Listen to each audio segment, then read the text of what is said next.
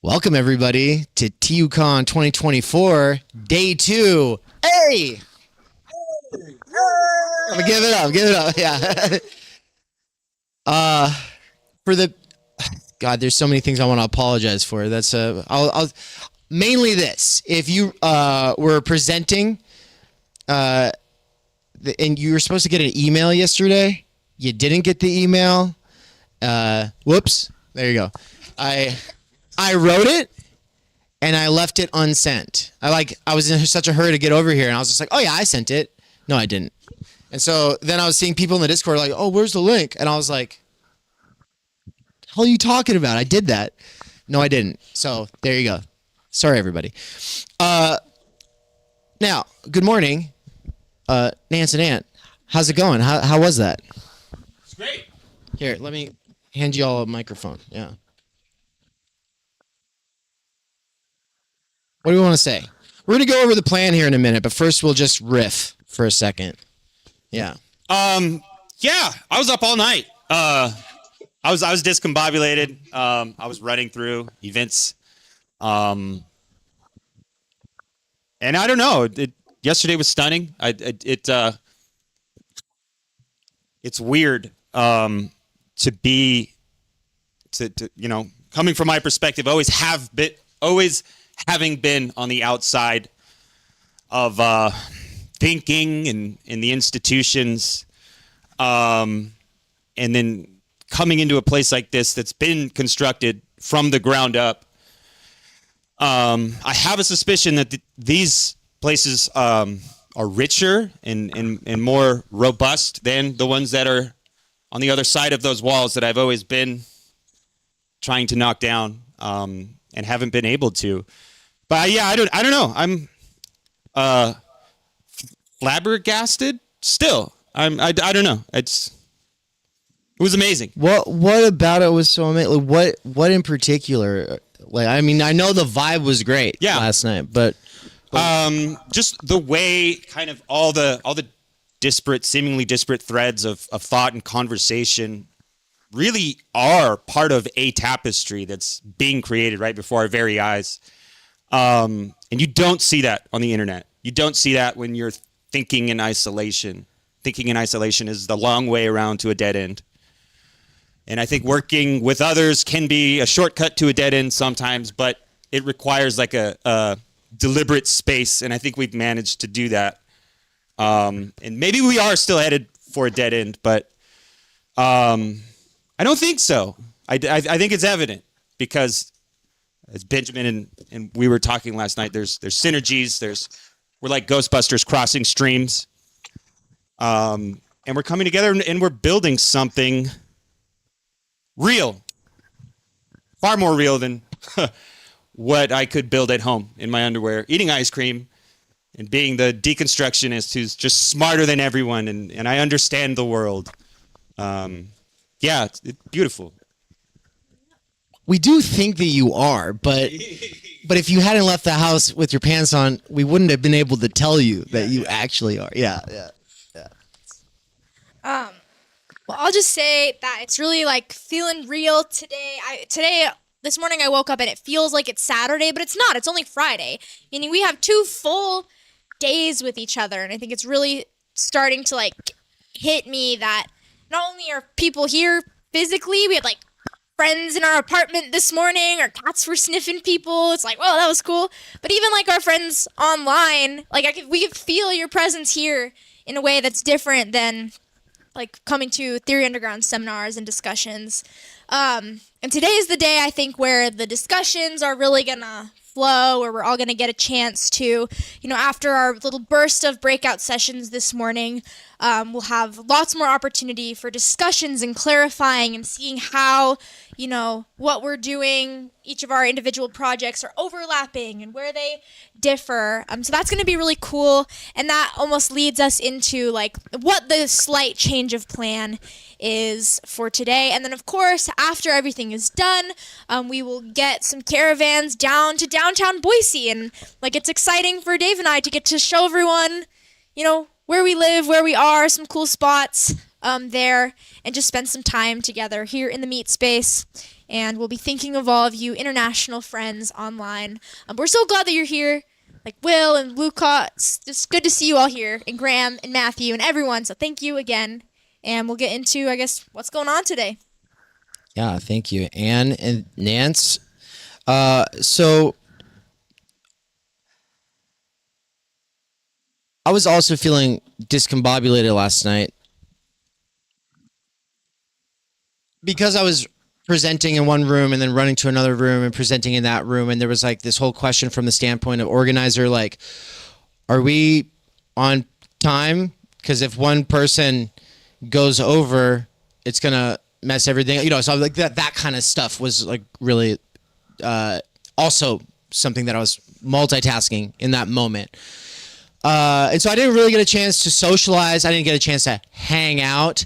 Like Mike and I kept almost having a conversation, it was like, oh my God. And that is one of the biggest problems, with being the organizer. It's like, you want a certain kind of event that's just not available anywhere. So then you organize it, but then you actually can't hang out because you're running around. And, so it's, it's the Fichtean Anstas, right? So it's fine. If you want to know what the Fichtean Anstas is, you just have to hear Mikey talk about it in his lectures. He gets into it. It basically means like the thing that makes it work is also the thing that's getting in the way of it working, right? And so I guess, yeah, I was like imagining us doing what we had initially said we were going to do, with this experiment. And I was like, then I don't actually get to really have conversations with anybody while they're here in the flesh. And so we're not going to do the whole recording replay thing most of the time. I think we might play one of those today while we take like a lunch break. There's a break on the schedule. We might play one or two pre-recorded things. And there'll probably be ones that I haven't seen because I definitely want to hear some of the ones that I haven't seen. I know that I'm going to pick Cures. I want to hear Cures. I've heard great things about it already. And that's kind of what I'm going off of, is like, if people are talking up something and I'm like, oh, I'm interested in that, right? Well, I also want to give everybody opportunities to talk up the things that they saw. And we'll be starting with the presenters and the MCs. And so once breakout sessions are done over these next few hours, we'll be bringing you all on stage throughout the afternoon. We'll have MCs with their presenters talking about what happened in their sessions. And one of the things that I'm most interested in is the fact that the MCs, which, by the way, everybody, if you're like, what MCs, who are they? The MCs are the masters of ceremonies. I didn't invent the term. I know we have a lot of terms that we invented here, but that's not one of them. That one, and everybody at a wedding who's ever like coordinated things with a microphone was an MC. Okay, so, but the MCs at TUCON are doing a lot more than those people. It takes some soft skills, yeah, and those are soft skills that are hard won by people who are on the internet. But there's also hard skills involved in the sense of the actual technical setup. And so something I didn't get a chance to do yesterday was actually shout out our MCs. And I want to highlight the it's not easy maintaining connectivity with a room full of people in front of you, also on Zoom, thinking about the talk you're probably about to give, and also introducing people and then keeping them on time. And while you're still thinking, okay, is the audio and video running? I've got to record this, right? And that is, everybody, what a TUCON MC is doing. They're doing all of that. And so, as far as I could see, they all had their wits about them. They're very cool, calm, and collected. If that was me, I would have probably been snapping at you guys, and it would, because I would have just been like so overwhelmed. But no, they're absolute champions. They're kicking ass. And so please give it up for the MCs. Kier, Cesar, Jacob, and Ian. Amazing and good work. Yeah, no, it's awesome. And then for our virtual backup recorders, Wukos and Kirem, thank you so much, guys. Yeah, give it up for them as well. I'll hit the virtual clapping for them. Hey, we got Welsh Ian in the chat. What's up? We got Welsh Ian. Hey, Ian, good to see you, man. And you've got I was like, and he's got a cat. No, it's a profile picture. Okay. I was like, I think it froze. Yeah. Okay. So we're going to kick off the breakout sessions at 10 o'clock. We're going to give the MCs a little bit of time to get set up.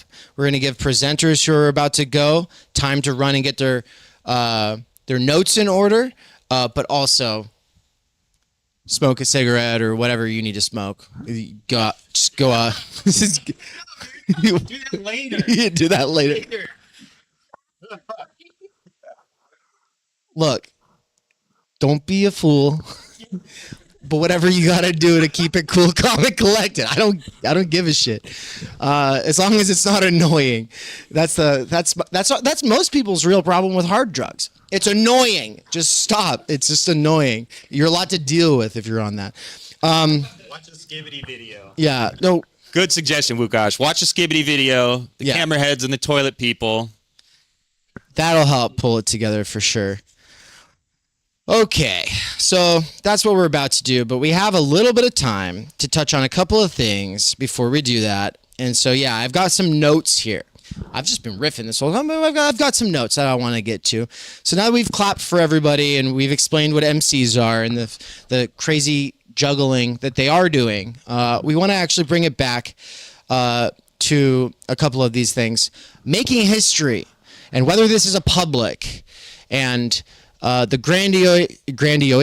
grandiose statements we're always making about how nobody's doing the things that we're doing. And I wanted to say, we're never, ever going to do that again. I realized yesterday we do that too much.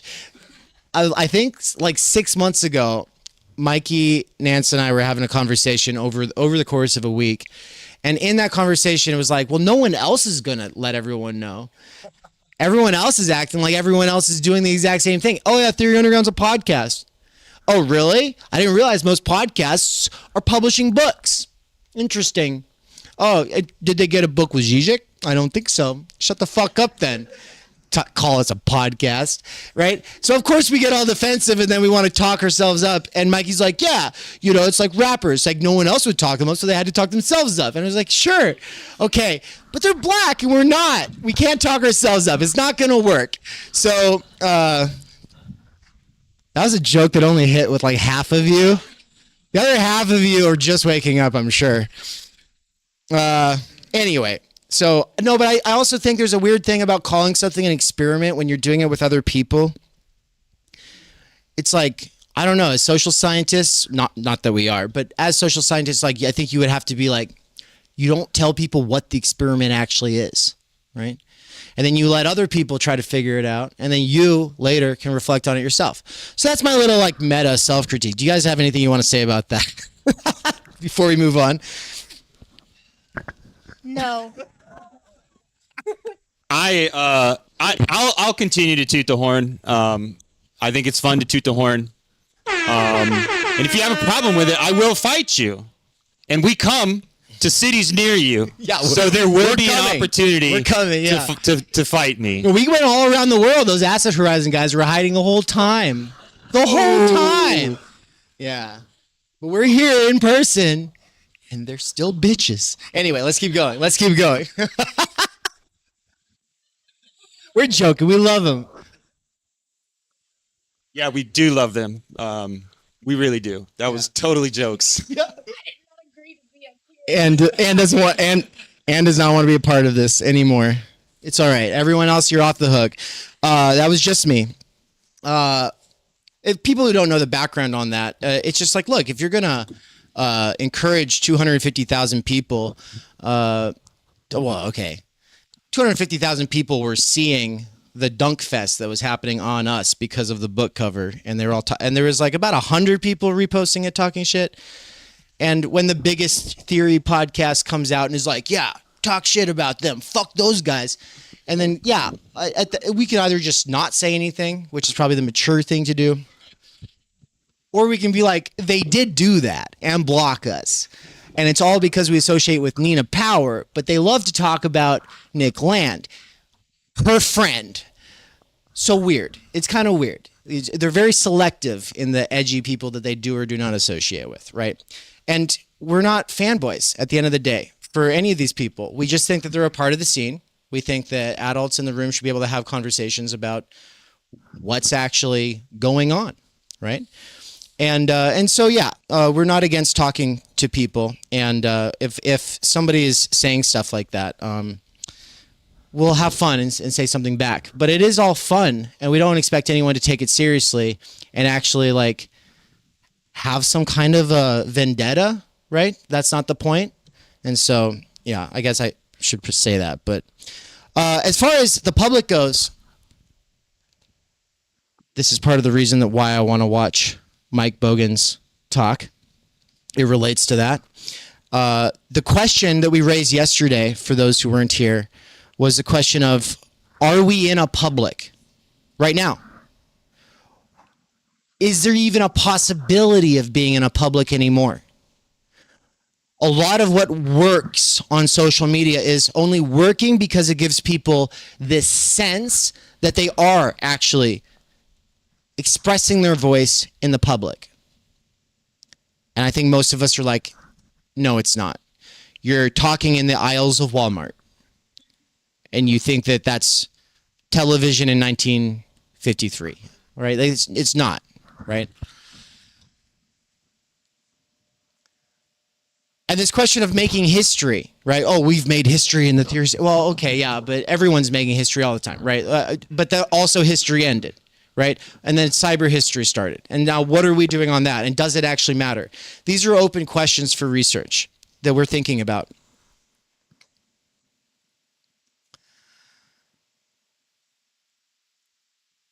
But the public,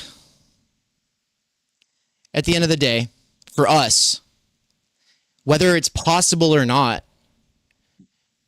being a question, has nothing to do with what we're doing here. Okay, I'm just going to change gears. I don't want to get into the post-class fractured mass, and my whole brain was like, yeah, I'm going to start doing that. But I'm not going to, because we might just play my talk later, but probably not. For now, I want to start switching, and I'm talking like Kamala Harris. So it's what she does when she doesn't know what she's going to say next. But that's why she does it, right? I was born in the middle class. No. Yeah, I did not just fall out of a coconut tree. So, yeah, I had a lot of notes about the public and making history, and I have a lot of notes about all the different talks that I've given, and they're all this big mess, and then they come together actually in the breakout session, and then they crystallize over the following week, and then that's how the papers come together for these anthologies that most of us are trying to get into right now, right? And so I guess the tie-in to all of this stuff is like, there's history to us. There's these moments in our lives that we will never forget, and those matter. The public might not matter. The question of the public might not matter. We might not have the ability to actually influence world history. We might not have the influence to actually have an impact on the people who run things, if there actually are people running things. Open questions, who knows? But this is historical for us, and so I'm very excited to be here. And so thank you, everybody. And what we're going to do now is we're going to switch it over to the breakout sessions, and we'll get it going. So thank you.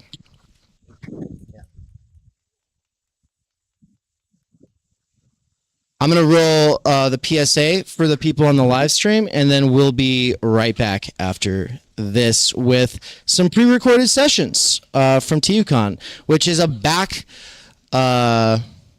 It's a sneak peek to what's going on behind the scenes here, and if you want access to all of the recordings, then just go ahead and register with the link that's in the description.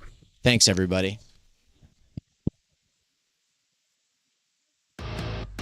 We cannot do direct revolution, but the only way to lay the foundation for it is to do what you are doing to move the underground. It's a theoretically correct title. Welcome to Theory Underground, a place for workers with earbuds who are tired of letting others read and think on their behalf, slipstreaming our way into an understanding of the situation that short-circuits the deadlocks of our moment. Research at Theory Underground focuses on what is most important for understanding our current situation: theory of the subject, capital, time-energy theory, critical media theory, CMT, and the most essential critiques necessary for understanding why the theory, ideology, and common sense of influencers left to right misses the mark. Theory Underground is coming to a city near you. What that has meant in the last year is traveling across the United States, into Canada, and then all over Europe to promote our books, courses, and ideas related to time energy and underground theory. You've been reading Underground Theory. I'm a publisher and an editor. I run and review books. Literally, it's my living. This is the best edited collection I've ever read. Okay, picture this scene. America, early 2021. An Amazon warehouse worker arises from the emerging underground theory internet scene to create spaces for untimely topics and concerns that are too often neglected or kept in isolation today. Joined by a revolving cast of underground theorists, academics, and critics, he establishes what will become Theory Underground, a teaching, research, and publishing platform by and for working-class intellectuals, autodidacts, and academics who want to do more than they're able to do within the confines of academia. That warehouse worker's name is David McKerracher, and his book Time Energy is his first major contribution to the world of theory. It was recently reprinted with a foreword by none other than Slavoj Žižek, who also contributed to Theory Underground's latest book. My Bible, it's an excellent book. A collection of essays called Underground Theory. What you just heard is an excerpt from the Strange Exiles podcast, episode 23, where Bram from Strange Exiles interviewed me and Mikey. For those who don't know, Mikey is the author of the Dangerous Maybe blog. We are publishing one of his books here shortly at Theory Underground. He's also a lecturer at Theory Underground, and he's someone I've been friends and a collaborator with for over 10 years. But most importantly for you all, he's a fantastic lecturer, and it's a crime that he has to do wage labor right now. One of the long-term goals of Theory Underground has been now for a couple of years to hashtag free Mikey. That is something that I've been really pushing, but first I had to get freed from wage labor, which was achieved this year. That's right. Thanks to my monthly seminar subscribers, I was able to quit Amazon and do Theory Underground full time. Now I'm announcing the next big phase of the plan, which is the Mikey Down seminar. What monthly subscribers to the Mikey seminar are paying for is a survey of philosophy, including deep dives into Zizek, Land, Lacan, Baudrillard, Bataille, Lyotard, and ultimately the whole history of philosophy. We're trying to build like this ongoing seminar, right? And that's what I really like about this thing, where, you know, if I'm teaching a main text, that's something I got to focus on. I got to really, but the seminar thing, we can do this stuff all the time, where we dive deeper into concepts, we dive deeper into certain, you know, sections of books or whatever, and we can really do this nuanced stuff. I think that there's probably no better way for us to accelerate our learning in these areas than by slipstreaming Mikey. And that has been my belief for years and years and years now. It's official. You're able to help out. You're able to get involved. You're able to benefit directly from liberating him from wage labor. Get on it right now. Do it. Just go. Stop what you're doing. Go click the button, subscribe. This is what you do. Subscribe to him. If you're already signed up for the ongoing Theory Underground seminars, then that's the ones that I do with my wife, Anne. Though that's getting an upgrade, which means that I will be doing one session per month that is just me, and then I will also be doing the ones with Anne, which are a crash course in sociology, anthropology, the social sciences, and ultimately Marx, Heidegger, Levinas, Bourdieu, imminently critiquing pop psychology, sociology, self-help, and ultimately the doxa of our time.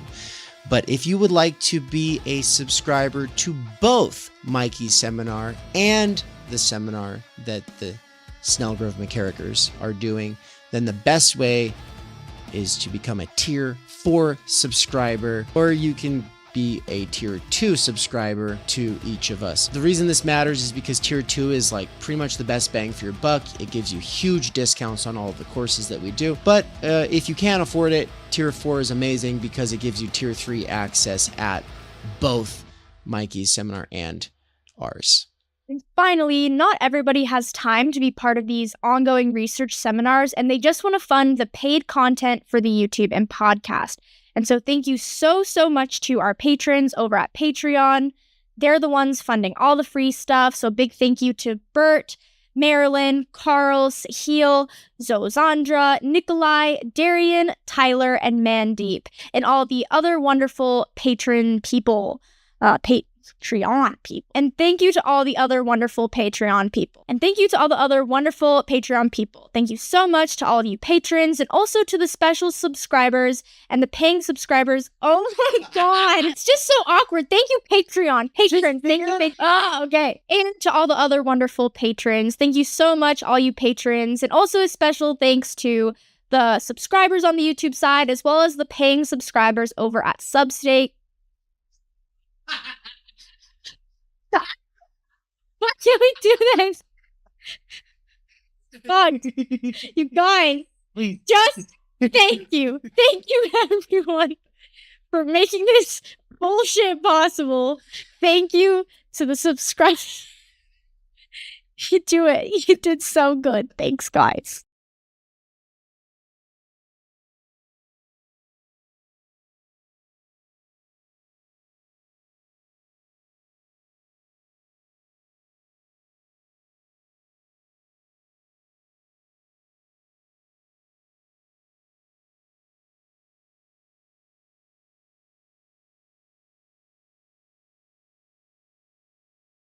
All right. What's up, everybody, and welcome back on the live stream. So what I have here is the plan. Okay. It's the plan from yesterday, all recorded and available. So all of these are something that I can pull up and watch. Okay. Well, what I'm about to do is actually play Elton's presentation from yesterday, as well as a couple of these others. I'm trying to figure out, like, the reason I'm faltering right now is I'm trying to figure out how to set up a playlist and actually play it. I don't think I can without downloading these, which I can do. It'll just take a little time.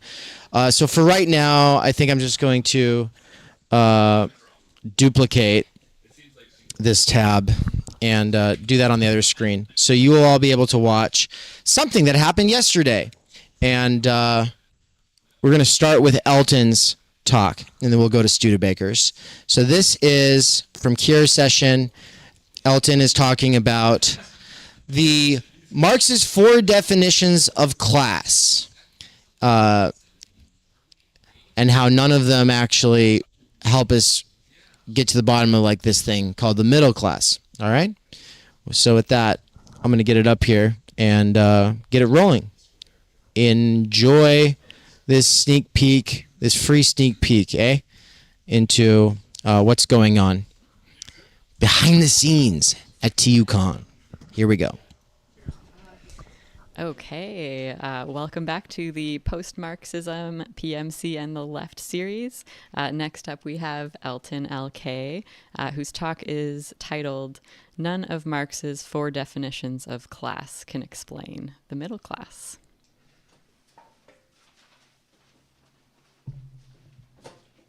All right.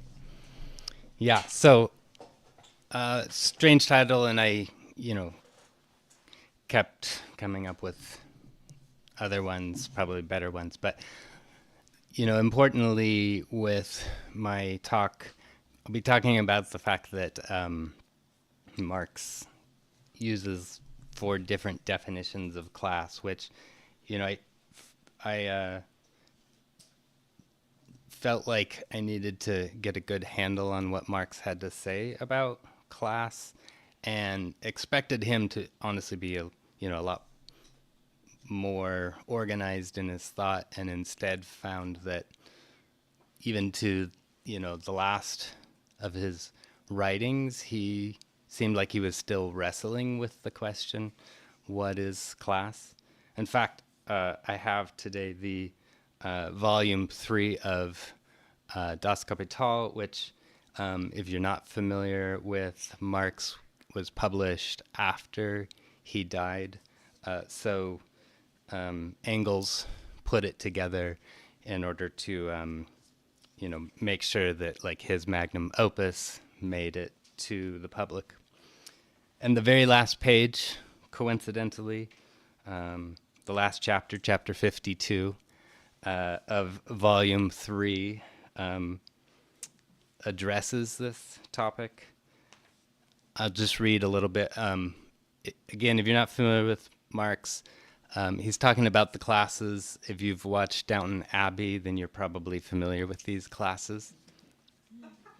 Okay, so the question to be answered next is, what makes a class? And this arises automatically from answering another question. What makes wage laborers, capitalists, and landowners the formative elements of the three great social classes? At first sight, the identity of revenues and revenue sources. For these are three great social groups whose components, the individuals forming them, live respectively from wages, profit, and ground rent, from the valorization of their labor power, capital, and landed property. From this point of view, however, doctors and government officials would also form two classes, as they belong to two distinct social groups, the revenue of each group's members flowing from its own source. The same would hold true for the infinite fragmentation of interests and positions into which the division of social labor splits not only workers, but also capitalists and landowners. The latter, for instance, into vineyard owners, field owners, forest owners, mine owners, fishery owners, etc. And then we have a note from Engels. At this point, the manuscript breaks off, which is to say that I think that's the moment when Marx died. So, unfortunately, he wasn't able to finally answer that. What I like about that passage is that Marx is, at least in the way I read it, is struggling like actively through what is a class? How do you define a class? If you define it this way, it kind of works, because then, yeah, you've got the aristocracy, which are the landowners, you've got the capitalists, and you've got the wage laborers, the workers, which is, what Marx wrote about his entire life, especially the capitalists versus the workers.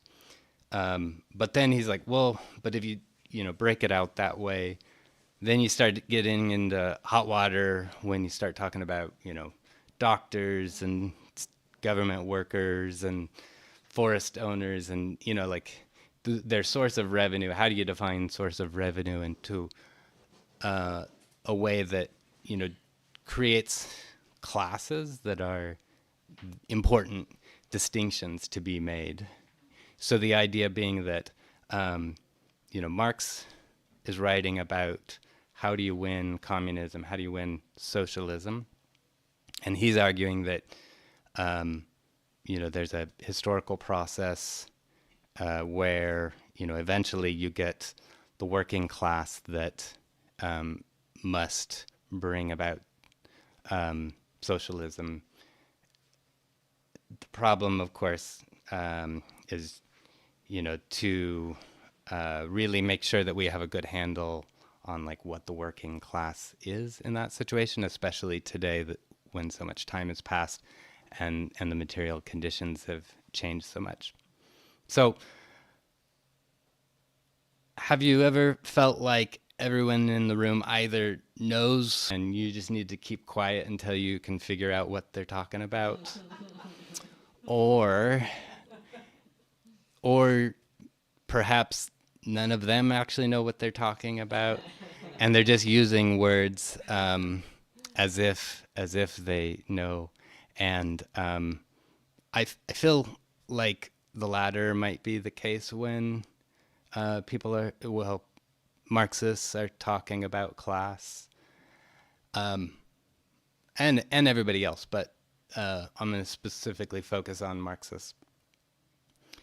And I'm skeptical about a classless society, but to bring about a world that addresses the greatest form of oppression, which is class distinctions. But a lot has changed since Marx wrote. The working class was already agitated when Marx came onto the scene. The working class was already revolutionary before Marx. He just was trying to put some theory around what was already happening, especially like the Communist Manifesto came out in 1848. The revolution in France, but throughout Europe, the most revolutionary year in human history would have happened without Marx. There's no question. Today, the working class is not revolutionary, is not conscious, does not have interest in revolution, at least for the most part. Also, today, the middle class is much larger than it was in 1848. It was almost non-existent. I mean, it was there, and Marx talked about it a number of times, but. So what did Marx actually have to say about the middle class and class in general? That's what we'll be talking about, but I'll jump to my conclusions. Well, I'll start with, this was a project of me just wanting to understand. So it was on some level just kind of like some discovery. And by doing that, I didn't necessarily know what I would find. Based off of what I did find, I think that workers have nothing to lose but their chains is an important way to understand the proletariat, as Jordan actually just said in his talk before mine. There is a good footnote, I will say, in the Communist Manifesto by Engels, where he does, in a positive way, define the proletariat in its relationship to the means of production. But we'll come back to the workers have nothing to lose but their chains. Specifically, just that's not actually true today, or I think at least it's arguable that it's not true today, that the workers actually do have a lot to lose. Home ownership is a in class, has homes that revolution potentially puts at risk, or at least challenging their bosses, I should say, and that's especially true for the middle class. Let's see. Also, what I found, I think, just undermines, the concept of the revolutionary subject. The question is today, is there a revolutionary subject? And I think that there's no clear answer, nor is there a clear alternative to the proletariat as the revolutionary subject. So then the question is do we abandon socialism?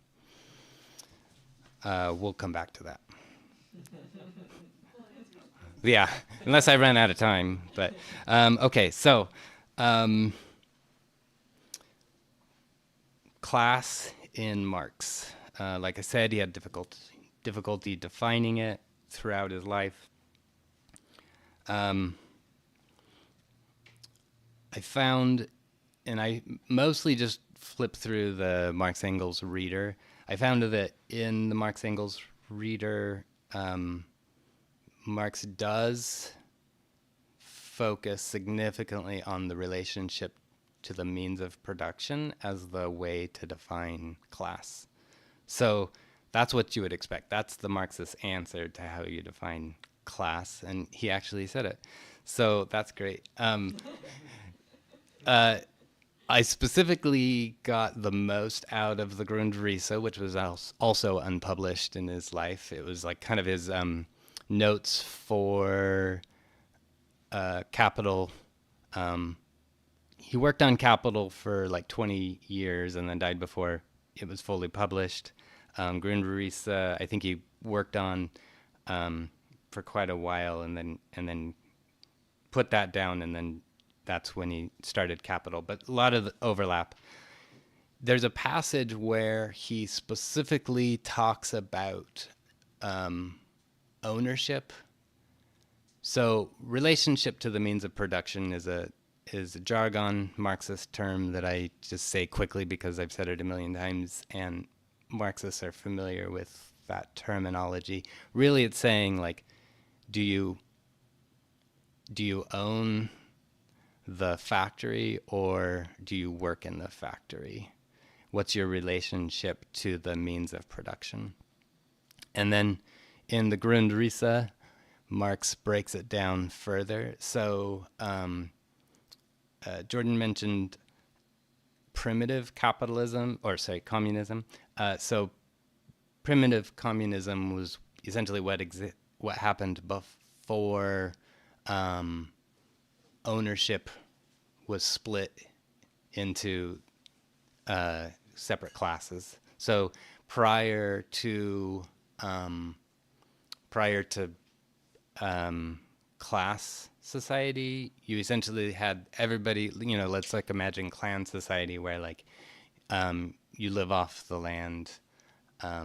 Essentially everybody owned everything is the way to say it. Of course, I'm not a sociologist or an anthropologist, so I may be saying stuff that's naive. But the important point is that like you could go out and grab the apple off of the tree and eat it, and at least within your community, that was considered fair game. Most of human history that we know of, that was not necessarily the case, at least not like in Europe or China. The next major distinction, though, that Marx mentions is a society where, so in the Middle Ages, the peasant didn't own the land that they lived on. It was owned by the lord, the king, and they had to essentially work for the Lord on that land. In the cities, you actually had artisans who owned their instruments, and that's actually what Marx is emphasizing, is that they owned their own instruments for production. And I think that's significant because he actually even goes so far as to say that their skill is something that they owned. So they got really good at something, and so then other people had to come to them for making shoes or working with metal, etc. Okay, and so skill as something to own is a significant thing when we get to the PMC, who specifically needs credentials to go to college, but we'll get to that.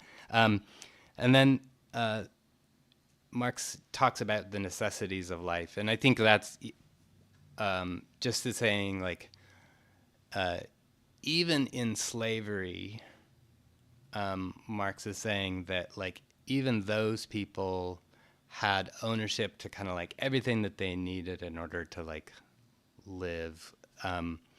It gets awkward, and I don't really know what he's saying. But the important point is that then when he gets finally to the proletariat, the worker in capitalist society, this is someone who he claims owns nothing. they don't even own the necessities of life. They live in housing in the city, and especially 150 years ago, and they have to sell their labor power in order to pay for housing, in order to pay for food. And when he's talking about, the workers having nothing to lose but their chains, I think that's what he's talking about. Okay, so now I'm going to talk about 3 other kinds of definitions of class that Marx talks about. Source of income. So I read that in Capital Volume 3 at the beginning, where he's saying, okay, what if we define class not by the relationship to the means of production, what they own, what they don't, but instead what's your source of income, whether it's, rent collected from, tenants on your land, or, profit from, running your factory and selling textiles or something like that. And then, so he breaks that down, and then that's the one where he started to, towards the end was like, well, maybe this isn't working. Okay, so, and then he died. Then a third definition of class that he uses, I don't have a name for it, but it's essentially, it's the self-consciousness of a nationally organized party. So I probably don't have the time to go into much detail, but it's interesting. There's a number of times throughout Marx's life where he talks about class in a completely different way, which is to say, the peasants weren't a class. It wasn't until the workers, or really the bourgeoisie, like French Revolution, for example, where they got organized and were like, we're going to, have a revolution here and make ourselves the ruling class. And it's really that moment of class consciousness when you have a class. And I think he's, some of this is just kind of a common sense definition to him, using a word that everybody's already using. Last is Marx talks about culture. He actually only makes one tiny reference to it, so I'm kind of cheating by saying this.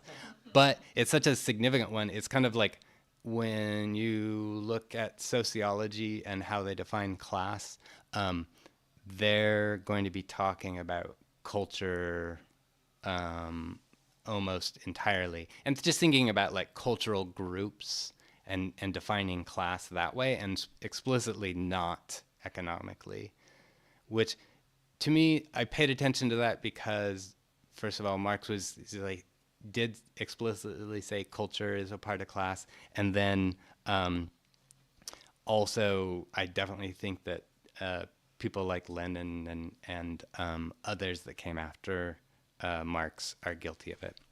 Okay, so middle class doesn't fit any of those definitions. Marx keeps talking about the middle class, and it's not a relationship to the means of production. It's not a source of income. It's not a self-organized party. If it's possibly a culture, but it's actually a whole bunch of different cultures, and which is actually the problem with talking about culture, is that it kind of infinitely breaks down. From my reading, it seems like the reason why Marx is okay with saying middle class, or the middle classes or the middle strata, is that he's really just worried about the battle between the bourgeoisie and the proletariat. And so he's only concerned about the middle class as it relates to that struggle, which, when it comes down to it, they own more stuff, and so they're generally going to be deferring to the capitalists in power, though in revolutionary moments when everything looks like it could change and things are not going well for a significant portion of the middle class, those are the moments when they're willing to follow the proletariat in battle, which is what we see in, in 1848 for a short moment, and even in the Paris Commune of 1871. we see this kind of thing. And just to mention, he does, explicitly say like petty bourgeoisie, even landowning peasants get thrown into the middle class. You have merchants, doctors and bureaucrats don't get explicitly called middle class, but it seems like they're, I think it's taken for granted that they are, and there's a whole topic that is understanding the proletariat or the working class. When we start to look at today, the economic makeup of society, I mentioned like home ownership, but I think that there's 20 or 100 or 1,000 different things that you could talk about that have changed significantly in the working class, and then also again that the middle class has grown so much in contrast to when Marx was alive that it's time to do some new analysis about what that would look like, and essentially what would a path to socialism look like if there is something that remains there for us. So, okay.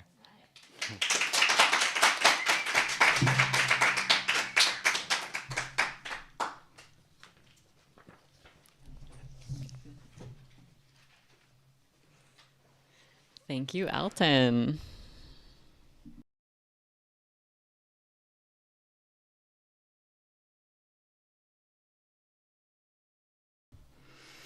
Hello, hello. Welcome, everyone. The people that are here live, the people that are joining us on the internet, and the future people who will be watching this on YouTube or listening to it on their podcast platform of choice. This talk is the post-Marxism, PMC, and the left series. And I'll get us going here. To the people joining us on Zoom, because of my aging laptop, if you do have questions that you would like to ask, please put them in the chat. We are going to keep audience members on mute just to keep my laptop going. Some people will be taking questions. Some people are going to be lecturing straight through. So, I think we should get started. First up, we have Jordan Alexander presenting on for a non-relational Marxism.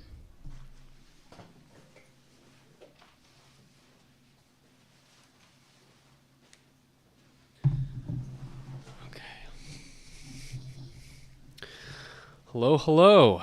I'd like to talk to the people in the room, but also keep in mind the people who are tuning in online. Shout out to all my workers with earbuds who may be listening to this at some point in the future. Perhaps you can take an opportunity to use the bathroom and really lock in on my presentation for the next 30 minutes or so. So today I'm going to be talking about Marxism. I'm going to be talking about something I've been a fellow traveler of for well over a decade now. Today I'm going to be talking about how Marxism is neurotic. Now, some of you who are orthodox Marxists might think that's a ridiculous idea. However, Rachel Jacobi in his book Dialectic of Defeat says Marxism makes a mistake when the object is to become an object. When there is a hatred for the subjective. So if we're going to consider Marxism as neurotic, we must necessarily treat it as a subject. Psychoanalysis treats in subjects. Lacan says that the project of psychoanalysis is an elaboration of the subject, the split subject. The project of Marxism is likewise interested in the elaboration of the subject of capitalism, the proletariat. What I'd like to do today is discuss how the proletariat as a subject figures as an object for the subject of Marxism, alongside other objects, capitalism, consciousness, history. All of these objects figure as objects of desire for Marxism, or rather, object causes of desire for Marxism, insofar as Marxism fails to establish relationality with each of these objects. I'm particularly interested how Marxism fails to establish relationality with these objects at the level of the unconscious. Lacan tells us that the unconscious cannot be accessed directly. So how do we access the unconscious of Marxism? Well, we pay attention to the impediments, failures, and splits in Marxism. Certainly there are few ideologies in the 20th century that could be better characterized by those three words: impediment, failure, and split. Marxism as a project and an ideology is a neurotic insofar as it is a split subject, an entity at odds with its unconscious desires and drives. Today we'll be taking a look at several sites of these splits.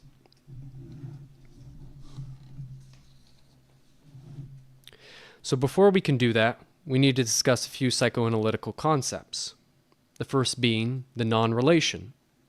Lacan says, there is no sexual relation. The sexual relation does not exist. Now I know for some of you not familiar with psychoanalysis, that may sound like gibberish. But Lacan is making a very important point here about the way our social reality is structured. Our social reality is structured in such a way that halves, when they come together, never form wholes. Or rather, our social reality is made up of halves which form only wholes, spelled H-O-L-E-S. This is because language mediates our social reality, and language mediates our social reality through division. Division between signifier, the word, and signify, the word's meaning. Division between signifier and any other given signifier that composes that language. This is why Alenka Zupancic is also going to refer to the non-relation as constitutive negativity. So language, and by extension the social body, does not function without this constitutive negativity, without this non-relationality between the different components of the social. We could even think about this in terms of Emile Durkheim's theory of society as being a body, the health of which relies on the individual organs functioning cohesively. Psychoanalysis tells us that we need to turn that on its head. The social works insofar as the organs that compose it do not function cohesively. We could also think about this in terms of competing forms of lack and privation. Different places in society experience lack and privation differently, and these cannot be translated easily. Mari Rudy says the way the signifier cuts into, perforates, and dissects or carves up the substance of the body informs the way it lacks. When we think about the way the signifier cuts into the body, we should not only think about physical bodies, but social bodies. Just as the infant of Lacan's mirror stage has a phantasmatic image of wholeness, the social body has a phantasmatic image of wholeness in which each of its component parts function cohesively. Psychoanalysis tells us that is an impossibility, that is a fantasy, whether we're talking in physical bodies or social bodies. So at what point in the social body does Marxism find itself, or rather, not find itself? Certainly Marxism today does not find itself in harmony with the organ of the social body it wishes to, the proletariat. Psychoanalysis is great at answering the question of where things are not. Psychoanalysis can help us begin to take account of all the places where Marxism is not. One of the object causes of desire for Marxism is consciousness. The primary way consciousness has appeared in the discourse of Marxism is an exploration of the extent to which capitalism lends itself to creating class consciousness in the proletariat. And Marxism asks the question, to what extent do Marxists need to intervene with an interpretation, and to what extent does capitalism organically build class consciousness for the proletariat? There's a way in which, whether we're talking about Western Marxism or we're talking about Stalinism, Marxism vis-a-vis consciousness in the proletariat tends towards objectification. Western Marxism wishes to engage in persuasion, so the proletariat chooses Marxism as the object cause of its consciousness. Stalinism, likewise, desires for the proletariat to be its object, but disavows this desire, saying it is actually history as big other doing the desiring. If Marxism wishes to engage in a non-relationality, what it must do is make a definitive movement back to subjectivity, specifically split subjectivity. It must recognize that the non-relation, that constitutive negativity, means that the proletariat is unable to have full cognizance, is unable to have absolute class consciousness. The good news is that this also means that the capitalists, the bourgeoisie, also cannot attain full cognizance. Capitalism cannot fully account for the proletariat's desire. The Marxist wagers that there are unconscious desires that the proletariat has that tend towards social revolution that are recognized by neither itself nor the capitalist. One of the major problems Marxism has dealt with in terms of consciousness is false consciousness. Now, Lacan tells us desire is always the desire of the other. In capitalism, that other for the proletariat tends to be the bourgeoisie. The proletariat, in the mode of false consciousness, is desiring as the bourgeois other. If we assume that the proletariat can only desire as this bourgeois other, we are in the realm of a totalized ideology in which there is no outside. The nightmare of the Marxists is that even the unconscious of the proletariat has been subsumed by capital. So what other others are there for Marxism to desire as? I would argue that Marxism should aim to reveal the split in the proletariat as a class both in itself and for itself, as a class that's unorganized, atomized, and unable to rectify its situation, and a class that has the potential to seize state power and begin building socialism. Marxism should not see this as a diachronic process. In other words, the proletariat moves for itself moves in itself to for itself. Rather, this is a process in which the proletariat is always struggling with its revolutionary subjectivity. Now, the proletariat in Marxism is usually posited as the key to the abolition of capitalism, but also the key to the abolition of class society. We should consider the proletariat, though, as potentially being just as much of an impediment.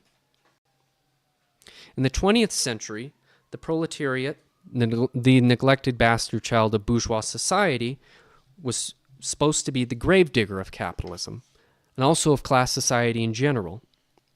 Their class interest was supposed to be in seizing state power, and then abolishing itself as a class. In order to do this, though, the proletariat would have to substantialize itself. The proletariat would have to affirm its identity as proletariat. However, the ultimate aim of communism is the abolition of class. In this sense, the abolition of the proletariat would be an act of subjective destitution. It would be a traumatic removal of the subject's position in the symbolic. Therefore, the move from a post-capitalist society into a classless society has the potential to be just as traumatic and violent of a rupture as the move from capitalism to socialism. Modern critics of Marxism have often posed the question, does the proletariat even exist anymore? The definition we're given of the proletariat is a negative one.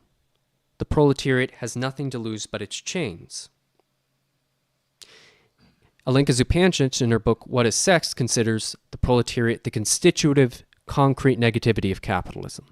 I would argue that the proletariat is indeed the constitutive negativity of capitalism, but is not concrete by any means. It's quite an abstract concept. The problem with the definition Marx gives of the proletariat is that nothing has a substantiality in psychoanalysis. Nothing, lack, is the necessary precondition for the subject to enter the symbolic. And the nothing the proletariat had in the 19th century and early 20th century is very different from now. The proletariat of the mid-19th century was widely disenfranchised. They had a political nothingness. And Marx believed this lent them to social revolution. The other problem that arises is that psychoanalysis teaches us that subjects can quite easily learn to enjoy their chains. Repression is the rule, not the exception. The proletariat has a much different nothing and much different chains to renounce today. The nothings of the proletariat today are not de jure political disenfranchisement. It's cheap consumer goods. Marxism seeks for the proletariat to cease desiring the nothinged enjoyment of capitalism in favor of the nothingness they will find on the other side of social revolution, the abolition of themselves as a class. This is no easy task.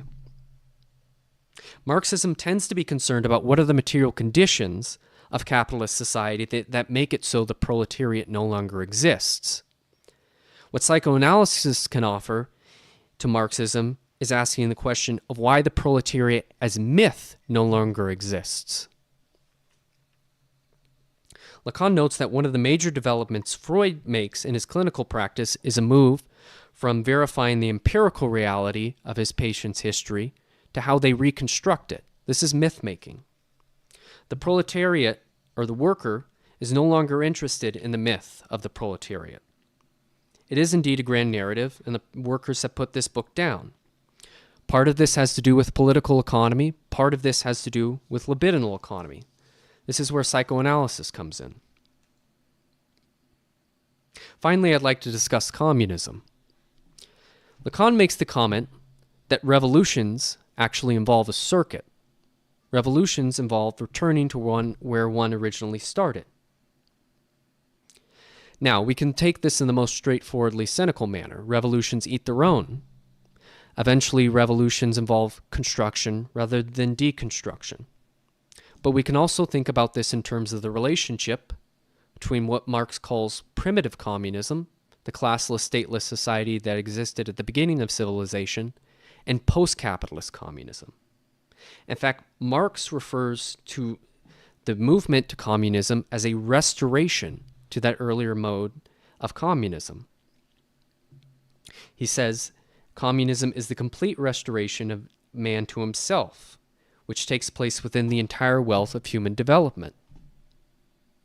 Therefore, Marxism is split between a drive to return to the homeostasis that existed in this primitive communism, and also a drive for the productive disequilibrium that capitalism creates. If we think about Freud's death drive, this constitutes the two elements: an aim to return to an inert past, but also the satisfaction and tension created by the attempted repetition to return to this inert past. Post-capitalist communism could be thought of as the inevitable failure of a true restoration of this earlier Edenic mode of production due to the technological and industrial advances brought about by capitalism. Revolution should instead be thought of as a failed restoration, which nevertheless brings satisfaction as we are finally able to confront the impossibility that exists at the heart of the social.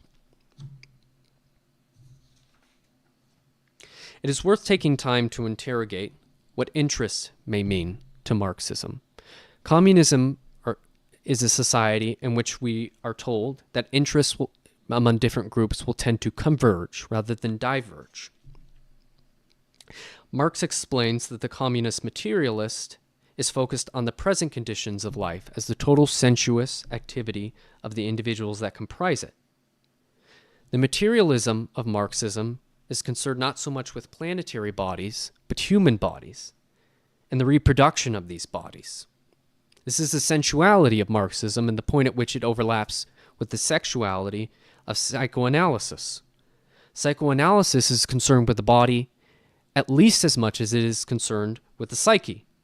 Lacan tells us that enjoyment is enjoyment of the body. It is the fragmenting of the body. It is the ability to wreck the body. This is why Lacan is going to connect enjoyment to the master's discourse. The master enjoins the worker to wreck their body for the enjoyment of the master, for the creation of surplus value. To speak of materialism in Marxism is to speak of sensuality. To speak of sensuality is to speak of bodies, and to speak of bodies is to speak of enjoyment. And to speak of enjoyment is the way in which our class position in society determines our relationship to enjoyment. Capitalism is the dominant way the social body has reproduced itself for the last few centuries, and it has certainly fragmented the social body in ways previous class societies did not. The fragments that made up previous class societies were relatively fixed. Capitalism sets these fragments into motion, with certain of these fragments, namely the proletariat, having very little agency as to the direction of this motion. Marx explains that capitalism dispels all fixity and the security in the situation of the laborer, in which the worker's body is recklessly squandered. Capitalism is a society in which the worker's body is wrecked, as Lacan puts it. In the parlance of Theory Underground, their time energy is recklessly squandered to the benefit of another. Communism should not seek to affix these fragments that make up the social body. Rather, Marxism should aim to create a society in which the social body enjoys differently. Capitalism is a form the social body takes which enjoys itself only through this gaudy jouissance, whether it is in the form of the exploitation of the worker or the panoply of trinkets and baubles they are afforded for the sacrifice of their body, of their time energy. Communism of the non-relation must at a minimum work to move the social body to enjoy itself in such a way that moves beyond this, but nevertheless affirms that man is, quote, a suffering being, according to Marx, that he will always be somewhat alienated. Lacan contended that Marx discovered the symptom through his discovery of commodity fetishism, a signifier of the worker's alienation. Freud explained that the symptom was that which did not take a substitute for that which did not take place. Marxism has carried on the tradition of being symptomatic, especially if we consider this definition. Marxism is primarily a history of that which did not take place. Revolution in the industrial core of the West, the revolution spreading internationally, the final crisis of capitalism. Lacan defined the unconscious as the unrealized. Therefore, we can say that Marxism is a history of the unrealized. Marxism is largely a history of that which did not take place. For Karl Marx, scientific socialism was a history of an unrealized future. For us, in the 21st century, Marxism is a history of an unrealized past. This is the move from what is to be done to what is it we actually did. A Marxism committed to answering this question must do so on the basis that whatever answers it may come up with will necessarily be unrealized partially, insofar as they will partially be unconscious.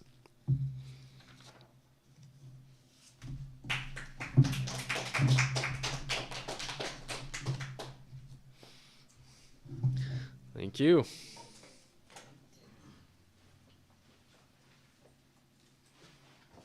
Thank you, Jordan.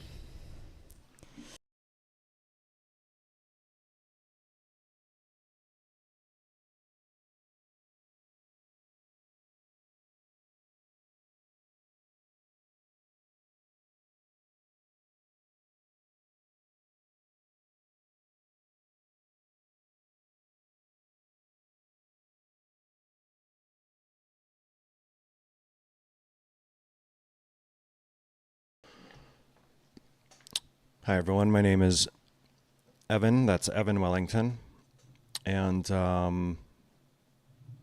Well, I have been following Theory Underground for a while, and just a little bit about me as far as, where I come from. I have a Bachelor of Science in Arts and Letters, and did tenant activism for about 6 years in Portland, Oregon. And, really, I kind of cut my teeth on really theoretical stuff, abstract stuff, Kant, Heidegger, etc. And it's not foreign to me at all. And so for me to be sitting up here talking about energy and specifically oil, it almost feels sort of out of place. I don't think it should, though, and it's a little frustrating for me, because I think that no matter how abstract and based in theory the left is, or any movement is for that matter, it has to at least have, some anchor on reality and where we're at. And I think that there's sort of a main current of thought on the left that is stymied by an unnecessary amount of abstraction when it comes to easily delineable problems. And I believe in deciding whether a point can be rendered moot before debating it too much. And so the problem I have is that retrospection, for instance, on the millennial left, is leaving material ontological debates untouched, while changes in the material conditions right now stand to change the terms of those debates. So let's begin with the millennial left. By way of contrast, really. So there's been a lot of, retrospection about the millennial left, the failures, the disappointments, the Bernie stuff, the woke politics, etc. And one way that Chris Cutrone put it, when I was watching a conversation with him and Doug Lane, is that the millennial left was mugged by reality 2 or 3 times. I can't remember if he said 2 or 3, but I can think of 3. First, by 2001 and the war on terror. Second, the 2008 financial crisis, and then the pandemic. And one thing that millennials have not experienced, perhaps until now, if you're in Germany, is an energy crisis. However, Gen X certainly did experience an energy crisis with the oil embargo of 1973.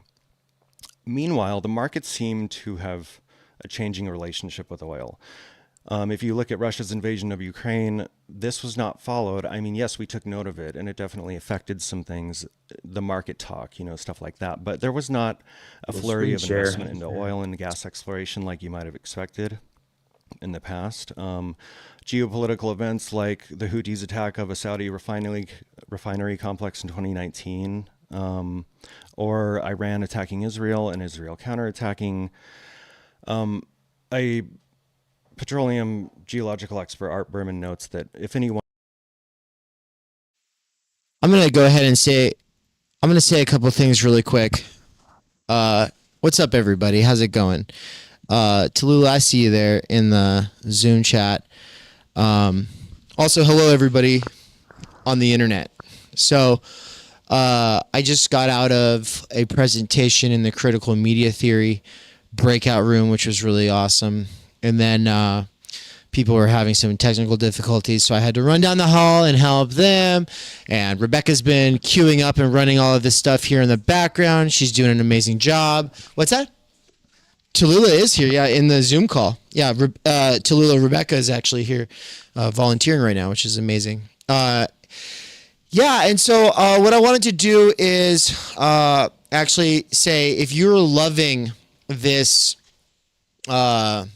from this talk right now, the one that was just playing, well then, if you want to see the rest of it, then all you have to do is become an attendee. Register for TUCON. Links in the description. It's only $20, and because I'm going to start playing 1, 2, 3, 4, 5 presentations on a playlist. And I'm going to queue those up and roll those right after this little commercial for TUCON that I made before TUCON, so it's dated at this point. But we'll be right back in a minute. Let's go.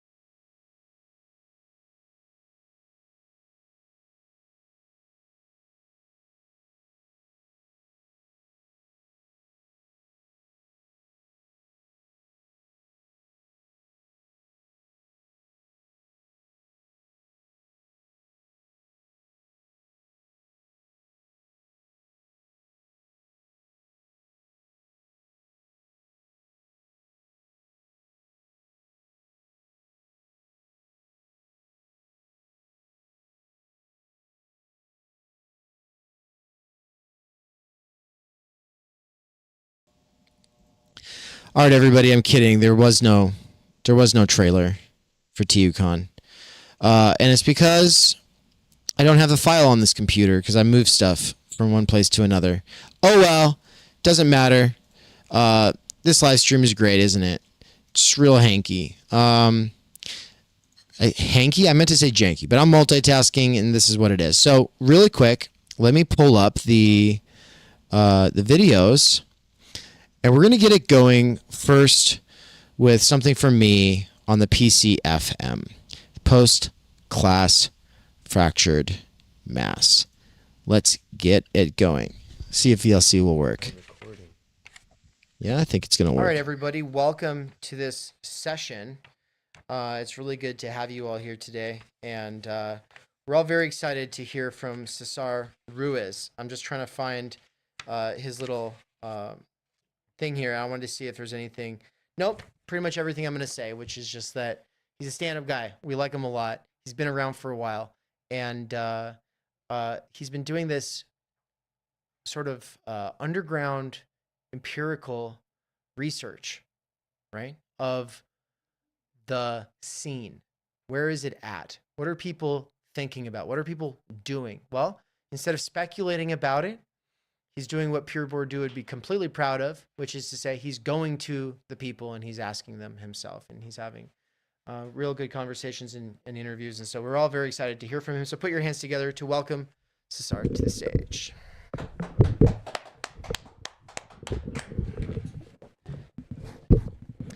All right, so I kind of want to just do this where I'm doing just a few highlights from the interviews I did with people, and then I kind of just want to have like a short little conversation of that with you of anything you want to know, like maybe deeper, because I won't be able to actually get to every single point that we talked about in these interviews. It was about 9 different people, most of them Theory Underground students. But I also wanted to just branch out to like other people who I know like are maybe involved with like the OG Rose crowd, Cadell Last. Yeah, so just to kind of see how it actually also could look outside of Theory Underground a bit. So then 3 things I want to just highlight in this talk are, first, there seems to be this kind of uncertainty and ongoing like development of what a milieu is for theory. I think a lot of people are probably seeing themselves as part of something like a scene, or they're thinking that it's still very early on to kind of know what's happening. So there's just like a little bit of an uncertainty. Second point is the theory groups, there's something that people kind of do outside of other project groups they do, like maybe jujitsu, for instance. But it's just that it's different. It feels different for everyone who's involved in theory from these other kinds of groups, especially the people who were involved in more political groups, which actually was quite a significant amount of people. So something we'll go over. And the third point is everyone I interviewed does have like the motivation to want to do get involved in a milieu, a theory milieu. But I got a lot of different answers as to how to sustain it, how to go about making it actually happen. So we'll just touch on maybe a few of those because I think everyone almost said something completely different. And yeah, well, at some other point, we'll like upload all these interviews so everyone could kind of see what specific people had to say about their stories. So regarding that first point of everything kind of being fresh and not really being sure if we're in a scene or a milieu, yeah, I guess when I asked people about that, they were saying that Theory Underground is starting to feel that way for them. That maybe some people had joined other like philosophy groups, either on Discord or like other people's like Patreons, things of that sort. And some people like those, some people didn't like those environments. But I think that a lot of them have come to Theory Underground specifically for its method of participation that you're not necessarily seeing in other kinds of theory groups. There are some that do it, but I think a lot of them are groups that Theory Underground probably just associates with anyways, who are willing to like try out different things, invite people to have conversations and Zoom calls, things of that sort. So it's still just very, very early baby steps part of, I think, people just even learning about each other, right? So in that sense, I guess we could say it's people have not embraced it as a milieu per se, but time will tell. And we already have a few people like Dave, like Mikey, like Daniel Gardner, who have decided, yeah, I'm doing this. Like, I've dedicated lots of time to doing this, and I want to have people participate. So like Daniel Gardner does the net, where he has people come in, have a conversation, and we'll see how it goes. Mikey has the seminars, where he's allowing people to just kind of see what he wants to riff on for that month. And then of course everything that Dave is doing with Theory Underground. So time. we'll have to let time kind of take its course. Now we could get a little bit into some juicy stuff of how people thought about the other kinds of groups that they participate in, apart from theory groups. And it could be lots of different things. For instance, some people are into just like their sports club that they do, like playing soccer. One interviewee even just talked about like sometimes trying to do theory with their gaming buddies on Discord. But for the most part, people do their theory thing and then they have their normal lives that they do with their other projects. Now, what was kind of significant is a lot of the people, maybe half of them, were involved in something like a political group or activist groups. Is anything that they would just kind of describe as that. And so then we kind of got to this question of conflict. And I asked a question of what is good conflict and what is bad conflict. And maybe it's no surprise, but the people who were part of the political groups were saying, I observed bad conflict most of the time there. And I think there is something to the nature of that, of politics needing to always be oriented towards action. Excuse me. And a lot of the interviewees were, I guess, disappointed that thinking was not taken seriously. Being able to think, like, kind of come back to the drawing board constantly. If anything, to have questions being posed that kind of supplant, like, anything that the political group is trying to do, just wasn't heard, or would be like strawmanned with other kinds of reasons. So it just seemed like a lot of people burnt out on the politics groups, right? Because I guess ultimately they kind of wanted to do more theory, we could say. And I think that's just going to be a constant kind of tension that we'll just continue talking about, is people wanting to do philosophy and people wanting to do politics, because they're not necessarily mutually exclusive. But when you do need to create something like momentum with other people, it's probably easier to do that with politics, honestly. But that requires a lot of closing off of questioning and thinking, and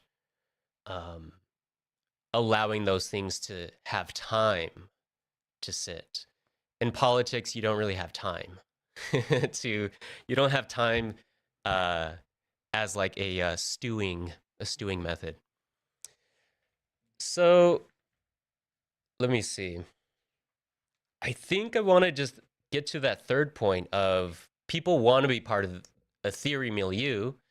We don't know how to do it yet. We're trying things out. So some of the answers to what a theory milieu should be like, let's see. I want to try to reference maybe someone. Okay, so there's this guy Javier Rivera, who I interviewed.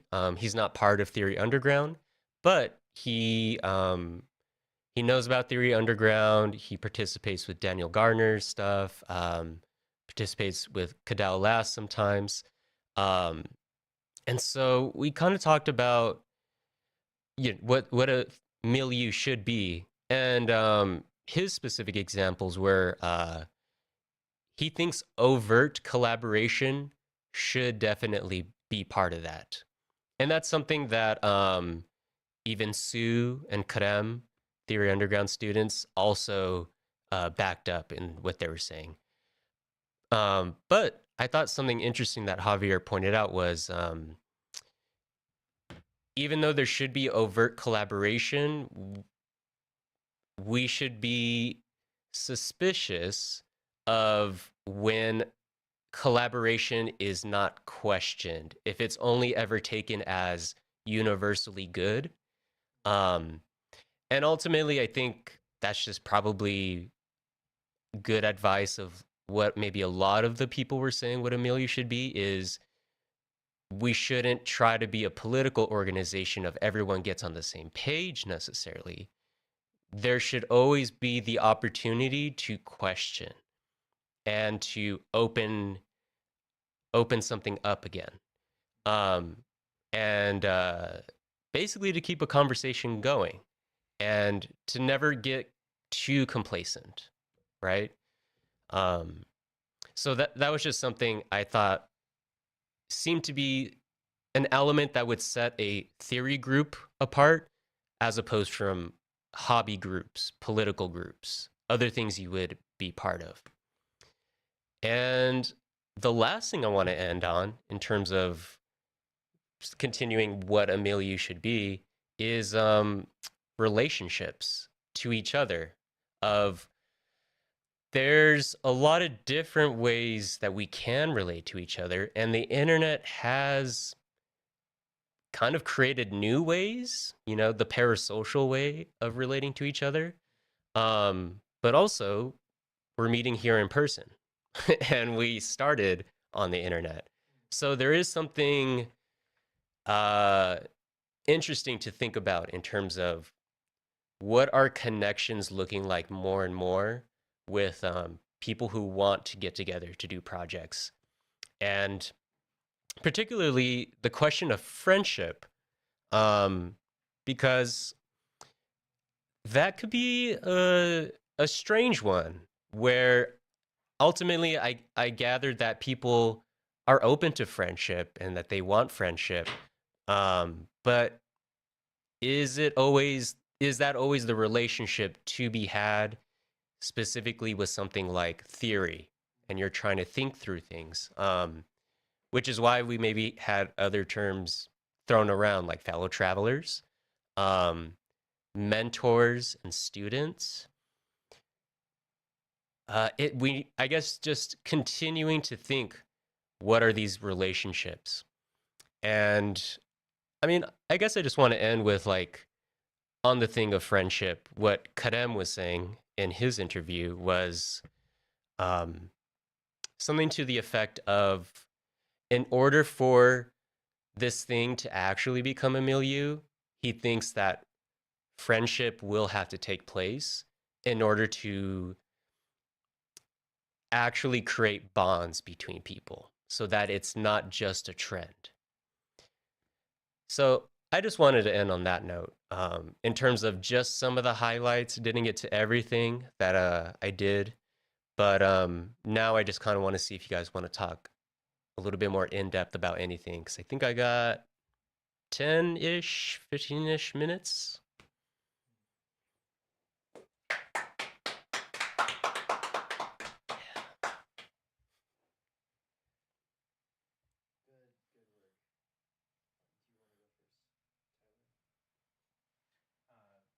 Yeah, we're gonna do the microphone passing.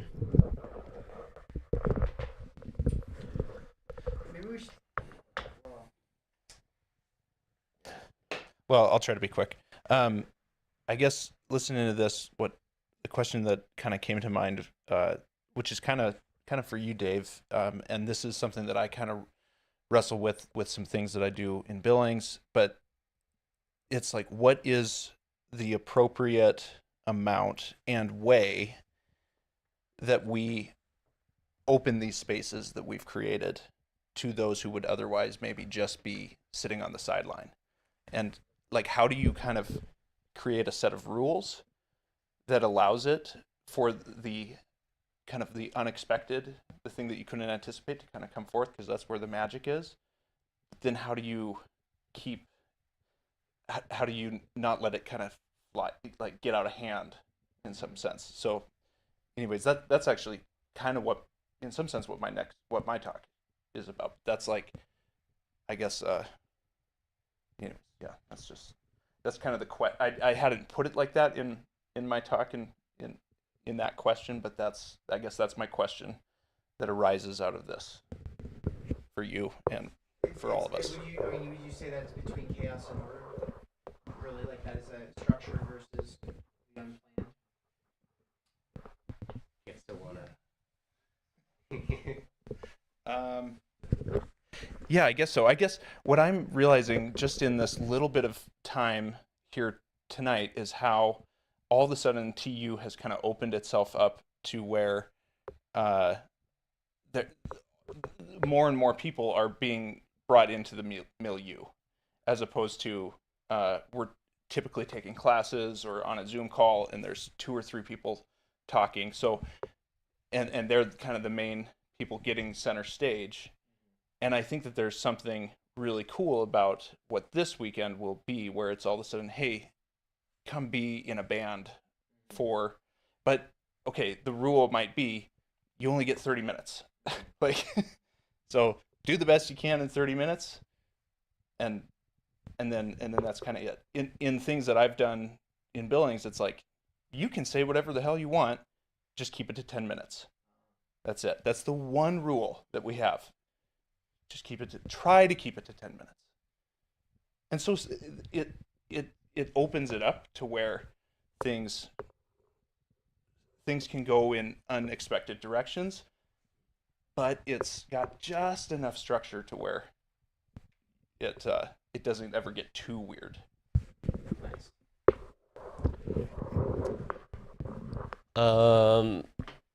Let's see. From what you were saying, makes me think to specifically Sue's remark of what Amelia should be. His advice was there should be a way to try to make theory, like if someone wants to enter into a theory space, that the most knowledgeable people in that space can also be in the same conversation as someone who might barely know anything.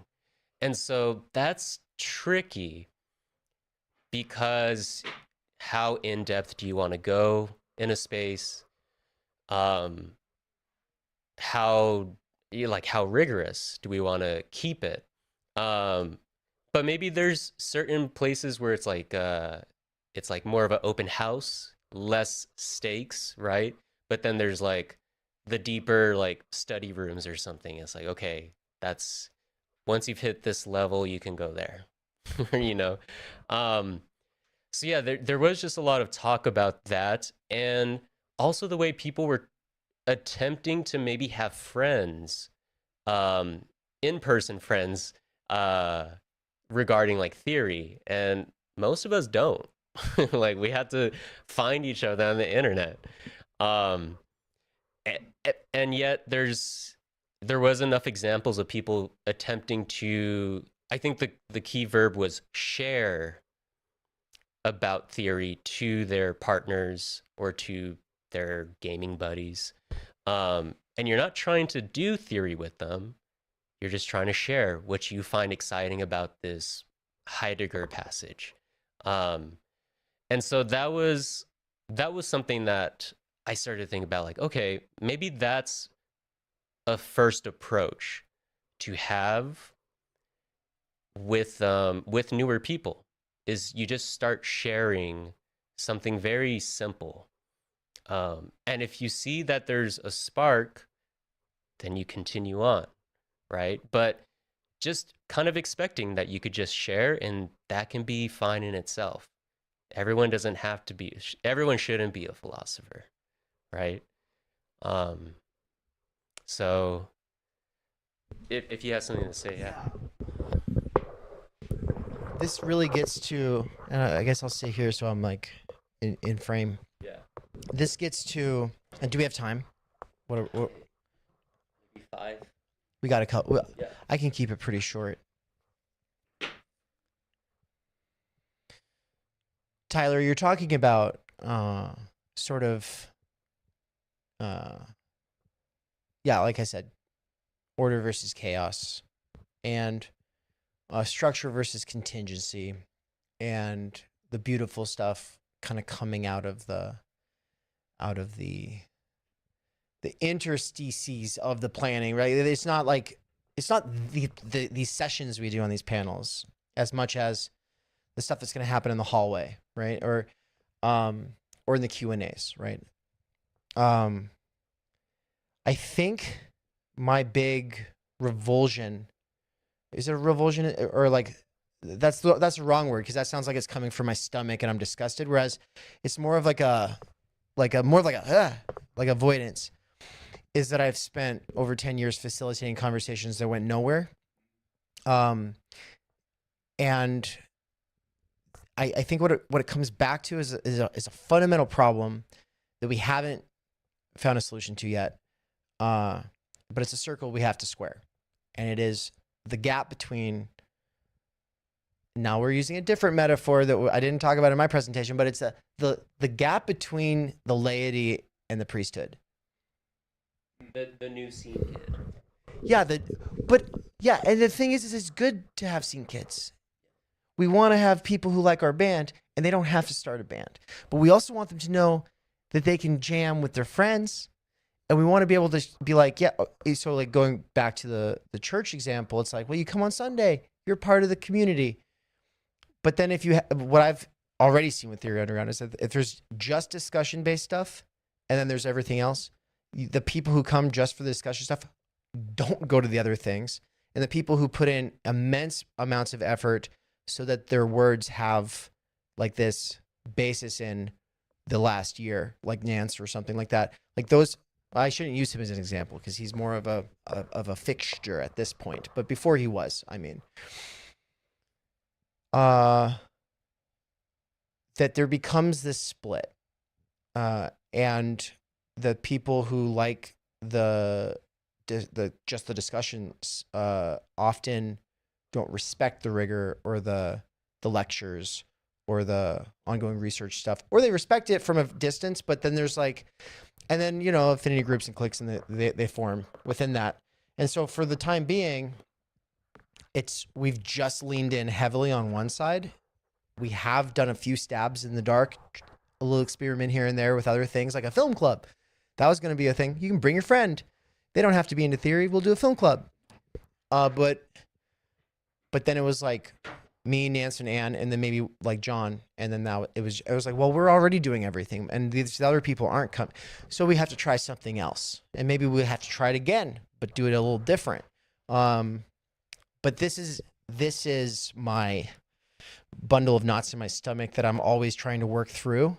Is like this contradiction is like the hardest one that I feel like you guys are. The nerve is, it's there because it's like the realest thing is like, how do you have other people involved who don't necessarily want to be in the band, but who might want to jam, but also there doesn't need to be a pressure for them to do that. We just want to make the t-shirts. They might just want to make the t-shirts, and that's good. And they might want to just come on Sunday, and that's good. Or they might just come to potlucks, and that's great. Yeah, it's 100%. That's the great, best, like, quick, how do you have other people involved? That was what I was trying to ask. Yeah. And, you know, what are the rules that you kind of put around it? But not too many. Some, but not too many. Some, but not too many. Some rules, but not too many rules. Yeah, I think ultimately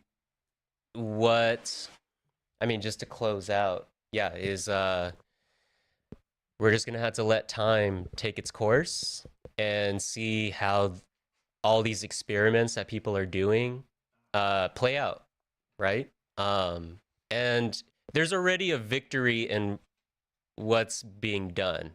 I think maybe it's more about the longevity of the efforts, perhaps, and it's really the connections, because that's what the milieu is about, is connection. So with that, I think my time's done, so I'm gonna stop recording. Yeah, I'm so sorry.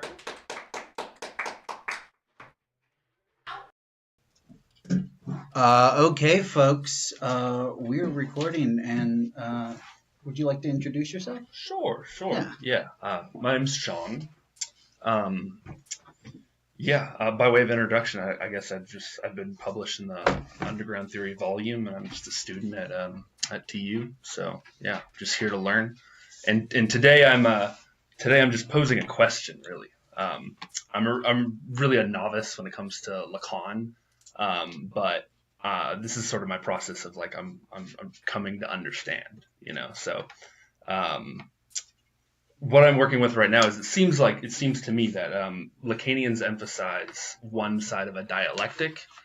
They tend to, and it seems pretty clear to me that it is a dialectic. It seems like what's usually emphasized is the negativity of language. So we're symbolically interpolated into language, and then and then at that point we experience the loss of the fantasy object, right? Is sort of how the narrative goes that I've heard repeated a lot, right? And what I want to pose is like, I wonder what happens if we reverse the polarity, like if we play with this a little bit. So if we see instead the body as the site of negativity instead of language, And like obviously language makes a lot of sense as a site of negativity. Like if you think about the novel Catch-22, that's the entire novel is about being caught, snared in language, right? And at the very end, if you haven't read it, sorry, it's a classic. I'm gonna spoil it a little bit, but yeah, at the very end, there's a moment where there's like the protagonist, Yossarian. He has a moment where he's going to seize his freedom. It's an open-ended ending, but he's going to seize his freedom despite whatever constraints are put on him by language, right? And it's no coincidence that when we are snared in language, it is within the context of a bureaucracy, right? And so the whole novel takes place through a military bureaucracy, you know. And so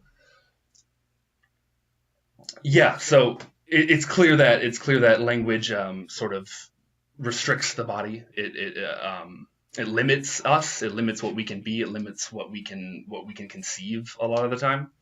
And but there is the other side of it. A couple examples is if we think about like the burning of the Library of Alexandria, what is that but a physical process destroying language, right? If we think about the Norman conquest, I like this as an example because like the language we speak today is the way it is because of the Norman conquest, right? So which means that is the movement of the movement of matter. It's the movement of bodies. It's the movement of steel. It's the movement of iron and wood, right? That ends up completely changing the English language. Like Old English no one speaks Old English like anymore, you know, unless you're a Tolkien, you know, type. So like, but it's pretty much, it's gone, right? And the language we speak today, like my sister's a linguist, and I was talking to her about this, and she said like the word knight, like knight in shining armor, it used to be pronounced knicht because it was a Germanic language, right? At least that the best guess we have is that's how it would have been pronounced, right? And the reason why our spelling in English, like our spelling and pronunciation rules are so like we are broken so often is the Norman conquest, right? So the point being just that this is a movement of flesh and steel and iron and wood that causes the negation of literally an entire language, right? So again, the point being that like we can see the body as the site of negativity, we can see the physical as the site of negativity, and then language as the site of positivity. And I think that's pretty obvious that there is a dialectic going on there, because it just implicit in the idea of the symbolic order is finding our existence, coming to be, coming to have an identity of some kind, whether it's a national identity or something like a master or as opposed to apprentice, a parent as opposed to a child, right? These symbolic identities come about, and they give us a positivity, right? They give us an existence, and of course, there's a negativity implied there as well, right? Because if you choose one career path, for instance, you don't you foreclose other possibilities, right? So yeah, that's what I'm working with sort of like the Lacanian framework, and Lacan's interesting in this because like in Seminar 11, which is the only one I've read cover to cover. I've read like a seminar and a half right now, so I'm like. But in that one, he seems to equivocate a lot because he'll talk about the eye as like the organ, and he'll refer to the eye, and then he'll immediately turn around and say like, no, I'm not talking about substance. I'm not talking about like a Kantian thing in itself when I'm talking about the unconscious and the real. You know, that's not what I'm referring to, right? So what I'm looking for in psychoanalysis, in Freud and in Lacan and in Zizek and in Alenka Zupancic, what I'm sort of looking for is I'm looking for a unified theory of the unconscious, and I don't know whether or not it's there yet. I'm still a work in progress, obviously, but like for me, coming to understand that. So like, so yeah, I don't have a great segue for this, but. Brings me to George Santayana. So Santayana divides the world up into two. He's a monist, but he sort of has two realms. there's the realm of essence and then the realm of substance. And this corresponds at the point of the split. It corresponds to Kant's phenomena and noumena. Phenomena corresponding with essence, substance corresponding with noumena. Now, from the point that that split happens, though, down the road, like they have nothing in common. Like because Santayana is going to characterize the split as a Platonic split. And he has some interesting ideas about essence. It's difficult to tell at times how poetic he's being, because he's referring to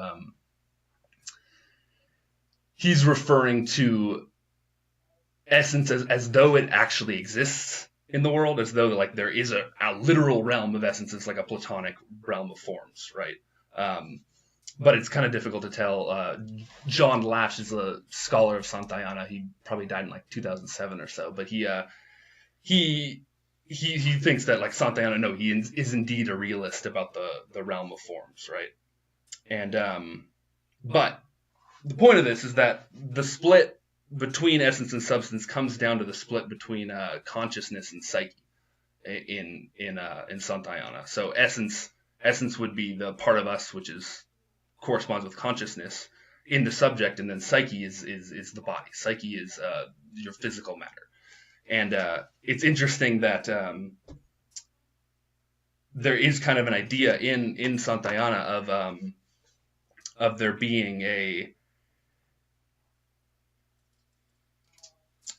of Nachtraglichkeit, of afterwardsness, you know, the Freudian term Nachtraglichkeit so it's as though your psyche, your substance acts, and then your consciousness is merely there afterwards to revise what has been done. So like your substance is what moves, and then your consciousness, all consciousness is capable of doing is revising, right? And so error is going to be essential to being a subject, right?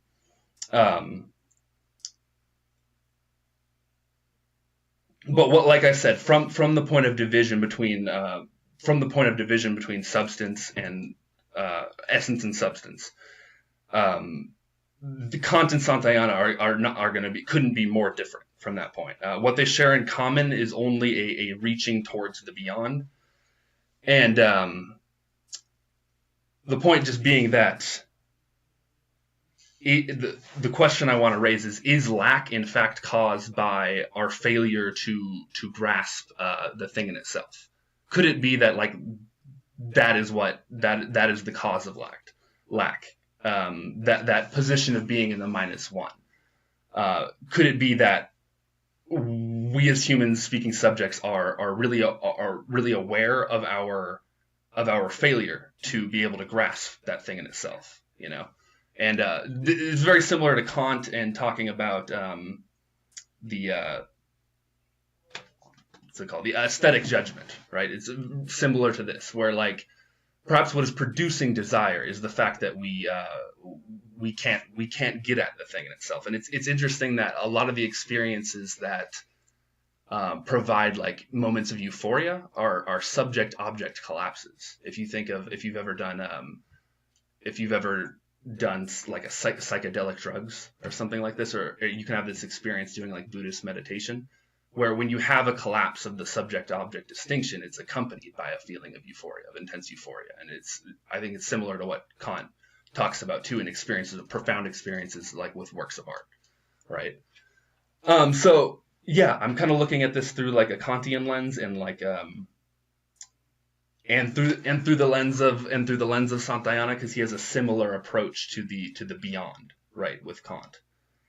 And yeah, he's really been massively overlooked, I think, because there was a linguistic turn in philosophy. This turn happens both in analytic philosophy and in French theory around the same time, but in very different ways. And I think that the obsession with language is a very productive one, especially for Lacan. Like he makes a lot out of this. It's a very productive obsession, but I think that it is nonetheless an obsession. And so returning to a philosopher like Santayana, who sort of exists is doing his work. He was born in the 19th century, right? So he's doing his work prior to this split, to this linguistic turn. And it's really that linguistic turn, which is why the institution, like, after he leaves the university, he just really surprisingly rapidly fades. Because when he sees this start to happen, he just doesn't care. He has like almost like a Bartlebian, like, I would prefer not to. I don't care about what you guys are doing. Like, I'm not interested. And he sort of like, he does talk about symbols. He mentions symbols, but he spends like no time on it. It's an important rung in his philosophy, but it's not one that he spends a lot of time developing because he's just got other priorities. So he does not care about the linguistic turn. He does not care. So there's things to me about Lacan that can flesh out George Santayana, and things about George Santayana that might help us flesh out that Lacanian theory that, of course, the Ljubljana school has made so famous, you know. So, and I know that I have not read Jotun Kopchak, but I think like that would be definitely a good thing for me to do. I can't wait to have the time, really, because I know she's because she's really like the Kantian, you know, like the like Kantian Lacanian, right? So yeah. Anyway, that's more or less all I've got. So Awesome. If there are any questions, we can have a discussion, or if there are any questions. You've got about 5 minutes left. Okay. So 5-6 minutes. Cool. Do we have anything in our large in-person audience? First off, before you say that, I just want to say thank you. That was awesome. Okay. Yeah, really appreciate that. Appreciate it. Please. Yeah, so you might have noticed me nodding emphatically when you were talking about the reaching from the essence to the real, is that our inability to grasp the noumena. Is that where that comes from? I think Lacan would say absolutely. Oh, you do? Okay, Yes. okay. Yes. Yeah, 100%. yeah. Gotcha. And yeah. Yeah. But I think the important thing that, like, what I picked out from there was, I think when Lacan is talking linguistically, he's talking about the symbolic order. He's talking about the structure of the fact that we are structured by language. It's not about language. It's not about words. Right. It's not about the actual it's like there's something fundamental, literally ontological about being human that is structured. Sure. By language, or like it goes both ways, right? Like humans are language.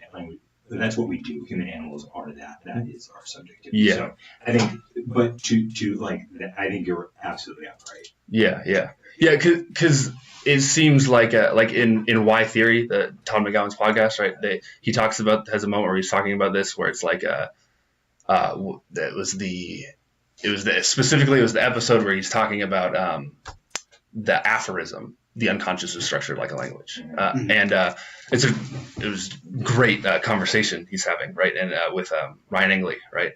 And but they're talking about that. So Lacan is in critical theory departments, like English departments, where Lacan is like taught a little, right? Is that he's being totally like misperceived as being a structuralist, like a reductive structuralist, right? And he's just saying like absolutely like. There is like a Kantian angle to this in that, and like a reaching beyond, you know. So I think McGowan would say the same thing, even though he's acknowledging that like it seems like Lacan wants to be misperceived as a structuralist. Like it seems like he's erring on the side of like reading Seminar 11. I'm like, why do you keep like equivocating about this? Because it seems like he wants to like if he's going to be misinterpreted, he would prefer to be misinterpreted as a structuralist. Would you agree with that? Or maybe I think you're on the right track with he has no compunctions about being misinterpreted. I would interject just one thing. Yeah, go ahead. Pre-Seminar 11, and I think the sort of things that you're looking for, you're going to find maybe in the later Lacan, a little more like 18, 19, 20, when he gets into the knots and stuff. Yeah. When he gets when he goes beyond phallic jouissance, Mhm. which is actually what my question was about. But for seminar 11, that was when he was, thanks to Althusser, he had lost his teaching position and he was moved to a philosophy department, and he would lecture for philosophy students rather than medical students. Right. That was the first time he did it. Oh, that was the first So time? he's actually Okay. speaking to a room full of Marxists and structuralists Mm. when he's doing this. So he may be purposefully using the language, because I think we know he wasn't a Marxist, but he's purposefully using the language of structuralism and Marxism so that his audience will understand what he's saying. Gotcha. That's my hypothesis. That's useful context for sure. Yeah. Yeah. I don't think Todd mentioned that in the class that we took with him on that. So that's interesting. Yeah. I like that. I think we have about maybe, let's say, 2 more minutes before we break. I'd like to ask my question. Yeah. So, is it possible, you were talking about this sort of, you didn't use the word transcendence, but the this bliss, was that the word? This bliss beyond. That's a euphoria. But The euphoria. Yeah. Yeah. Thank you. No, that distinction is important. This euphoria that comes beyond subjectivity. Mhm. Thinking how important the phallic function is for subjectivity, do you see this euphoria as being beyond phallic jouissance? Or is it a form of joy and jouissance?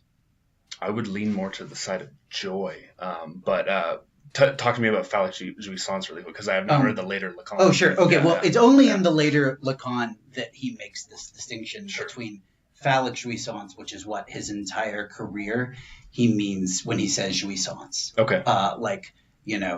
I've heard this brought up before, but I'm not- making out with a person, Mhm. for example. They're making out with me, but really we're both making out with our own jouissance, our own pleasure. Mm. That, and in a way, that's why there's no sexual relationship, Right, because our okay. relationship is just to each other's jouissance, and it gets deeper than that too. Mhm. But in the 70s, he introduces this concept of the other jouissance, and he uses mystics as an example, usually female mystics as an example. Yeah. And he does weirdly connect it to the female orgasm, but he's very clear that this is not phallic jouissance that they're experiencing. Right. So I'm just curious if you thought that this was, because I'm not anti-jouissance, but it's a masturbatory type of pleasure. So I'm just curious, like, if you felt like this euphoria was beyond that or not. I'm really not sure. Yeah.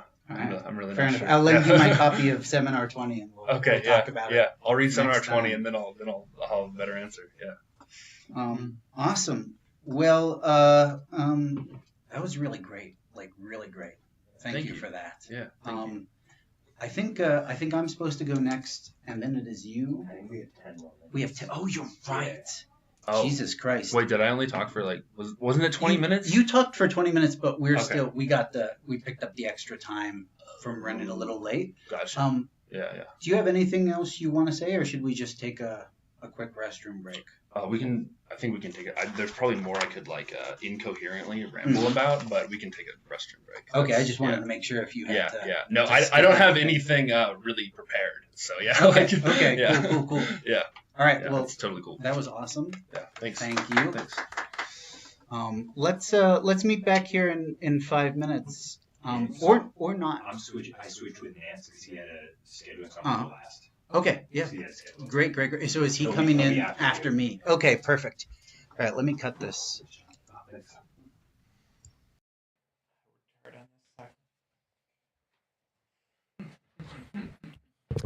All right, so to end this segment of Theorizing the Underground, we have Benjamin Studebaker with the idea of the monastery. So let's raise it up, get some applause.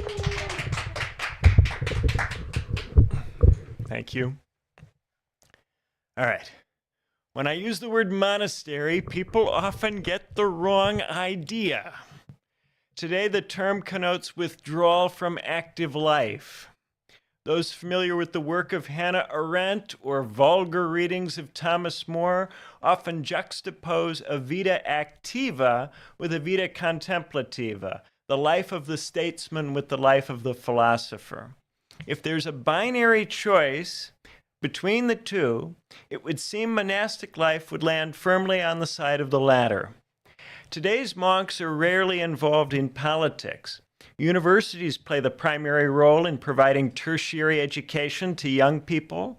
If a teenager came to you expressing a desire to join a monastery, you might very well think there's something wrong with them, that they have for some reason a desire to be protected from the world. This is not the way monasteries were in the beginning. Scholars of late antiquity have, in recent years, done a fabulous job broadening our understanding of these institutions. In the late Roman Empire, monasticism was not primarily about withdrawal. It provided a kind of spiritual education that was otherwise thought to be unobtainable. This spiritual education equipped monastics with a kind of auctoritas, an ineffable sort of charisma, an authority that was difficult to dissect or to pin down. This quality allowed hermits and monks to gain real political power. Many bishops trained in monasteries, and hermits and monks often took on mediating roles between bishops and the laity. Increasingly, secular magistrates had to share power with these bishops, and bishops had to share power with the monastic institutions on which their spiritual education relied. For instance, the Roman bishop Athanasius wrote a text, The Life of Antony, urging young Roman men to embrace the monastic life. In this text, Athanasius holds up St. Anthony as an exemplar, a virtuous man whose life should be studied and imitated. Antony went much further than ordinary monks. After giving away his property, he ventured on his own deep into the desert. But even this dramatic withdrawal from civic life ultimately served civic purposes. When he returned from the desert, Antony managed an estate peopled by ascetic followers, corresponded with emperors, provided instruction to the entire city of Alexandria, and refuted the teaching of Greek philosophers. The contemplative life is attractive to Roman elites because it is always already also a life of action. Indeed, the action is made more meaningful and more effective by the period of contemplation that preceded it. In 2023, a couple of scholars, Fafinsky and Remenschneider, went so far as to argue that monasticism was a genre of society. I want to take this idea seriously, not merely as an object of historical curiosity. In the late Roman Empire, Christians started new social organizations. These social organizations outcompeted and displaced secular and pagan institutions. They achieved political recognition as corporate bodies, or collegia, even receiving the coveted designation of civitas, or city, with all the legal rights this entailed under Roman law. Contemporary socialists often lament the decline of social organizations, but in their praxis, they rely largely on extant social forms, or on the revival of the social forms of the 19th century, the university, the labor union, or the party. Christians in late antiquity had higher horizons. They were willing to theorize new social organizations based on human values that seemed non-viable or incomprehensible to those that came before.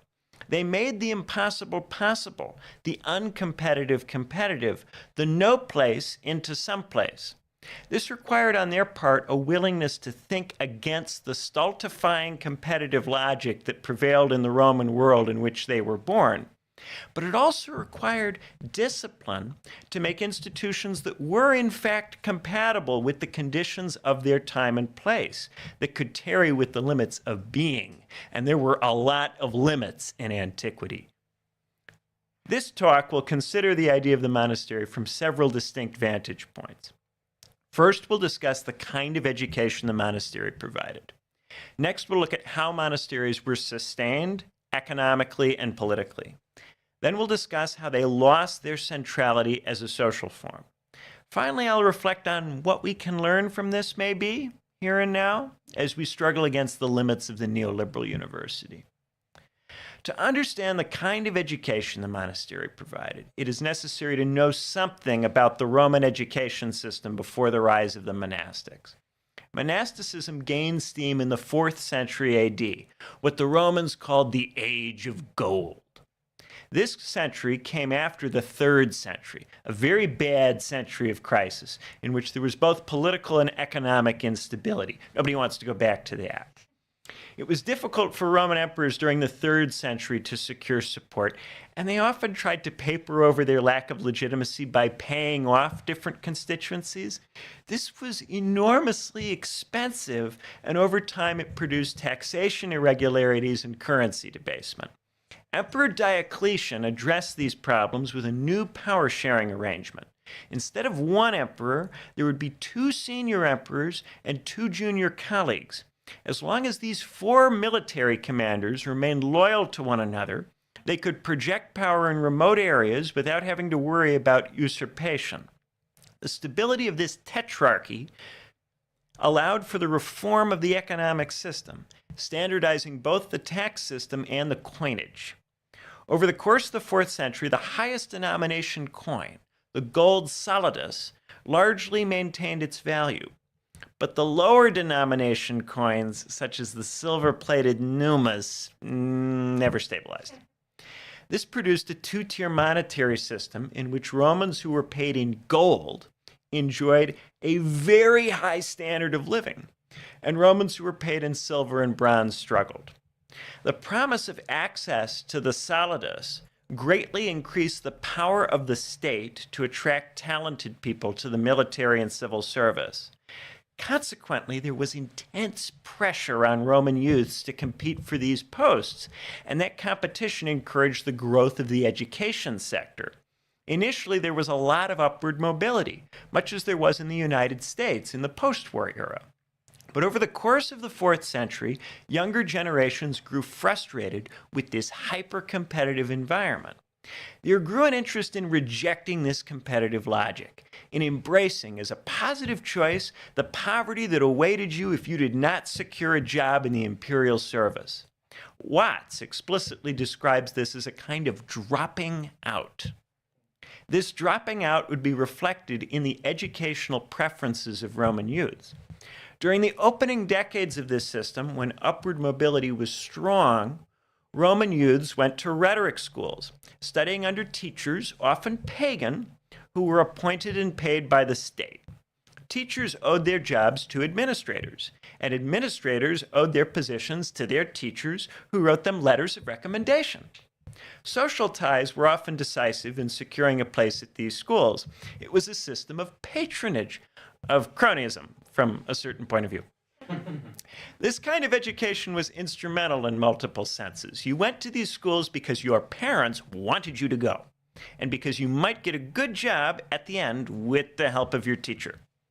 You spent your youth submitting to your parents and teachers, and if you were a good boy and got a post, you were then expected to use your position to help your teacher, your family, and anyone else whom they might recommend. None of this was very Christian. You were not treating your fellow citizens as equals before God.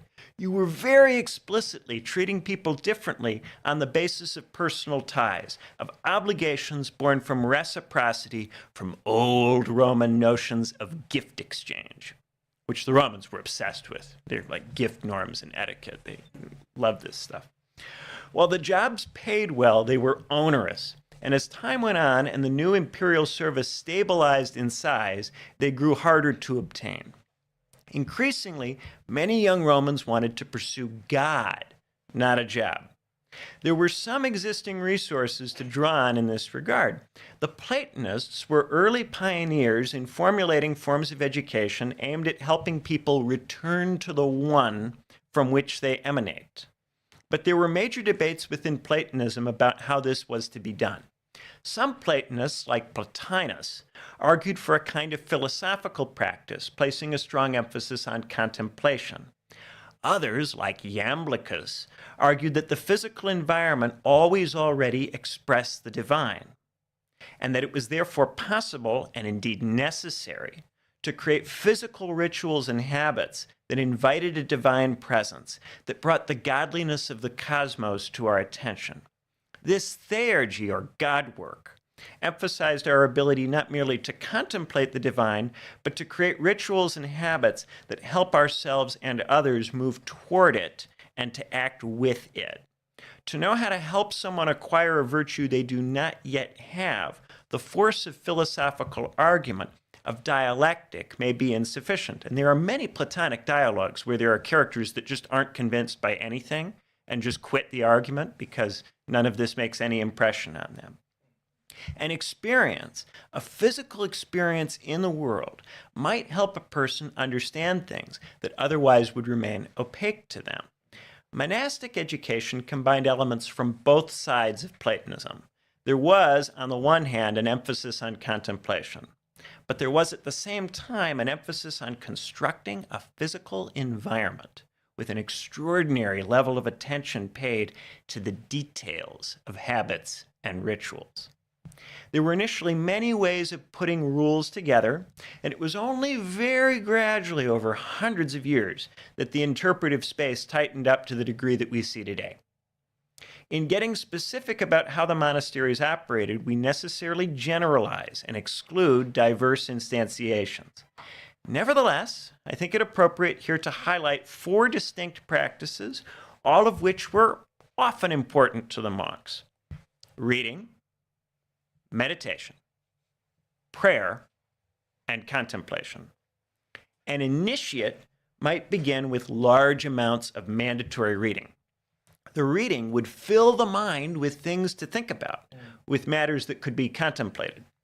At the same time, the monks would also engage in ritualized prayer.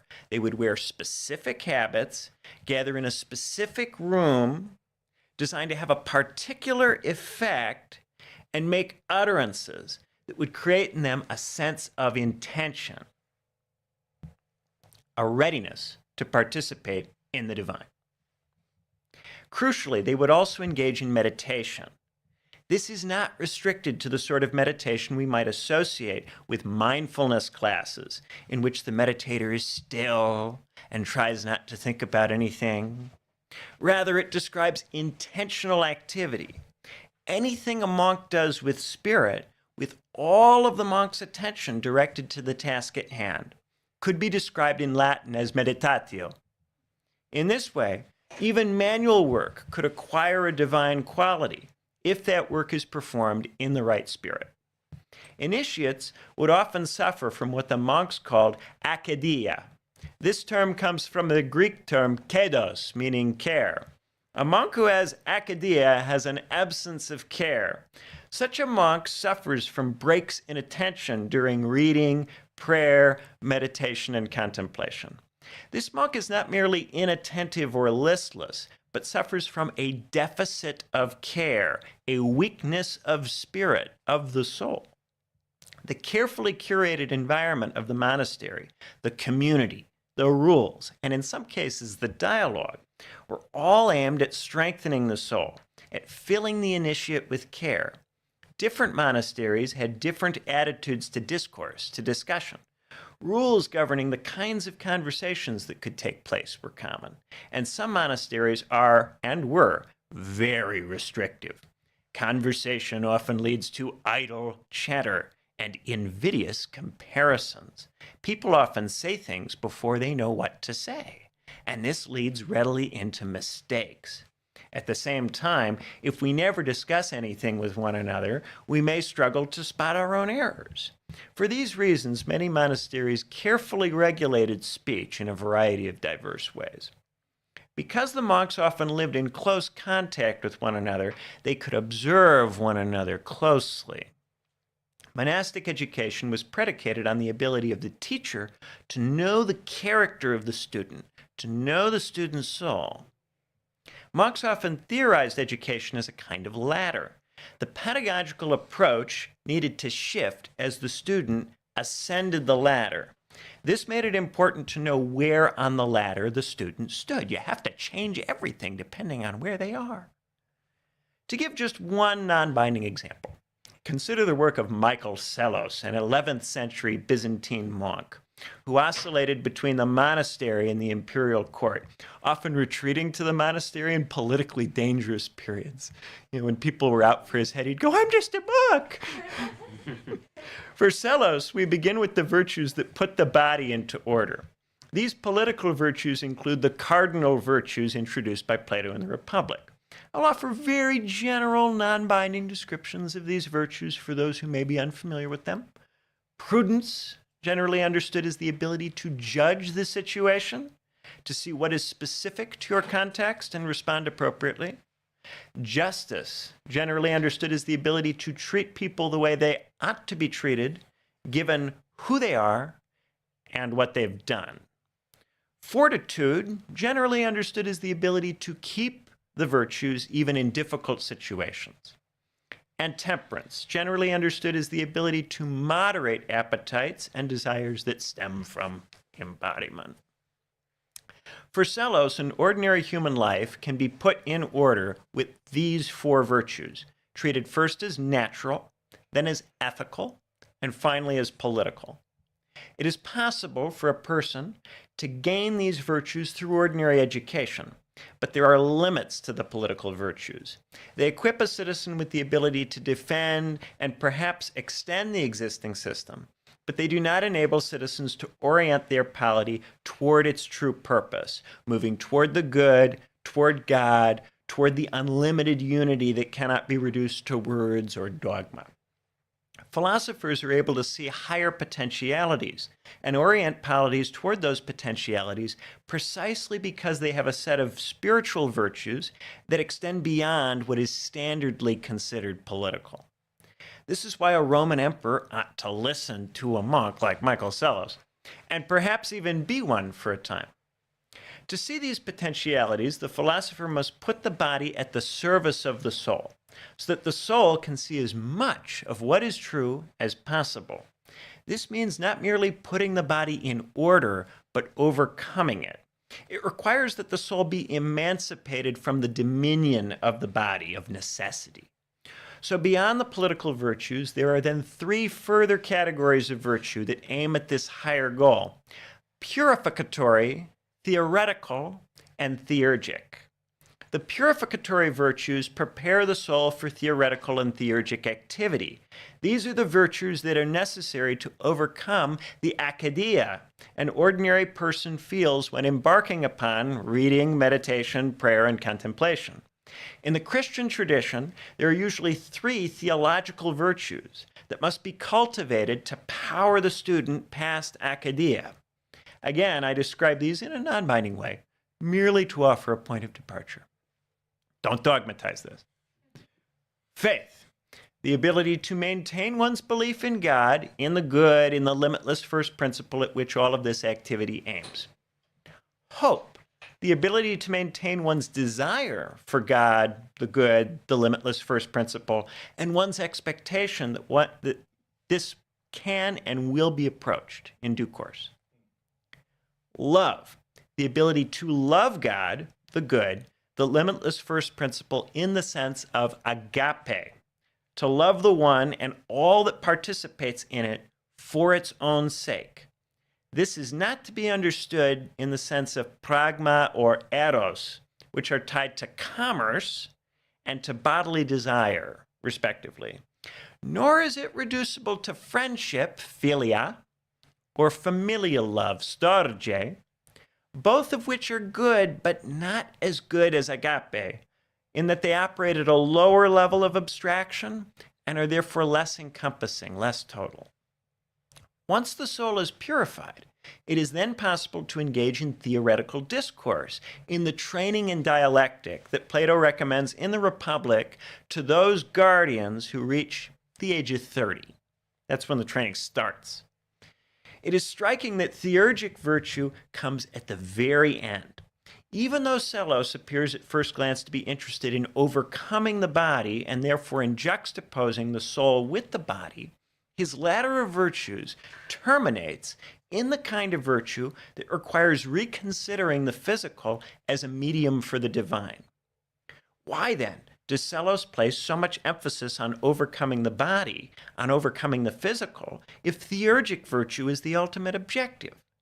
Sellos knows that those who need to read a text by Sellos on the virtues are, in all likelihood, not ready for theurgic virtue. In many cases, his reader will be an initiate engaging in the mandatory reading that dominates the beginning of the monastic education. Such a person is still caught up in the body, in acedia, and therefore still requires training in the cardinal virtues, let alone the purificatory and beyond. Even someone who's ready to engage with Sellos at the theoretical level may not yet be ready to become involved again with the physical. A premature move toward theurgy by someone who is not ready could just result in a breakdown in temperance, in the resubordination of the soul to the desires that stem from embodiment.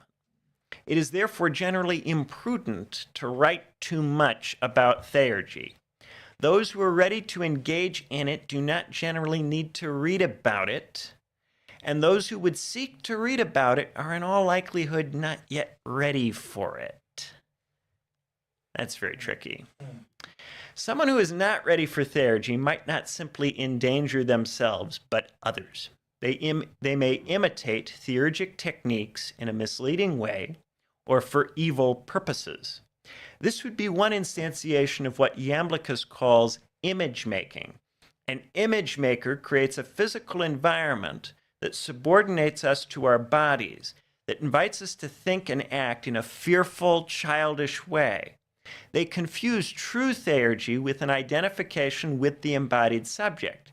This mistake leads them into evil, and often in this literature, a term like sorcerer is used to refer to such a person. It is for this reason that theurgy is to be rarely discussed in detail in the open. Really, I probably pushed it about as far as I should. The teacher only admits the student to the higher mysteries when the teacher has good reason to believe the student's soul is ready to receive them. Even with careful teaching, there is always a danger of admitting into the ranks of the philosophers someone who loves honor, who acts as if they love the thing in itself, so as to ingratiate themselves to the teacher. Platonists and many Christians took this problem seriously. For them, it was critical that the teacher spend enough time with the student to really know the condition of the student's soul. Like the Romans of the 4th century, we have a dualistic form of economy in which a narrow section of administrators enjoy a high standard of living, while others see their standard of living stagnate and perhaps even decline. We therefore have the kind of education system that circumstance produces, a hyper-competitive system designed to produce functional bureaucrats. We see all around us today what happens when people who possess only a functional education are invited to make rules for everybody else. When decision makers do not know the true purpose of education, the generation of spiritual, civic, and social capacities in citizens, they tend to make policy on the basis of ensuring competitiveness in a narrow commercial or militaristic sense. The divine, that which is to be valued for its own sake and not as a mere means to economic or military power, drops out of the picture. Monasteries were a response to a Roman education system that was increasingly too much in the service of narrow competitive objectives. But for them to function well, they needed to be run by people who really knew how to structure the physical environment in a manner that engenders virtue, that generates spiritual, political, and social capacities in people. They had to be true practitioners of theurgy. Otherwise, the monasteries would become like the rhetoric schools they were meant to replace. To provide for this very elaborate kind of education and sustain it across time, it was necessary to achieve a very low student-to-staff ratio. The monks also needed physical facilities. They needed housing, but not just housing. They needed beautiful environments. The physical space is itself of theurgic concern. They also needed large numbers of books so that the students would be able to practice the reading. One solution was to have the monks engage in labor, but to seek to make this labor a form of meditation. This could be most easily achieved if the labor were connected to the other practices that make up the monastic life. So many monasteries got into the business of producing books. Monks took up calligraphy and they became skilled illustrators. This art pushed them to engage with the beautiful in its relation to the good, and that in turn brought the monastic economic model in line with the real purpose of monastic life. But this art could not survive competition with the printing press. The rise of the press destroyed the dominant economic model for medieval monasteries, forcing them to find some other way of paying costs. Many monasteries sought the patronage of wealthy benefactors. A rich person might make a gift to a monastery in much the same way that rich Romans gave gifts to the secular cities they favored. Fafinsky and Remenschneider tell of the two Melanias, the elder and the younger, both from the 4th century. These two women owned enormously vast agricultural estates, spanning the entire territory of the empire, from Britain to Africa. They were cosmopolitan, globe-trotting figures. They donated regularly to monasteries across many provinces, creating a reputation for Christian benefaction. But invariably, these donations came in the form of cash, and that meant that the monasteries were continuously dependent on further transfers. St. Augustine chastised Melania the Younger for failing to donate agricultural land. Without land, the monasteries depended on the goodwill of the rich.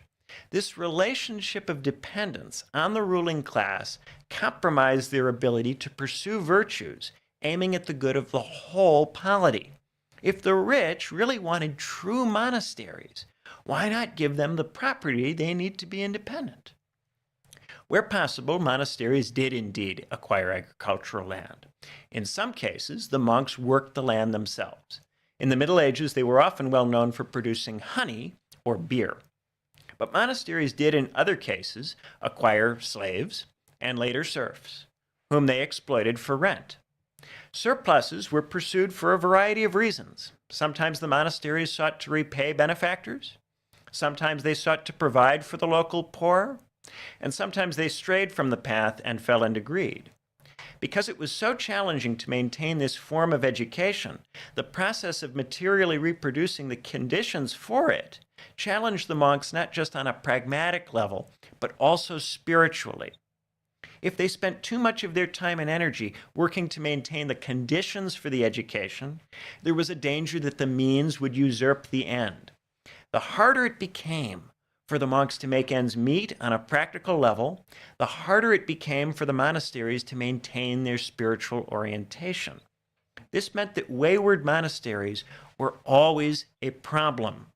There were at least 3 kinds of deviant monastery. The subjugated monastery that relies too much on the wrong rich person, the extractive monastery that is caught up too much in the maintenance of its own dominion in keeping its peasants in line, and the mercantile monastery that emphasizes too much the monk's labor at the expense of the activities necessary for developing virtue, reading, meditation, prayer, and contemplation. All of these forms of slippage came out of the practical problems with maintaining the ambitious form of life to which the monasteries were committed. Critics of monasteries will often highlight extractive and deviant practices, but it must be emphasized that these concessions to economic necessity were concessions.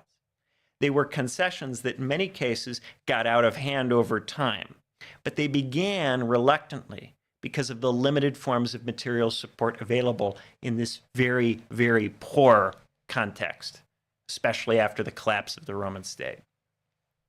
The monastery declined for several reasons. There was the aforementioned arrival of the printing press, which destroyed calligraphy as a viable craft, undermining the economic base of many monasteries. This forced more monasteries to look for other, less spiritually sound ways of generating resources, and that led more monasteries down paths that ultimately proved destructive. Many increased the intensity with which they exploited nearby peasants, damaging sociable relations between monasteries and the laity. In some cases, this resulted in violence, with peasants seizing and sacking monasteries. German Peasants' War. But even before the wars of class and religion came to a head, monasteries were decentered by a new competing institution, the medieval university. Universities worked on the principle that what was taught to one could be taught to all, with no regard for the condition of the students' souls. A teacher would give the same lecture to all the students without getting to know any of them. In the beginning, any teacher could give the lecture because it was the same lecture regardless of who gave it. It was scripted. And any student could hear the lecture because the lecture was not written for any particular kind of person. The system was impersonal. It was compatible with a much higher ratio of students to staff, and consequently it was more accessible and much cheaper to finance. The universities were not a secular alternative. The schoolmen were originally churchmen. Many of them were themselves part of monastic orders in the beginning. Thomas Aquinas is perhaps a strong example of the type. He was the nephew of an abbot at a Benedictine monastery, and he himself even joined the Dominican order.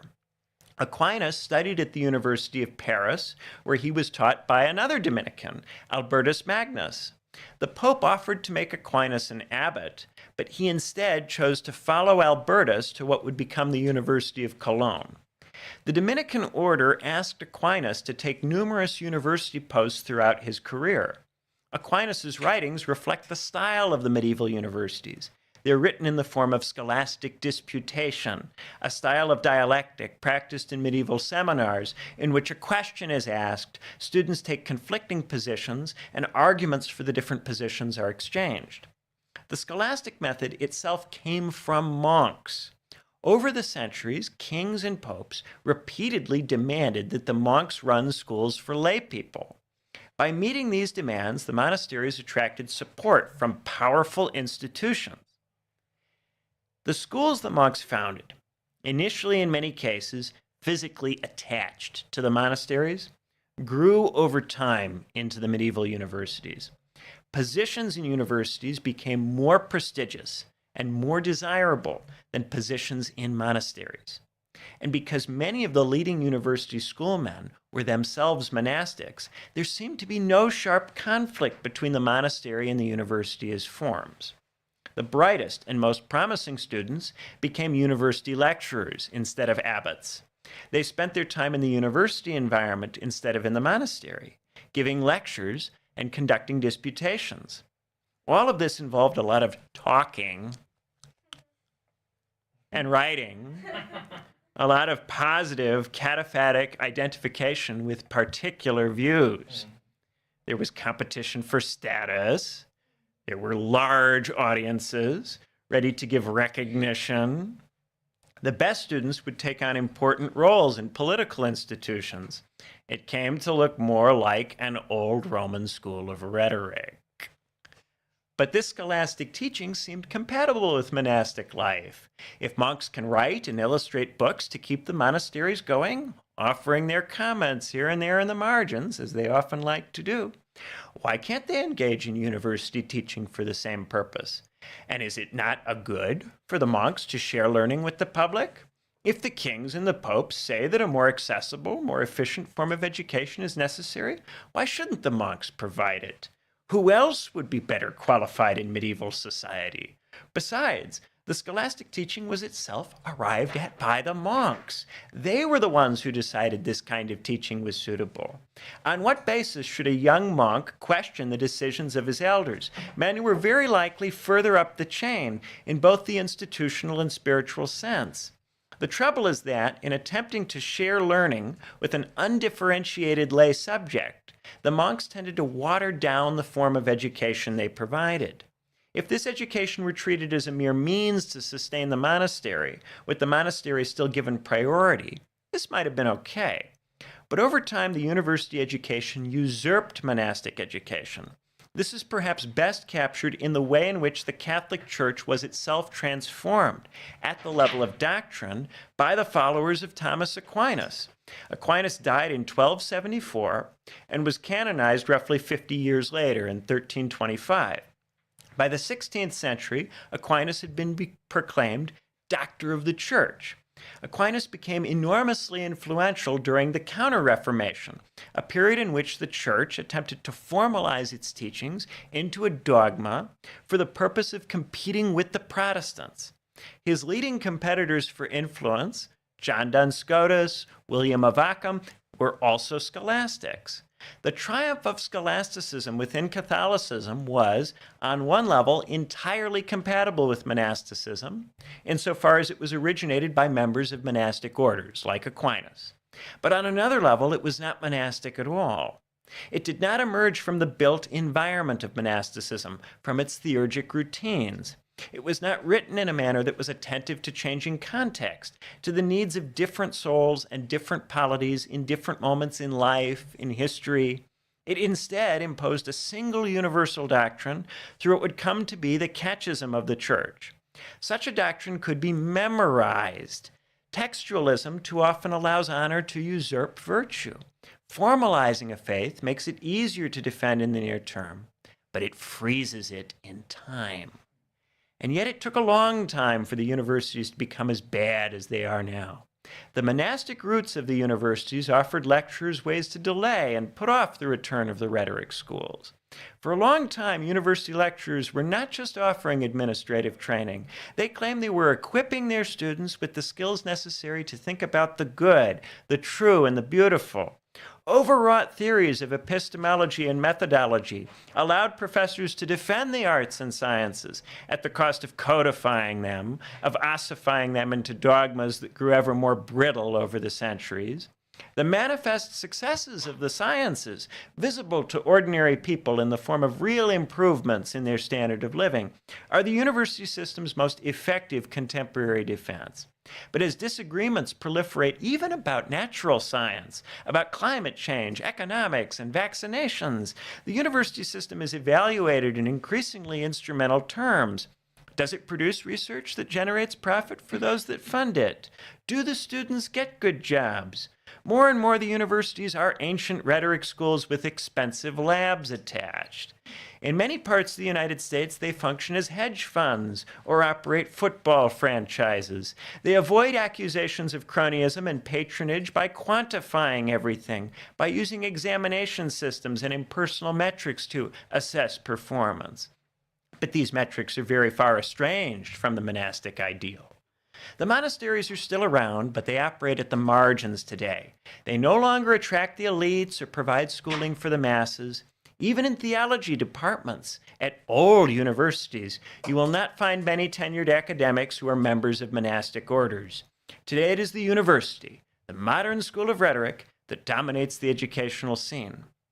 The monastic movement grasped the inadequacy of the dominant form of Roman education.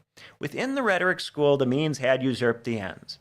By developing an understanding of theurgy, of the art of raising consciousness in human beings, which is really what we're talking about here, the monks were able to create institutions, rituals, and built environments that were capable not just of preserving a spiritual tradition, but of producing new generations of highly conscious subjects.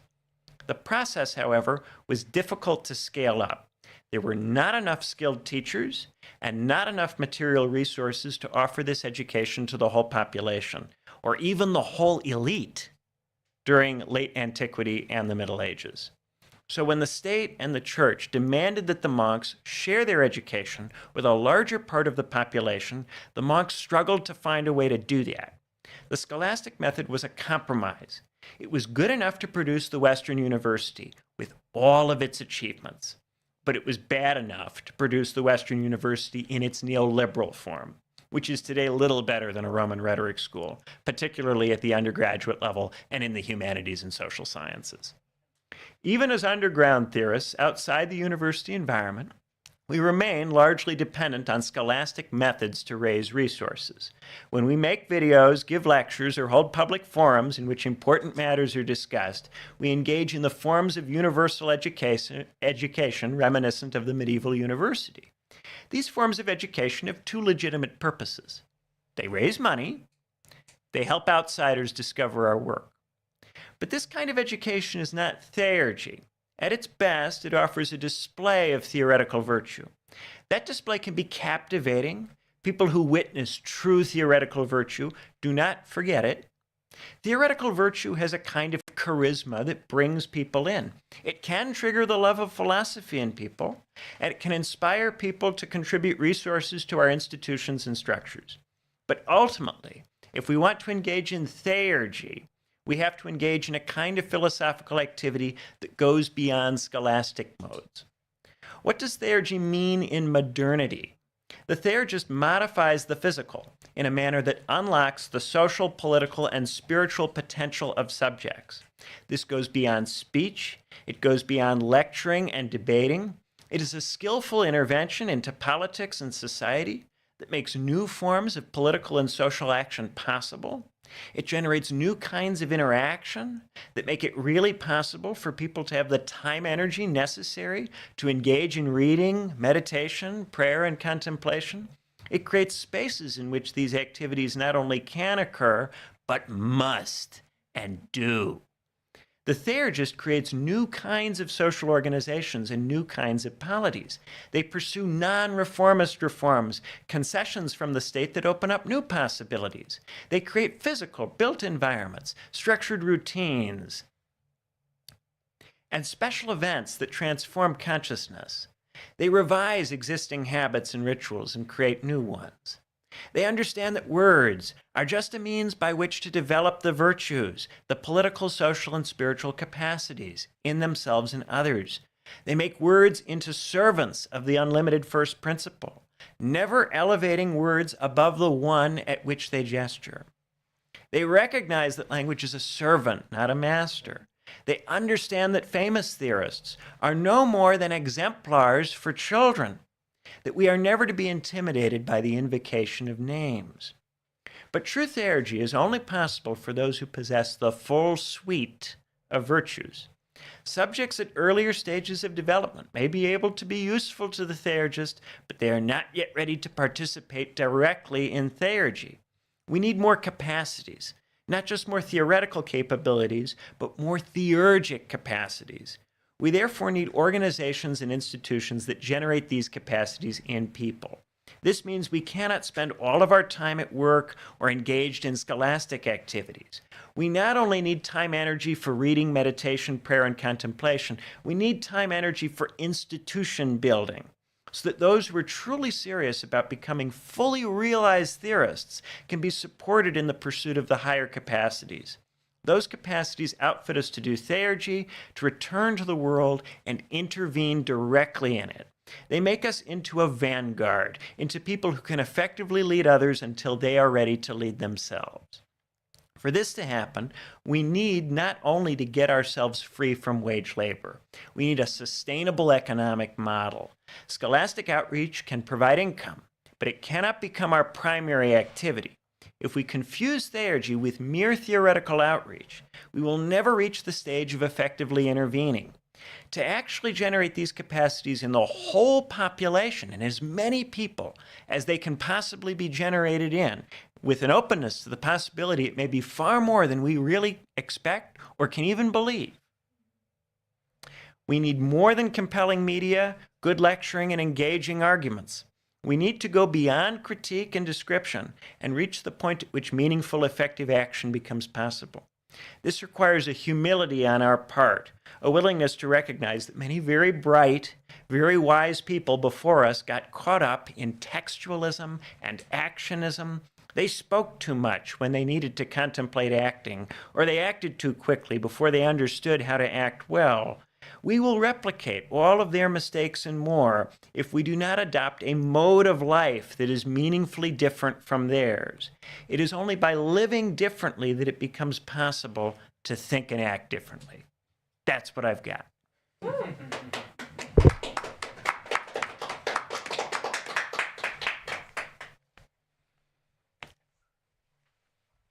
Wearing a skirt. All right, I'm going to start recording now because we're talking about Nance in skirts, and that's kind of hot. I actually haven't seen Nance in a skirt, but I want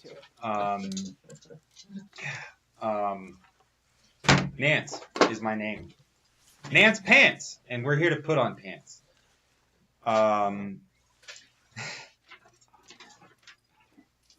In Leon Brenner's course, when he was kind of breaking down this structure, this autistic structure, I felt extremely called out, but also extremely seen. And he explained things and allowed me to see things that I don't know, like I'd never really had explained to me or like could really grapple with. But I also do think it's a slippery slope, and it's a slippery fish. And a slippery fish is a concept I just invented recently on my podcast when I was rambling. And I was talking about, the hell was I talking? I don't know. But I guess it was in reference to like having a milieu and having co-conspirators or collaborators. And I was talking about you can go out into a river and you can stick your arm and you can catch a fish.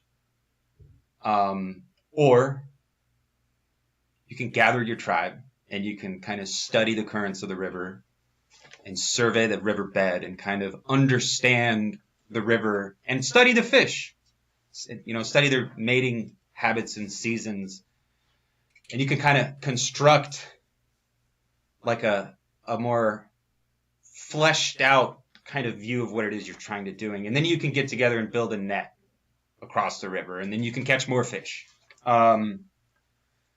So we can stick our arms in rivers and be singletons. And maybe we'll catch a fish once in a while. Or we can kind of come together and collaboratively work to understand the river and understand the fish and build a net so we can all catch fish and we can all eat. And that has nothing to do with what I'm talking about, but I had to explain why I said that's a slippery fish. I don't love Lacan, and I don't love Lacanians, but I love them. Okay, I like them more. Definitely a lot more than like ego psychology. I used to do cognitive behavioral therapy for and with troubled kids or whatever, adjudicated youth. They were bad kids. They were fuck-ups, and they were placed in the system. And rather than going to just jail, they went to a residential treatment facility. And they hired veterans like myself, and they hired former high-level athletes because it was a boot camp type thing. It was a boys ranch. It was the Arizona Boys Ranch. If anyone knows about that, a kid died there in 2002, and so they changed the name to Canyon State Academy. But it's the Boys Ranch. So Boys Ranch, boot camp for troubled kids. And we took kids from 11 up to 21 years old, a lot of kids from out of state. But we also tried to provide something more than just discipline, than just standard corrections. Because it's proven that when you have like constructive programs for kids, the recidivism rate drastically falls. And we did cognitive behavioral therapy, and that was one of the things I did, among many things. I was also a disciplinarian. I also became a substitute teacher, and I also became a cross-country coach. And I also sometimes was just moral support for these kids who had no one else to turn to and no one to talk to, and just wanted to be seen and heard and understood and comforted. And I was uniquely equipped to do that because I was myself a troubled, fucked up kid. But as I continued to do this cognitive behavioral therapy, I started to understand how horrific it was and how inhuman it was and how it was just designed to get these troubled youth back to a performative state, back to a sufficient state so they could perform, so they could be productive or they could be proper consumers. They were ejected from society. And capital always finds a way, like Jurassic Park, but rather than life, capital finds a way. And I was like, this sucks. Like abuse is maybe a strong word, but it's a horrible thing. It's like this all-encompassing ideology, this cognitive behavioral therapy, this positivistic approach. And there's skills, and there's definitely crisis management, and like when you're going through it, do what you got to do. But for it to stop there, like you take them just far enough, just so they're just performant enough to reintegrate into society, or the order of the day. That is horrible. And no, I don't want to say that. I was going to say, maybe they'd be better off without it. But no, I do think it's probably good to do this type of crisis management. But we should go further. And how do we go further? Well, maybe really taking this whole Lacanian shit seriously. But I don't know. I'm not that guy. I'm not. Maybe I don't care enough to learn enough, or maybe I'm too lazy to really learn it and take it seriously. But I think so. A while ago, I started writing a piece about how we're all becoming autistic, which is why Leon Brenner's course and Leon Brenner's work about the autistic structure really spoke to me, because I was wrong, first of all, about what does that mean? What does it mean to be autistic? But I wasn't like entirely wrong. Like I think I was barking up a tree in the neighborhood. And I do think it has to do with our media environment, and it has to do with this kind of positivistic world that's hindering our ability to become fully fledged subjects, and it's erasing inner subjectivity. We're losing the ability to conceptualize ourselves as subjects, where we've all, to use some ego psychology terms, we've all kind of went through some depersonalization and some derealization. We're all living in this weird, fucked up, paranoid fantasy. And I think it's capital. I think capital like latches on to our libidinal economy, and I think because, like, I don't know, we're in a room and it's getting smaller, and because the room is being filled up with all this positivistic shit, all this garbage, all this trash, all these useless commodities, in the form of identity categories, and in the form of all you are is people read the DSM like a horoscope. And we don't have any more room to fail. We don't have any more room to be broken. We don't have any more room to sometimes be the bad guy or gal or person. And there's a door in that room. And because we're being squished out, we go out that door. But that door is like immediate gratification. That door is satisfaction, comfort,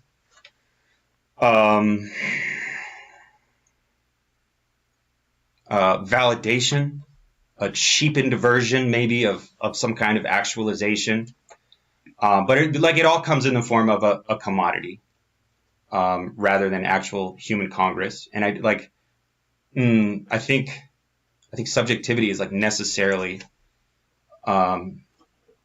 happens in the spaces in between us. Like it's necessarily this extant thing. It's like it's me, but it's also not me. It's me, but it's the way we relate and the way I deliver myself and the way I'm received. And there's just no room for that in the world we live in today. We don't have room to think. We don't have room to breathe. And I think a lot of us cope by sitting around in our underwear eating ice cream, which is why we should put pants on. And, I don't know, take it seriously. And yeah, I do think there's something endemic to, I think it's in language that gets taken as autism. Language fails necessarily, like language doesn't work, and communication as such is always impossible. So we simulate it. And that's why our subjectivity is this kind of intersubjective thing. Like I can say what I'm trying to say, and you can get it, but you're not getting my version of it. You're getting your version of it. And that's terrifying. And we can cope with that in a different world. We can cope with that in a world where we have bonds and we have communities and we have robust structures, where we can reintegrate these failures, because it's always this ongoing process. Communication is never a finished project. Communication necessarily has to be this shared thing. But because capital, everything is right now, everything is on demand, it turns us all fucking autistic. And I don't want to say that because I don't want to trivialize it. But I said that for so many years, and now I guess I'm searching for a better way to say what I'm trying to say. But like, I think capital is turning us into something that looks a lot to me like this autistic structure. And I know people will say, you know, we're turning into the psychotic and generalized foreclosure and all these things, and I just don't know because I'm not that guy. But I think critiquing the liberal economy, I think critiquing our media environment must go hand in hand with kind of critiquing political economy and looking at capital and hoping we can find a way through it, or eventually we will just be images. There will be no room for nuance. There will be infinite ducks rather than like just this broad inclusive category of duck. And it probably should be unpacked, but I don't want to unpack it. Yeah. You're under no obligation to unpack anything that you don't. This is the Lacan room. We don't unpack it. Indeed. I do. I am very much looking forward to listening to this talk about generalized foreclosure, because that's huge for me.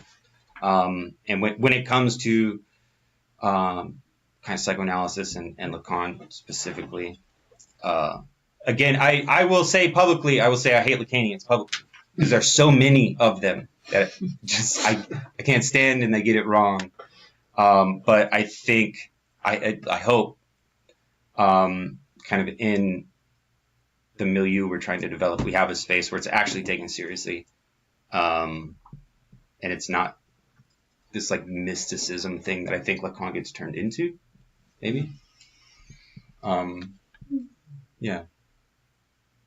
There's a sorry. There's a Zizek piece in that he contributed to Reading Seminar 20, where, and I feel like he's kind of biting the hand that feeds him here, but he says that a lot of Lacan circles around the world are just book clubs where people get together and say certain magical phrases like woman does not exist or there is no sexual relationship at each other, and all like nod knowingly without actually, again, no unpacking actually happens. They just all say the same mystical magic phrases. Yeah. I think I think that's it. I think we need, and maybe I run the risk of doing the nostalgia thing, but I don't think I am. I think we need to get back to a way of life that gives us space to unpack shit, because we don't have time to unpack. Like the world really does work in this like immediate on demand right now. Everything is a finished product. And so we can't reintegrate those failures of communication into a shared understanding. And so back to this intersubjectivity, back to this like shared world, like we're all living in, and this goes to the post-class fractured mass, something that we talk about a lot. There's 8 billion reals on planet Earth.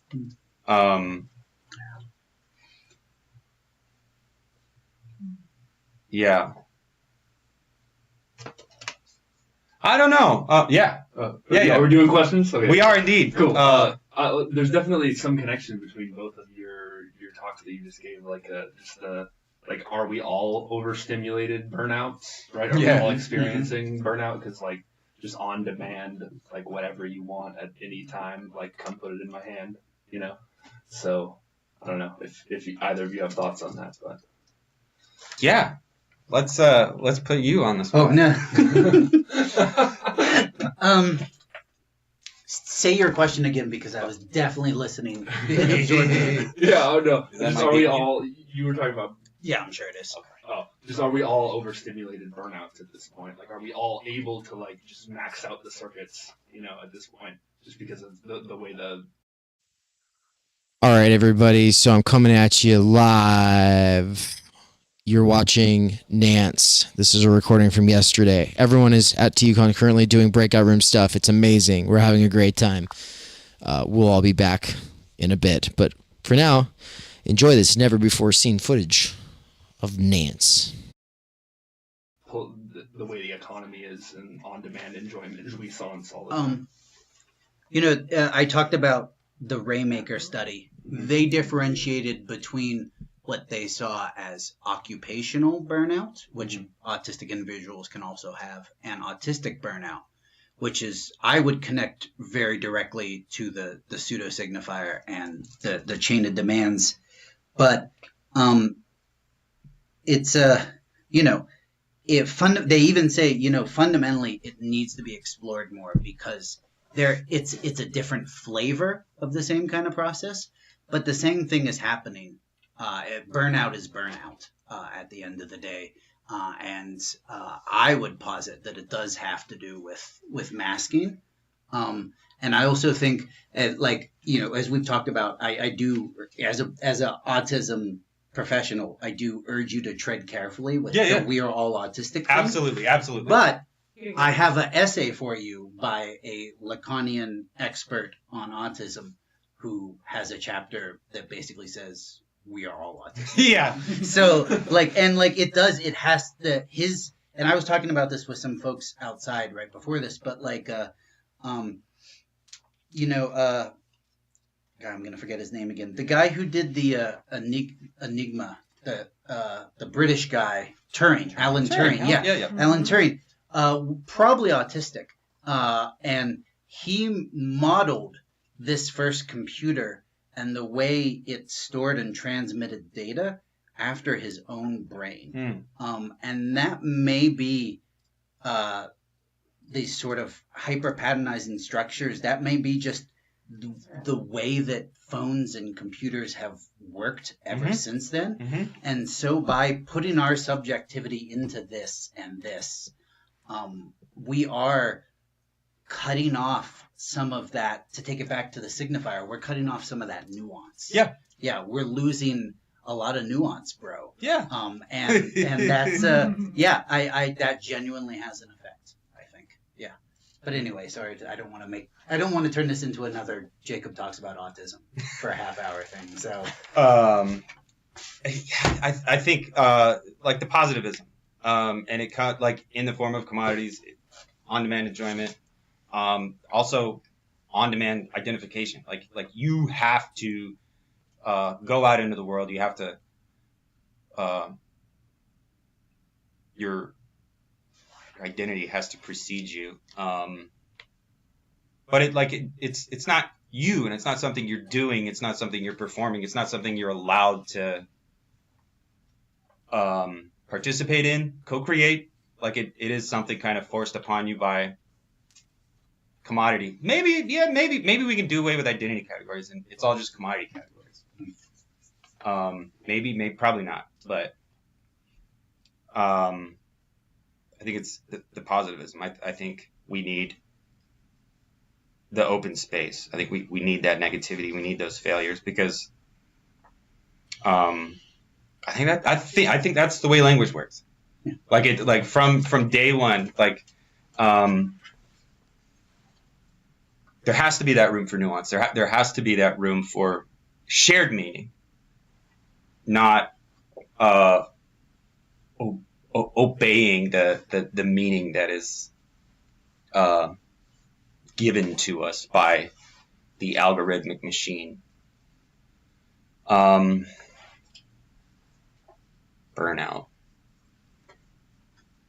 Yes. So I have an idea for you. I'd like to hear what you say.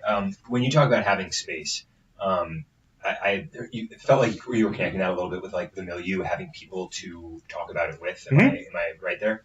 So how do you feel about the idea that if we're taking the Lacanian psychoanalytic framework seriously, and each of us is operating with an unconscious that is motivating a ton of our just what we do, that we truly need those. We need, if we're not going to be in psychoanalysis, in a one-on-one analysis, then we need people with whom we share a language, just on an individual, like a societal level as well, but also just on an individual level, to like let us know when our unconscious is showing.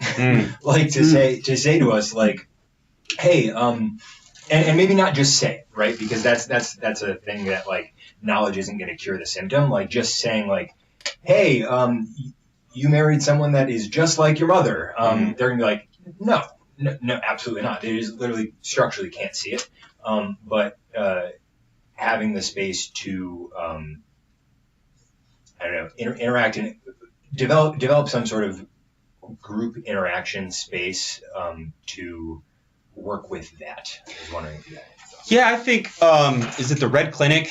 I think there are people who are trying to give away analysis for free. And I think that's pretty cool. I think it's pretty radical. But I also kind of don't give a shit about psychoanalysis because my class standing, I will never go sit on someone's couch. I can't afford it. I don't want to. I'm like defensive because I've had to build up this layers upon layers of callous, protective armor.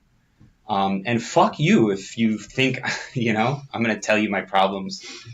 Fuck you is a protective rim. Indeed. Yeah. Quite pretty big shield right around here. Yeah. But yeah, like if we can have, and that like men's work type shit and like mutual aid, like where we sit around and maybe we don't explicitly talk about our feelings, but that is implicit in also the work that we're doing. Part of it is, I'm a human. I'm not X thing, whatever it is that I have to be, that I have to perform so I can be productive or so I can be a proper consumer. Like those are the two avenues. Those are the two options we have in today's world. Produce, consume. And it's even becoming the same thing with data generation. Sorry to interrupt, but you have about 5 minutes if you want to wrap it up or take any more questions. So yeah, we need some negative space where we can just be humans with one another and we can work that shit out. And I think it's probably too difficult to do it explicitly for a lot of people. But like fighting back against this like alienation and hyper individuation and just be like, yeah, we come together and work, but also just being together itself, I think, can be therapeutic. Yeah. Is there any connection between like the neurotic trying to reconstitute themselves like without a social network? Is that like what I'm wondering is the similarity, some of the similarities we might see with autism come from perhaps that? I think, yeah, I think to say we're all becoming autistic, again, it's wrong, shouldn't be done. Like, I mean, like an what's the word? An allegory. What's the word I want? Like an analogy. Yeah, no. Analogy to autism. So I think like I've like been trying to pick it out. Well, isn't this ultimately just the neurotic, or isn't this just the obsessive, like doing the obsessive? I do think this is why I will say I hate Lacanians, because I do think it's soft and squishy rather than like hard categories. Like these structures are guidelines, and I think serious theorists and maybe serious analysts are aware of the fact that it's not a one-to-one. It's always like rubber stamp, rubber stamp, rubber stamp. So absolutely, it's the neurotic, it's the obsessive, it's kind of all of it, because Like they're all just parts of maybe a pre-existing structure or maybe just different ways to articulate ultimately at the end of the day, like, hey, I'm a human.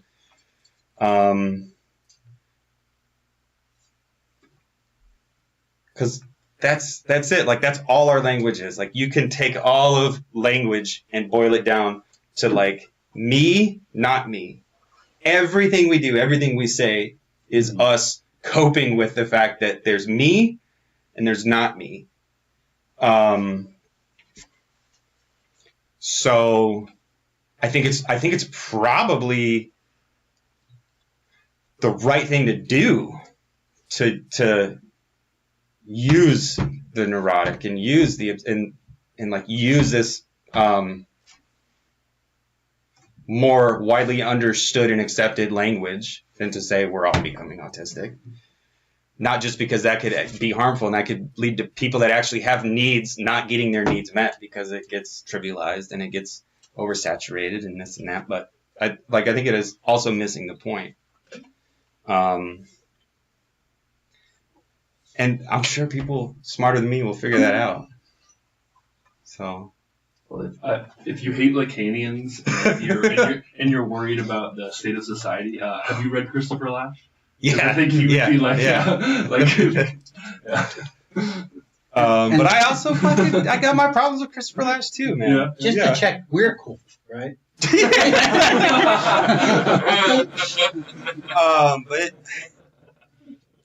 But we don't have the space to do that in today's world. Yeah. Like to just do those things are necessary. Maybe not that wide open, but shit like that is necessary. Like I got to double check, man. Yeah. We're getting jumped coming out. Yeah. But yeah. Lean back. Stop indulging in the immediacy. Put down the ice cream. Put on pants. But at the same time, when you do these individual actions and try to take responsibility for yourself, you need somewhere to go. You need a robust milieu where you're going to be received and be able to actually do the work, or else you will have no other option than to just go back to the ice cream and the underwear. There's always going to be a big other. There will always be a big other. There's always going to be underwear and ice cream. There will always be underwear and ice cream. Those aren't going anywhere. Well, climate change might have something to say about ice cream. Yeah. All right. Hey, thank you, Nance. That was amazing. Thank you.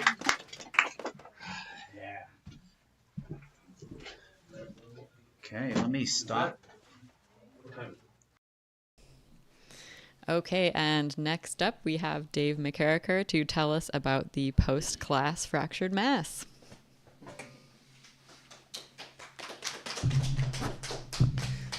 Oh my God, I'm on Kier's little setup. This is very exciting. How fun. Well, thank you, everybody. It's so great to have you all here. And yeah, so this is wild to me. Talk about fractured. I'm like, I just presented on this and then that, and then now here I am, and it's a different group every time, and there's no shared reference points anymore. And that's kind of what we're getting into with the PCFM. Okay, so the post-class fractured mass. Hands up if you saw the duo lecture I did with Anne on this topic. Okay, all right. Maybe, sort of. Okay, all right. I mean, I say hands up to my students at Boise State University at the beginning of the semester in the first lecture. Hands up if you've seen Game of Thrones, because I wanted to make a reference. And then like one person raised his hand. And the rest of the classroom is just like, and I was just like, damn. The problem here is that human beings need shared reference points. It used to be God and King. It was very easy. There's God, there's King, there's the Duke. He's an asshole or he's great. Who knows? Does he throw good parties? I don't know. He doesn't rape your mom. That's great. Okay, fantastic. Then you got mommy, daddy, me. It's all much more simple, right? Things are fluid now. Things are on the move now, right? And the post-class fractured mass is something that we've it started as a way of talking about what Baudrillard was calling the mass. The thing is like, that's not a useful term. When people think of the folks that show up at a protest, oh, it's a mass. It's the mass. Or they, look, this person speaks for the masses. So we always think of the mass as something that's organizable, which is exactly the opposite of what Baudrillard is trying to get at in his little essay on this topic, which is called In the Shadow of the Silent Majorities. Okay. But this concept also is very theory undergroundized. I can't, that's not a good word, but we'll go with it. Theory undergroundized. It's McCarrickerized. It's not going to work. Which is to say, and it wouldn't just be McCarricker, because in this case, it's the people who have taken a lot of the courses at Theory Underground and done ongoing research seminars. And Nance in particular, before he was like a co-host at Theory Underground, was a student. And he was a student who took every course that came out at TU. And the reason I'm slapping my hand and saying every course is because when we tell people to be like Nance, we're not referring to the co-host Nance. We're referring to, no, but he tried to like take all the courses and like really like think, okay, why are we thinking about all these different things? Critical media theory, critique of libidinal economy, come on. Critique of political economy, right? Go down the line. We have a lot of these. The conversations that come from trying to hold all these fields together and that come from trying to grasp all these different subject matters, but hold them together and not just become a patron of one field, subject matter, or general approach, not just belong to a specific affinity group, not just belong to a scene, but actually like trying to approach the situation from as many of these different theoretical angles as possible. The conversation that's trying to do that is the one that has come up with the postclass fractured mass, right? So it's not McCarricker, and it's not, but it is theory TUNized. We'll say it that way, it's easier. Which means that it's processing this massification in the sense of it's refractory, it's recalcitrant. It's the mass is defined as that which cannot be symbolized by the political scientists and sociologists, right? And we're thinking about that, and we're thinking about trying to have conversations about these things with people who are super political, people who are avoidant of the political, people who are across the political divides, people who are religious, people who are not religious, people who are deep into the nerdy stuff, people who aren't. And we're trying to figure out what it is to be people today. What is the situation? Where do we want to go? Well, time energy is going to be one of the necessary requirements for that. We know that much. We're still trying to figure out the rest, right? And figuring it out is itself like this lifelong and intergenerational project, right? Well, with all of that comes challenges. Challenges for communication. Challenges for talking when you know that you've got people watching you on Zoom versus people who are like physically in the room, some of whom have deep dived a whole bunch of your work, others who haven't actually done any of that, but know you better than that. Like, so Matthew is a good example of somebody who's not done Theory Underground stuff, but we've had long conversation, longer than I've had with any of you. So it's interesting, right? And I think that the post-class fractured mass couldn't have been what it became if it wasn't for the fact that we have been touring all across the United States and Europe and doing these EMSTUs. But in the wake of the first two courses that started Theory Underground, which were the idea of the university and professional managerial class consciousness and ideology. And that second one is very related to that first one, in the sense that the idea of the university is something that if you read it and you care about truth and you care about people having a conversation across their different standpoints, backgrounds, experiences, fields that they're working in, specializing in, then you're going to love this book, because he defines the idea of the university as a community of truth seekers that is doing exactly that. Trying to approximate truth by not just talking to your friends and not just sharing to people, talking to people who happen to care about the exact same things as you, but trying to work through the contradictions that constitute the situation, right? And so the universal as something that all of these different fields are trying to approach, but from their particularity, right? That's what Jaspers is thinking about. Well, on the other side, we have this weird thing where the only people who care about large-scale structural change or who get involved with it belong to the professional managerial class or have internalized its perspectives, its norms, its values. Okay? Well, we don't like the PMC term.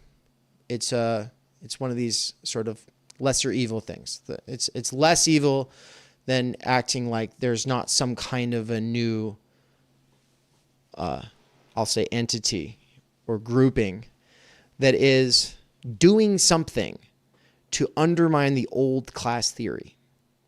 So when we think about the post-class fractured mass, we are talking about not being post-class. Class is still with us.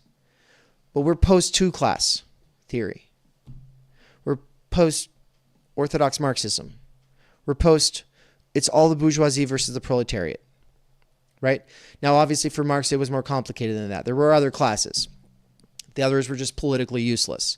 And so in terms of political organization potential, the proletariat is the one that is welded together in the heat, the furnaces of the cities, the industrial centers.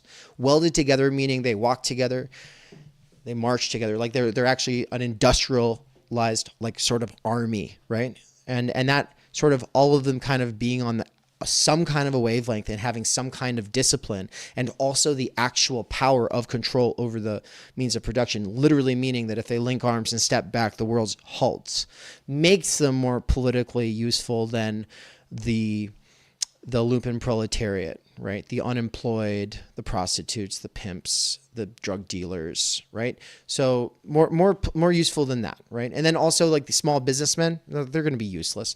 Oh, the peasants, like Marx said, yeah, they've got the shared culture and shared interests, but they have no political organization. No, because it's a bunch of these little farms, and like they're pretty independent from one another. They've pretty much got their place underneath them, right? So he said, like, they're only a class in the sense of like a bunch of potatoes in a bag. Boom, boom, boom. That's it.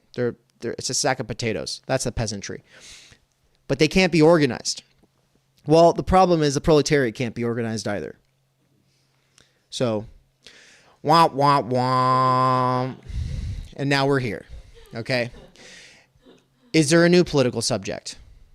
Well, if you have a goal, that would be an object. You can't really get out of this kind of language. It's baked into our very language. Well, then who's going to make the move towards that goal? And what will their task be? That's what we're getting at with this idea of the revolutionary subject. And for or you could say, instead of revolution, because I don't give a shit about revolution. Okay, well then we could say, well, what is the political subject? Right? And fascism had a very easy answer. Let's take all of the major interest groups that have something going for them in terms of numbers and some kind of show of force, and just put them all together and say, yeah, we'll make a new myth that makes all those things work together. So Catholicism and Italian nationalism, we can make those things work together. We really can, especially when we're appealing to ex-socialists or we'll just put it this way. They're still socialists, ex-universalists or ex-internationalists, right? And of course, we can come up with like the extreme other and scapegoat it, right? Take the opposite of a Catholic and scapegoat that. Jews, they're the opposite of Catholics. I mean, I'm guessing. I don't know. I've never met one. But I think it's true. Yeah, I'm kidding. Of course I've met lots of Jews. I'm joking. Okay. The nice thing about Jewish people is they usually have a good sense of humor. So I can make these kinds of jokes, you know. It's okay. No, but what's politically efficacious for a fascist sort of dictatorship in Italy versus Germany? It's going to be a little different, right? Versus the U.S. A little different. James Burnham famously said, I don't know if it's famous, but he definitely said that Americans don't have a problem with fascism. They have a problem with German fascism. I don't think they'd really have a problem with fascism if it was American fascism. And I'm like, you think so? You should meet some Democrats. They really don't like it. Or at least they say they don't. Maybe we have to reconceive what fascism actually is. But these are old terms from old maps that were trying to map old territories that have changed. Have they changed in essential ways? So much so that we should discard those old maps and their signifiers like fascism, like communism, like progressivism, like conservatism? Or are there's some kind of a reason to still hang on to some of those? Well, this is the sort of task that we're setting ourselves to, right? So the professional managerial class comes in to inform the PCFM, post-class fractured mass thesis, in this way. The reason that the two-class theory became non-functional is because there was a progressive strategy at the turn of the 20th century to dispossess advanced workers of their monopoly on control in the workplaces. So advanced workers were people who knew how to do everything and had built trust over the last 20 years. Those people who say, all right, we're going to actually strike, that matters a lot more than some video gamer at the Amazon warehouse being like, hey guys, what if we started a union? It's just a very different situation, right? And those advanced workers were replaced with college-educated degree havers, okay? And college-educated degree havers tend to think that the way that you solve problems in the world is by giving the right people recognition or making sure the right people are represented, which gets us back to that fascist question, or its opposite, which is instead of the bundle of everything that works, you take the bundle of everything that doesn't work, and then you say, intersectionality, okay? I'm not saying that if you belong to a marginalized category, you don't work. But there are a lot of ones in there that get bundled together that also don't work. And so it's just literally and figuratively, and in the sense of the double entendre there, in every way, like not going to work if we're thinking about large-scale structural change. The reactionaries have this huge advantage in the short term, but it's only a short-term advantage. And then, of course, this more left approach has no advantage in the short term or the long term. And so we're at a complete deadlock. And the question of the post-class fractured mass is not just a question of the PMC, it's a question of the medium. And I think that's the main thing that I haven't gotten into here, and I don't think that I really have time to do it justice. But for McLuhan, the medium is the message, and he thinks that television is making us all post-literate, and that's actually a good thing because you know what? Tribal people, they had some things right, and we're all going to enter a global village now, and that'll be great. Yes, one big happy family. Is that 10 minutes or 5? 10. Oh my God. Why am I rushing? Breathe. I've got time. All right, let me enjoy a sip of water.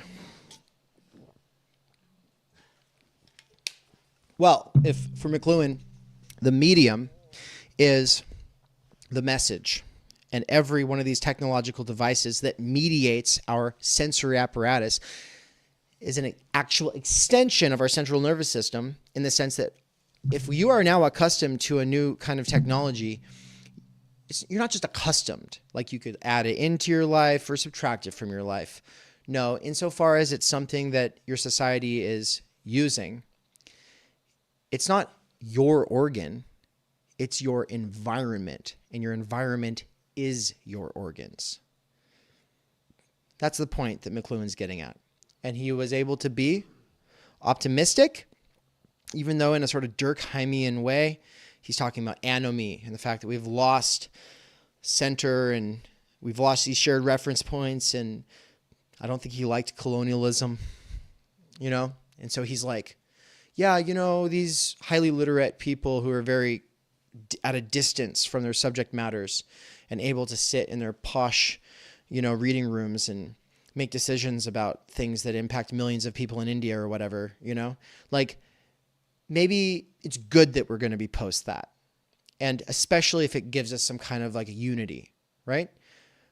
And television was creating this sense of like this unity, right? And if the printing press took the alphanumeric alphabet, which is a special kind of alphabet for him, it actually comes with this proclivity to sort of this more Western approach, right?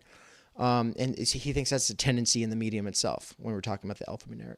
Well, the printing press makes that all very widespread. And those newspapers make those nations, right? It makes nationhood a thing. The printing press led to nationalism.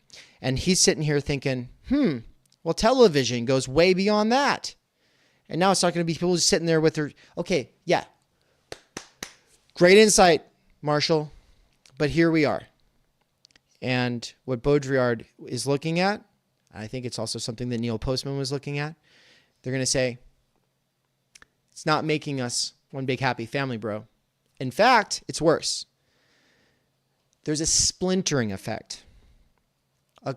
And we'll get into the kaleidoscopic effect of that splintering in a moment when we get to the pseudo activity of being able to respond to the spectacle. But first we have to talk about the spectacle and the two theses on it. And on the one side, Debord is going to say that the spectacle is sapping everyone of their energy in this way that makes them more passive. They are viewing Vietnam from a medium whose essence is entertainment. So you might be feeling things while you're being entertained by Vietnam or whatever it is that I don't know what Debord was responding to. I mean, they're all reflecting on May 68 and the failures of it. You might be feeling big things about Palestine, whatever. Good. Or anti-Semitism. That's the two positions right now. There's a lot of anti-Semitism going on.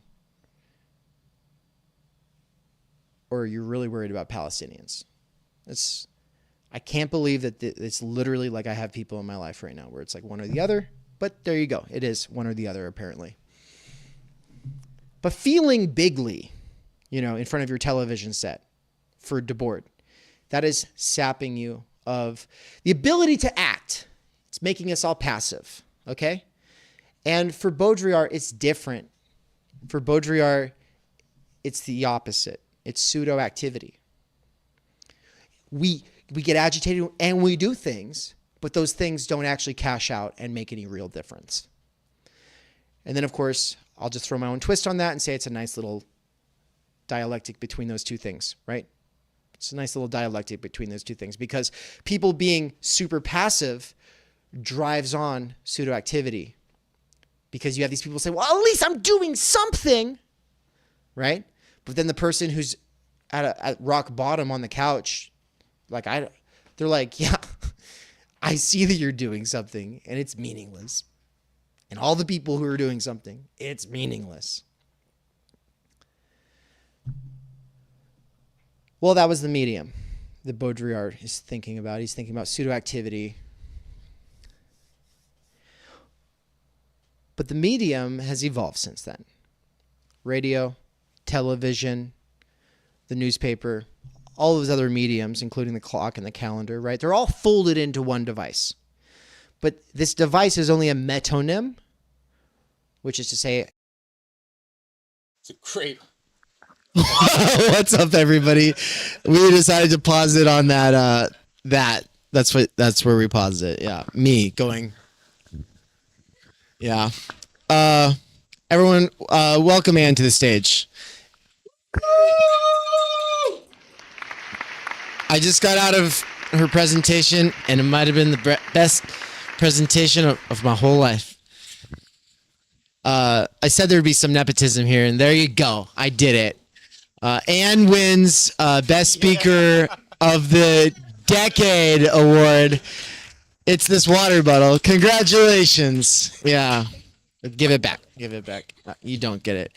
All right. So we're all about to go get tacos. Guess what? The taco truck is actually open. I am not paying for your tacos unless you are so broke that you'll be sad and hungry while we're all eating, in which case we have a little fund, and it's called, what do we call it? Solidarity Fund. The Solidarity Fund. And anybody who wants to donate to the Solidarity Fund because they're rich and they feel bad for the hungry little person, well, give that money to me, and I'll make sure it goes to a good cause. I am that guy. So at the end of the day, if someone else needs it, they'll get it. But also, if no one else needs it, I'll use it to eat extra food. So not at the same sitting, but Tomorrow night, drinks and dessert. yeah. Okay. So we'll reconvene soon. What does the planner say? Because we have to correct it. Use your microphone. It says we're doing something right now, but obviously our Technically, we break are. is pushed. Yeah. So, folks on the live stream side, I'm going to let my little talk on the PCFM finish, and then we'll roll Kier's presentation, and then we'll reconvene. And so that's about 40 minutes. We got about 40 minutes. And then what we're doing with the rest of the time here is talking to the MCs and bringing on presenters and talking about their stuff. And some people might be more eager to do that than others. And some of the people who are less eager might be the people we want up here the most. Who knows? I don't know. It's hard to figure out. But I hope that you're all excited about it, because we're excited about it. We really want to talk to you all and find out more about your presentations, because at least if we're correct, then it's not like this presentation was something that you had all put together before doing it. It changes in the doing of it. Dialing it into real, actual other human beings, it becomes something, right? And so we're really excited to kind of allow these to continue to grow up here, right? And it'll sort of showcase the work in a sort of way that makes other people go, shit, I want to actually dive into that, right? And so, for instance, how many of you saw Sean's presentation? Okay, not most of you. So we'll talk to Sean about his presentation, and the MC will be there, and we'll geek out on it for a little bit. And guess what? That means he'll be famous on TV. And then everyone will go, shit, okay, I better go watch that, right? Because that's ultimately, what are we doing with this stage? We're just kind of like reminding people that repetition is the way to overcome the zero-sum ultimatum put on us thanks to simultaneity. Thank you.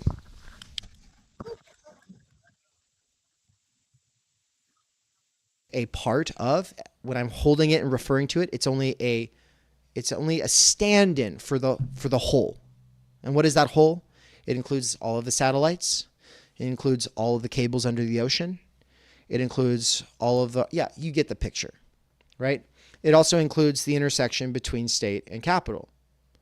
They are almost in complete marching step agreement on at least this one thing, and that is that gathering your data is the most important thing in the world. They can all just shake hands and agree on that. Okay. And so we have the attention economy, which is the age of distraction. And they call it the age of information, but it's the age of TMI. Too much information, not enough theory, not enough real concepts, not enough ways to organize the manifold, right? Well, the post-class fractured mass is the result of the PMC and the medium and time-energy lack. And those three things, now there's other things that we could look at. There's other factors that we could look into, but like those three huge factors leading to the PCFM brings us back now to what I said at the beginning. Raise your hands if you've seen Game of Thrones, right? Raise your hand. Okay, or the fact that I presented elsewhere at this conference and you were not present for it. Okay. We all have to be places at the same time. Crazy that simultaneous things are always happening and you always have to make choices, right? Spend his whole life just thinking about that one fact. Okay. I'm joking. Okay. This lack of shared reference points means that building community in the post-class fractured mass means choosing our shared reference points, not the ones that were chosen for us. The ones that were chosen for us are Nike and Cheetos. It's the brands, right? We're all way over Dunbar's number, right? The people that you can actually know something about. And I like to say that all those faces and names and things you can know about them have been replaced by brands, right? And I'm not just talking about influencers being brands. No, I'm talking about literal brands. You likely know more about and have stronger opinions about brands than about most people living in your city, right? Yeah, of course. And at that point, we're talking about truisms, and it's pointless, right? What's the point? Well, people talk about siloing effects of the algorithm and the dopamine. This is all cliche at this point. We're sick of it. Throw away the phones. Don't let them in the schools. My main point is this. In the post-class fractured mass, getting to know who we are and organizing with other people means choosing our reference points wisely.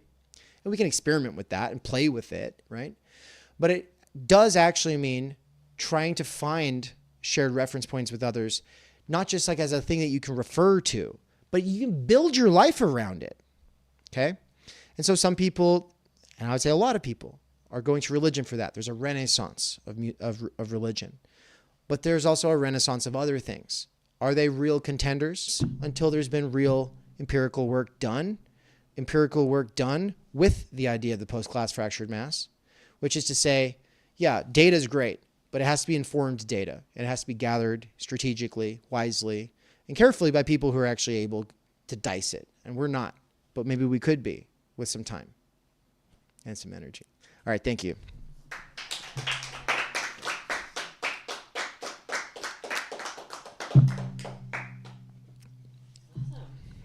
Thank you so much. Yeah, are we all out of time?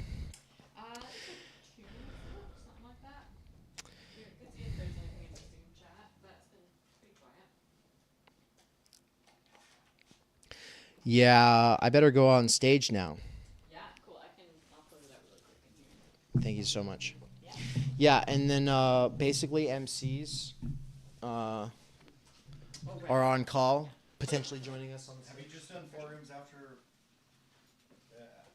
the other, and then now you're going to the main stage? I took one off. Okay, That's one good. off. I took one off. All right. Great presentations. Appreciate it. Awesome. Yeah, that was great. I'm recording. All right, everybody, welcome to this session. It's really good to have you all here today, and we're all very excited to hear from Cesar Ruiz. I'm just trying to find his little thing here. I wanted to see if there's anything. Nope, pretty much everything I'm going to say, which is just that he's a stand-up guy. We like him a lot. He's been around for a while, and he's been doing this sort of underground empirical research, right, of the scene. Where is it at? What are people thinking about? What are people doing? Well, instead of speculating about it, he's doing what Pierre Bourdieu would be completely proud of, which is to say he's going to the people and he's asking them himself, and he's having real good conversations and interviews. And so we're all very excited to hear from him. So put your hands together to welcome Cesar to the stage.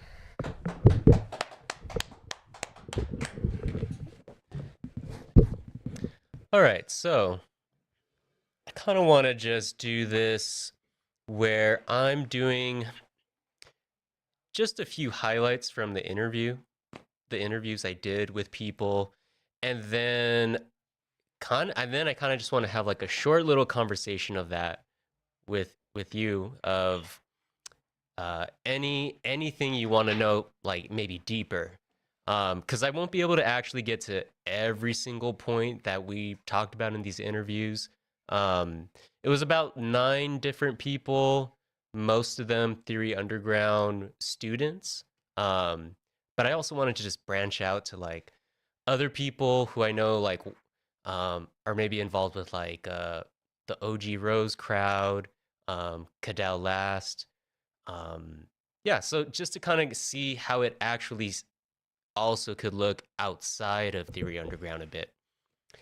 So then 3 things I want to just highlight in this talk are, first, there seems to be this kind of uncertainty and ongoing like development of what a milieu is for theory. I think a lot of people are probably seeing themselves as part of something like a scene, or they're thinking that it's just still very early on to kind of know what's happening. So there's just like a little bit of uncertainty. Second point is the theory groups, there's something that people kind of do outside of other project groups they do, like maybe jujitsu, for instance. But it's just that it's different. It feels different for everyone who's involved in theory from these other kinds of groups, especially the people who were involved in more political groups, which actually was quite a significant amount of people. So something we'll go over. And the third point is everyone I interviewed does have like the motivation to want to do get involved in a milieu, a theory milieu. But I got a lot of different answers as to how to sustain it, how to go about making it actually happen. So we'll just touch on maybe a few of those, because I think everyone almost said something completely different. And yeah, well, at some other point, we'll like upload all these interviews so everyone could kind of see what specific people had to say about their story. Out is people wanting to do philosophy and people wanting to do politics, because they're not necessarily mutually exclusive, but when you do need to create something like momentum with other people, it's probably easier to do that with politics, honestly. But that requires a lot of closing off of questioning and thinking and allowing those things to have time to sit. In politics, you don't really have time you don't have time as like a stewing method. So let me see. I think I want to just get to that third point of people want to be part of a theory milieu. We don't know how to do it yet. We're trying things out. So some of the answers to what a theory milieu should be like, let's see. I want to try to reference maybe someone. Okay, so there's this guy Javier Rivera, who I interviewed.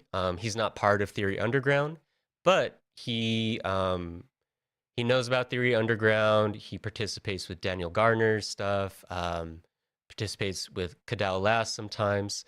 And so we kind of talked about what a milieu should be. And his specific examples were he thinks overt collaboration should definitely be part of that.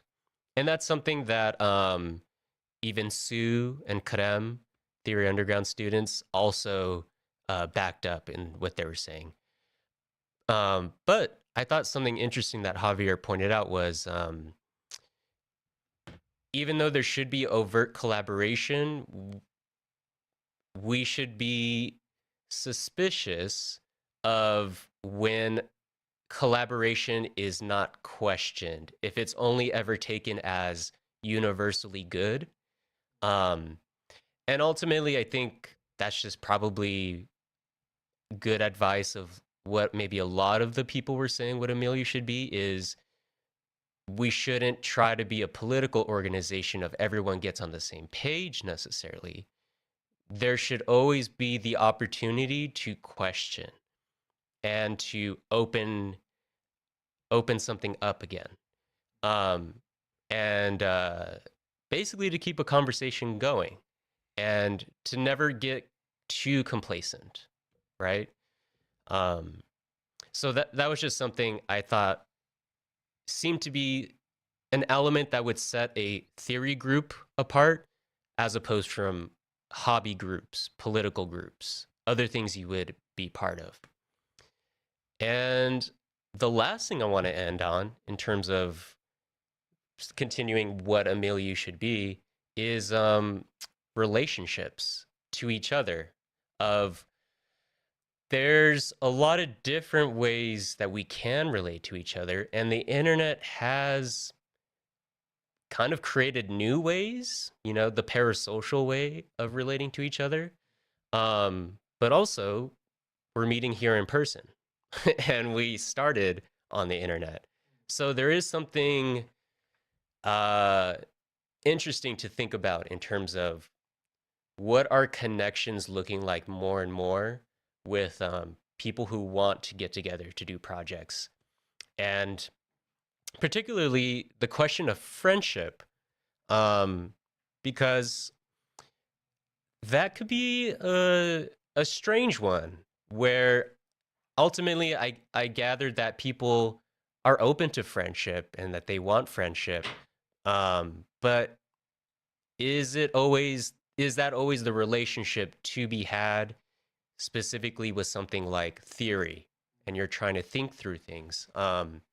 Which is why we maybe had other terms thrown around, like fellow travelers, mentors, and students. I guess just continuing to think, what are these relationships?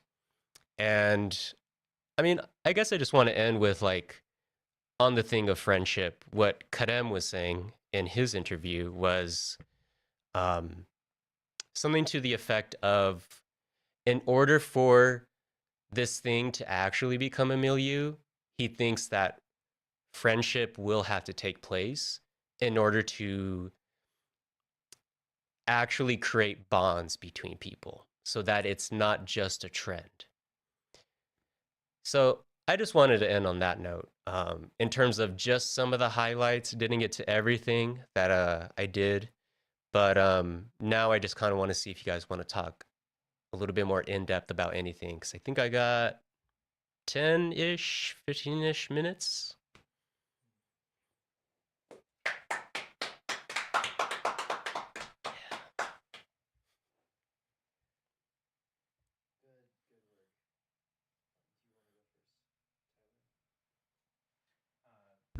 Yeah, we're gonna do the microphone passing. Maybe we should. Well, I'll try to be quick. I guess listening to this, the question that kind of came to mind, which is kind of for you, Dave, and this is something that I kind of wrestle with some things that I do in Billings, but it's like, what is the appropriate amount and way that we open these spaces that we've created to those who would otherwise maybe just be sitting on the sideline?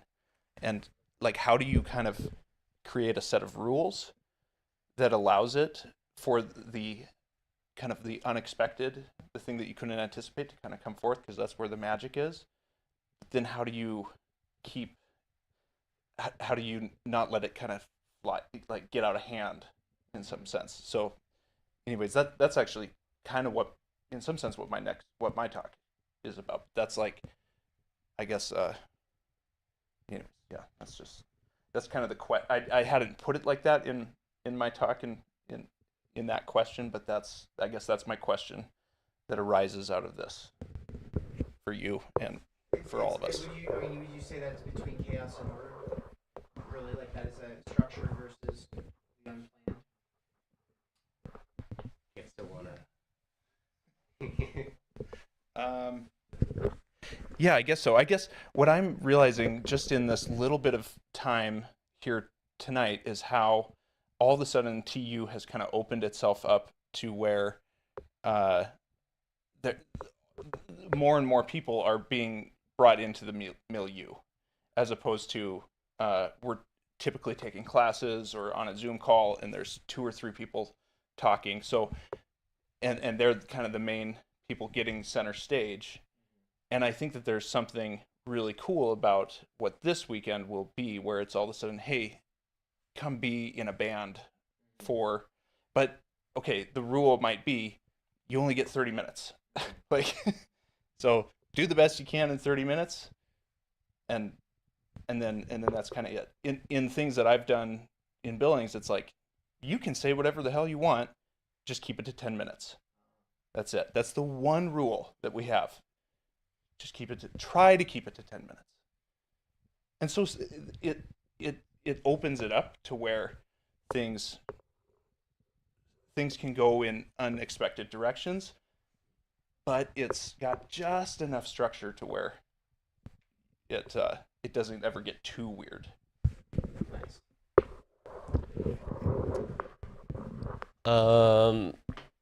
Let's see. From what you were saying, makes me think to specifically Sue's remark of what Amelia should be.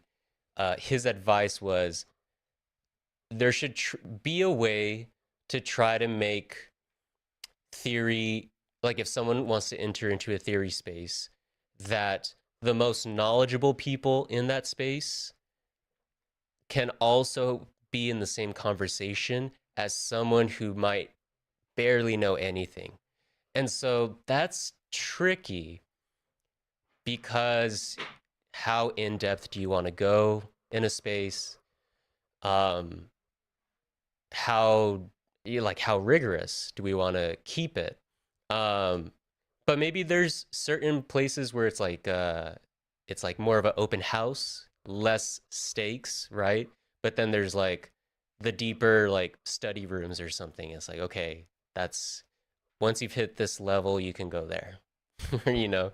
So yeah, there was just a lot of talk about that. And also the way people were attempting to maybe have friends, in-person friends, regarding like theory. And most of us don't.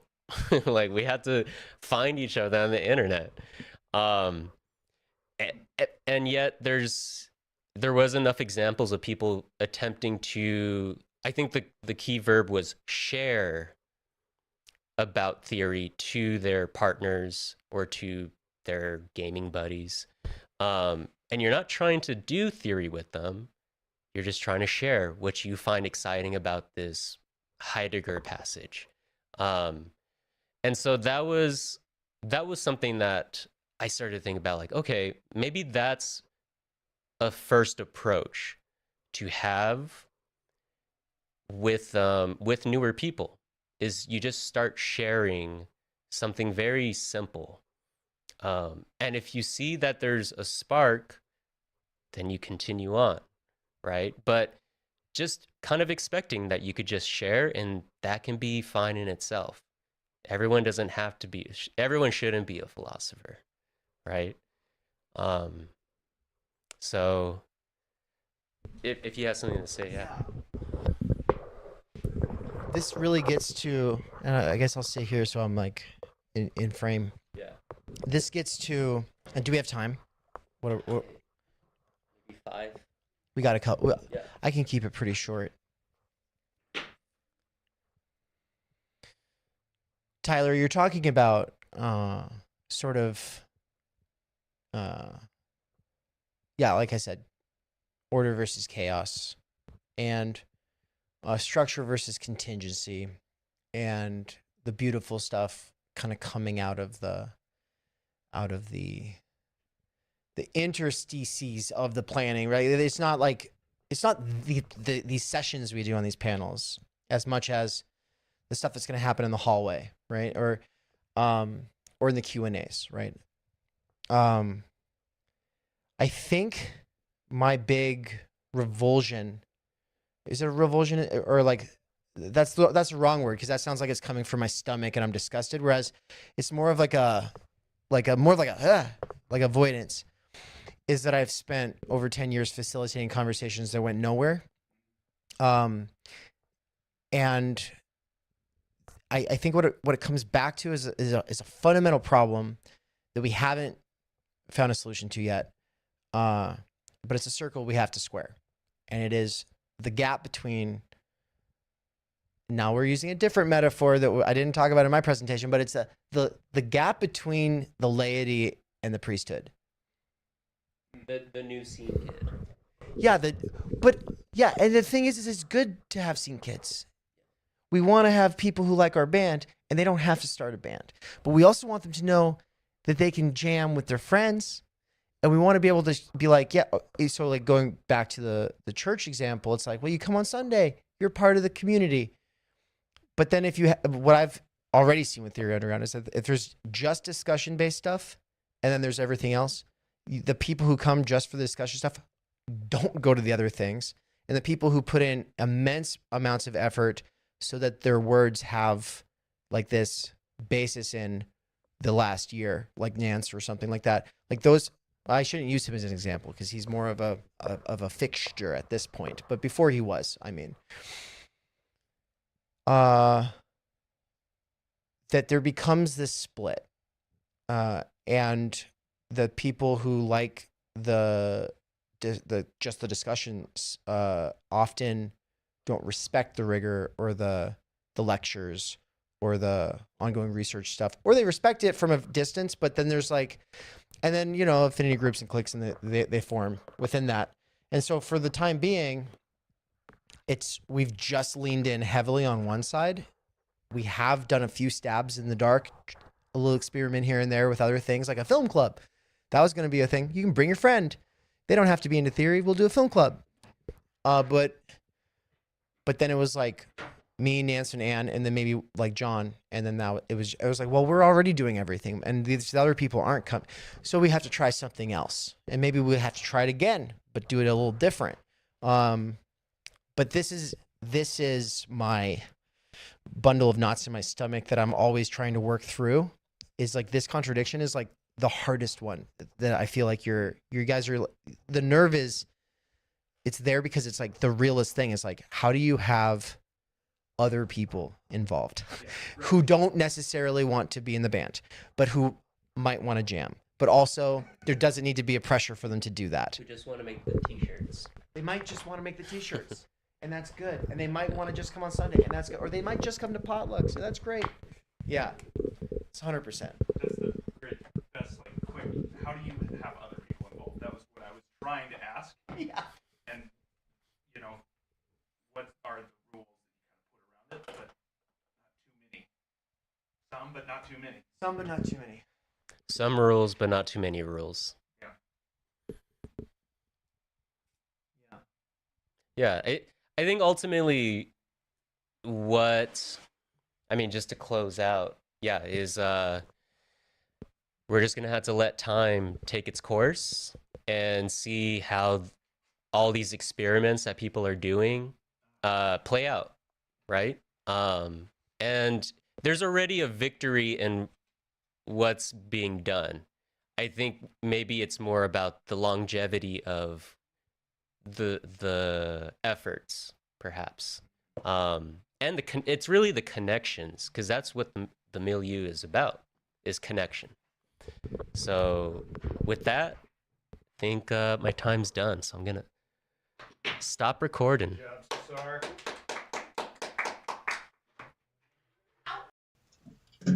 Okay, folks, we're recording, and would you like to introduce yourself? Sure. Yeah. My name's Sean. By way of introduction, I guess I've been published in the Underground Theory volume, and I'm just a student at TU. So yeah, just here to learn. And today I'm just posing a question, really. I'm really a novice when it comes to Lacan, but this is sort of my process of like I'm coming to understand, you know. So what I'm working with right now is it seems to me that Lacanians emphasize one side of a dialectic. They tend to, and it seems pretty clear to me that it is a dialectic. It seems like what's usually emphasized is the negativity of language. So we're symbolically interpolated into language, and then and then at that point we experience the loss of the fantasy object, right? Is sort of how the narrative goes that I've heard repeated a lot, right? And what I want to pose is like, I wonder what happens if we reverse the polarity, like if we play with this a little bit. So if we see instead the body as the site of negativity instead of language, like obviously language makes a lot of sense as a site of negativity. Like if you think about the novel Catch-22, that's the entire novel is about being caught, snared in language, right? And at the very end, if you haven't read it, sorry, it's a classic. I'm gonna spoil it a little bit, but yeah, at the very end, there's a moment where there's like the protagonist, Yossarian. He has a moment where he's going to seize his freedom. It's an open-ended ending, but he's going to seize his freedom despite whatever constraints are put on him by language, right? And it's no coincidence that when we are snared in language, it is within the context of a bureaucracy, right? And so the whole novel takes place through a military bureaucracy, and so yeah, so it's clear that language sort of restricts the body. It limits us. It limits what we can be. It limits what we can conceive a lot of the time. And but there is the other side of it. A couple examples is if we think about like the burning of the Library of Alexandria, what is that but a physical process destroying language, right?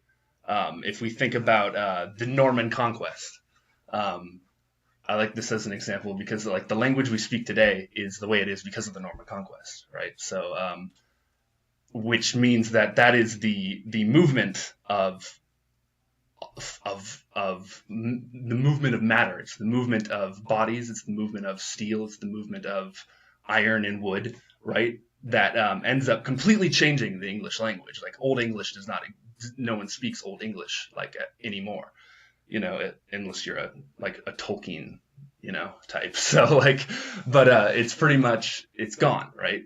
And the language we speak today, like my sister's a linguist, and I was talking to her about this, and she said like the word knight, like knight in shining armor, it used to be pronounced knicht because it was a Germanic language, right? At least that the best guess we have is that that's how it would have been pronounced, right? And the reason why our spelling in English, like our spelling and pronunciation rules are so like we are broken so often is the Norman conquest, right? So the point being just that this is a movement of flesh and steel and iron and wood that causes the negation of literally an entire language, right?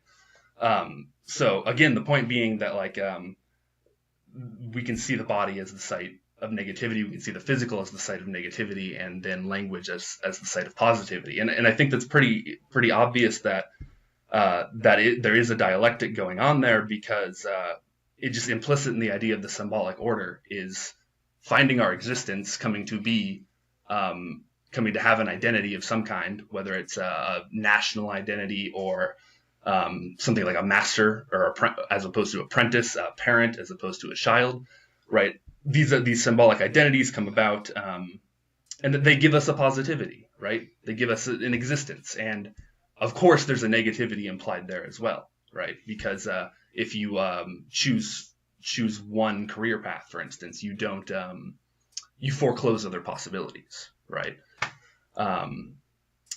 So yeah, that's what I'm working with sort of like the Lacanian framework, and Lacan's interesting in this because like in Seminar 11, which is the only one I've read cover to cover. I've read like a seminar and a half right now, so I'm like, but in that one he seems to equivocate a lot, because he'll talk about the eye as like the organ, and he'll refer to the eye, and then he'll immediately turn around and say like, no, I'm not talking about substance. I'm not talking about like a Kantian thing in itself when I'm talking about the unconscious and the real.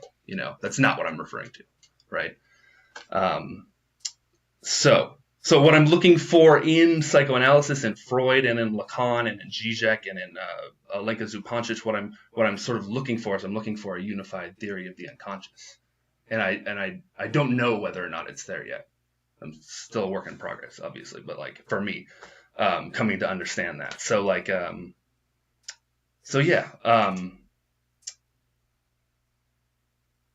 don't have a great segue for this, but it brings me to George Santayana. So Santayana divides the world up into two. He's a monist, but he sort of has two realms. There's the realm of essence and then the realm of substance, and this corresponds at the point of the split. It corresponds to Kant's phenomena and noumena. Phenomena corresponding with essence, substance corresponding with noumena. Now, from the point that split happens, though, down the road, like they have nothing in common. Like because Santayana is going to characterize the split as a Platonic split. And he has some interesting ideas about essence. It's difficult to tell at times how poetic he's being, because he's referring to essence as though it actually exists in the world, as though like there is a literal realm of essences, like a Platonic realm of forms, right? But it's kind of difficult to tell. John Lash is a scholar of Santayana. He probably died in like 2007 or so, but he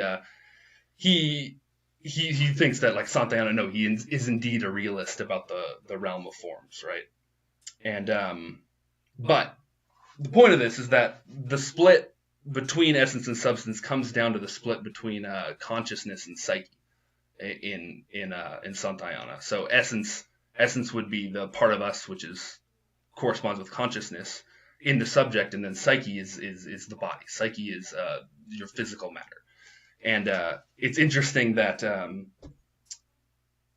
there is kind of an idea in Santayana of there being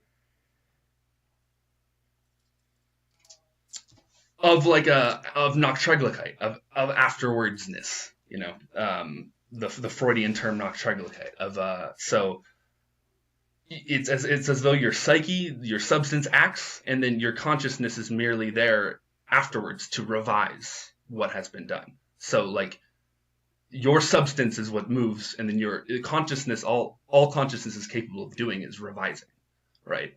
And so error is going to be essential to being a subject, right?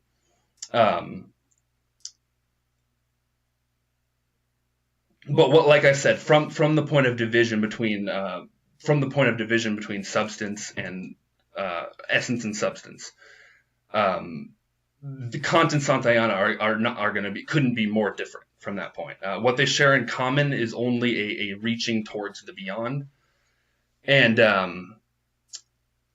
the point just being that the question I want to raise is lack in fact caused by our failure to grasp the thing in itself? Could it be that like that is the cause of lack? That position of being in the -1. Could it be that we as humans speaking subjects are really aware of our failure to be able to grasp that thing in itself, you know? And it's very similar to Kant and talking about the aesthetic judgment, right? It's similar to this, where like perhaps what is producing desire is the fact that we can't get at the thing in itself. And it's interesting that a lot of the experiences that provide like moments of euphoria are subject-object collapses. If you've ever done like a psychedelic drugs or something like this, or you can have this experience doing like Buddhist meditation, where when you have a collapse of the subject-object distinction, it's accompanied by a feeling of euphoria, of intense euphoria. And I think it's similar to what Kant talks about too in profound experiences like with works of art, right? So yeah, I'm kind of looking at this through like a Kantian lens, and like and through the lens of Santayana, because he has a similar approach to the beyond, right, with Kant. And yeah, he's really been massively overlooked, I think because there was a linguistic turn in philosophy. This turn happens. This turn happens both in analytic philosophy and in French theory around the same time, but in very different ways. And I think that the obsession with language is a very productive one, especially for Lacan. Like he makes a lot out of this. It's a very productive obsession, but I think that it is nonetheless an obsession. And so returning to a philosopher like Santayana, who sort of exists, is doing his work. He was born in the 19th century, right? So he's doing his work prior to this split, to this linguistic turn. And it's really that linguistic turn, which is why the institution, like after he leaves the university, he just really surprisingly rapidly fades, because when he sees this start to happen, he just doesn't care. He has like almost like a Bartlebian, like, I would prefer not to. I don't care about what you guys are doing. Like I'm not interested. And he sort of like he does talk about symbols. He mentions symbols, but he spends like no time on it. It's an important rung in his philosophy, but it's not one that he spends a lot of time developing because he's just got other priorities. So he does not care about the linguistic turn. He does not care. So there's things to me about Lacan that can flesh out George Santayana, and things about George Santayana that might help us flesh out that Lacanian theory that, of course, the Ljubljana school has made so famous, you know. So, and I know that I have not read Joan Kopchak, but I think like that would be definitely a good thing for me to do. I can't wait to have the time, really, because I know she's read Joan Kopchak. Yeah, because she's really like the Kantian, you know, like the like Kantian Lacanian, right? So yeah. Anyway, that's more or less all I've got. So Awesome. if there are any questions, we can have a discussion, or if there are any questions. You've got about 5 minutes left. Okay. So 5-6 minutes. Cool. Do we have anything in our large in-person audience? First off, before you say that, I just want to say thank you. That was awesome. Okay. Yeah, really appreciate that. Appreciate it. Please. Yeah, so you might have noticed me nodding emphatically when you were talking about the reaching from the essence to the real, is that our inability to grasp the noumena. Is that where that comes from? I think Lacan would say absolutely. Oh, you do? Okay. Yes. Yeah. 100%. Yeah. Gotcha. And yeah. But I think the important thing that like what I picked out from there was, I think when Lacan is talking linguistically, he's talking about the symbolic order. He's talking about the structure of the fact that we are structured by language. It's not about language. It's not about words. Right. It's not about the actual like it's like there's something fundamental, literally ontological about being human that is structured. Sure. By language. Or like it goes both ways, right? Like humans are language. That's what we do. Human animals are that. That is our subjectivity. Yeah. So I think, but to like, I think you're absolutely right. Yeah. Because it seems like in Y Theory, the Todd McGowan's podcast, right? He talks about, has a moment where he's talking about this, where it's like specifically it was the episode where he's talking about the aphorism. The unconscious is structured like a language, and it was great conversation he's having, right? And with Ryan Engley, right? And but they're talking about that. So Lacan is in critical theory departments, like English departments, where Lacan is like taught a little, right? Is that he's being totally like misperceived as being a structuralist, like a reductive structuralist, right? And he's just saying like absolutely like. There is like a Kantian angle to this in that, and like a reaching beyond, you know. So I think McGowan would say the same thing, even though he's acknowledging that like it seems like Lacan wants to be misperceived as a structuralist. Like it seems like he's erring on the side of like like reading Seminar 11. I'm like, why do you keep like equivocating about this? Because it seems like he wants to like if he's going to be misinterpreted, he would prefer to be misinterpreted as a structuralist. Would you agree with that? Or maybe I think you're on the right track with he has no compunctions about being misinterpreted. I would interject just one thing. Yeah, go ahead. Pre-seminar 11, Mhm. and I think the sort of things that you're looking for, you're going to find maybe in the later Lacan, Okay. a little more like 18, 19, 20, when he gets into the knots and stuff. Yeah. Well, yeah, when he goes beyond phallic jouissance, Mhm. which is actually what my question was about. But for seminar 11, that was when he was, thanks to Althusser, he had lost his teaching position and he was moved to a philosophy department, and he would lecture for philosophy students rather than medical students. Right. And that was the first time he did it. Oh, that was the first So time. he's actually Okay. speaking to a room full of Marxists and structuralists Mm. when he's doing this. So he may be purposefully using the language, because I think we know he wasn't a Marxist, but he's purposefully using the language of structuralism and Marxism so that his audience will understand what he's saying. Gotcha. That's my hypothesis. That's useful context for sure. Yeah. I don't think Todd mentioned that in the class that we took with him on that. So that's interesting. Yeah, I like that. I think we have about maybe, let's say, 2 more minutes before we break. I'd like to ask my question. Yeah. So, is it possible, you were talking about this sort of, you didn't use the word transcendence, but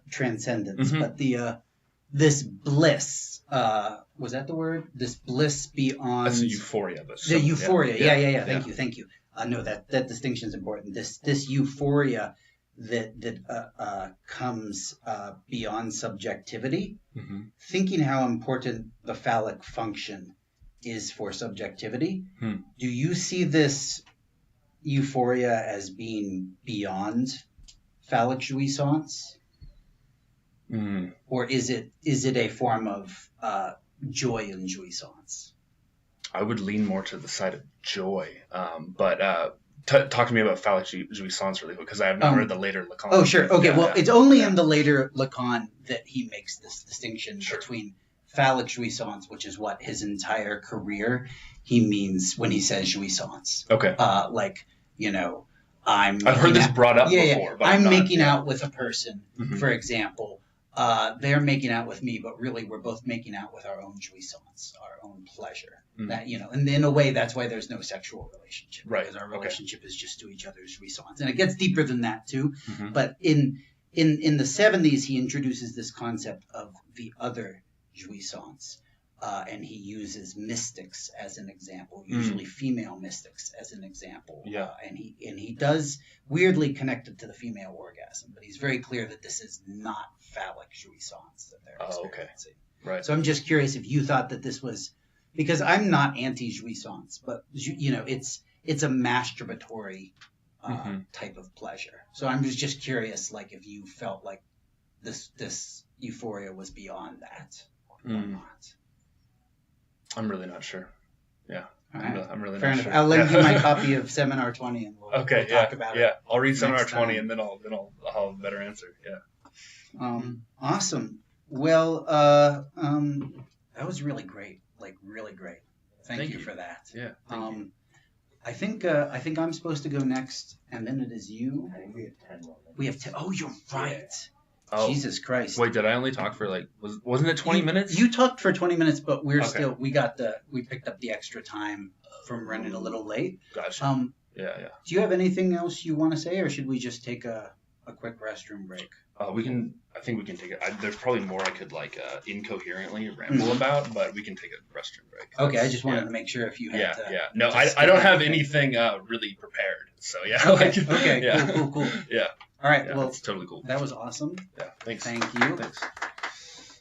Let's meet back here in 5 minutes. Or not. I switched with Nance because he had a schedule something last. Okay, yeah. So he had scheduled. Great. So is he He'll coming be in after after me? Okay, perfect.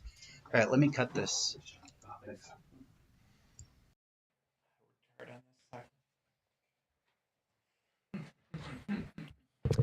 All right, so to end this segment of Theorizing the Underground, we have Benjamin Studebaker with the idea of the monastery. So let's raise it up, get some applause. Thank you. All right. When I use the word monastery, people often get the wrong idea. Today, the term connotes withdrawal from active life. Those familiar with the work of Hannah Arendt or vulgar readings of Thomas More often juxtapose a vita activa with a vita contemplativa, the life of the statesman with the life of the philosopher. If there's a binary choice between the two, it would seem monastic life would land firmly on the side of the latter. Today's monks are rarely involved in politics. Universities play the primary role in providing tertiary education to young people. If a teenager came to you expressing a desire to join a monastery, you might very well think there's something wrong with them, that they have, for some reason, a desire to be protected from the world. This is not the way monasteries were in the beginning. Scholars of late antiquity have, in recent years, done a fabulous job broadening our understanding of these institutions. In the late Roman Empire, monasticism was not primarily about withdrawal. It provided a kind of spiritual education that was otherwise thought to be unobtainable. This spiritual education equipped monastics with a kind of auctoritas, an ineffable sort of charisma, an authority that was difficult to dissect or to pin down. This quality allowed hermits and monks to gain real political power. Many bishops trained in monasteries, and hermits and monks often took on mediating roles between bishops and the laity. Increasingly, secular magistrates had to share power with these bishops, and bishops had to share power with the monastic institutions on which their spiritual education relied.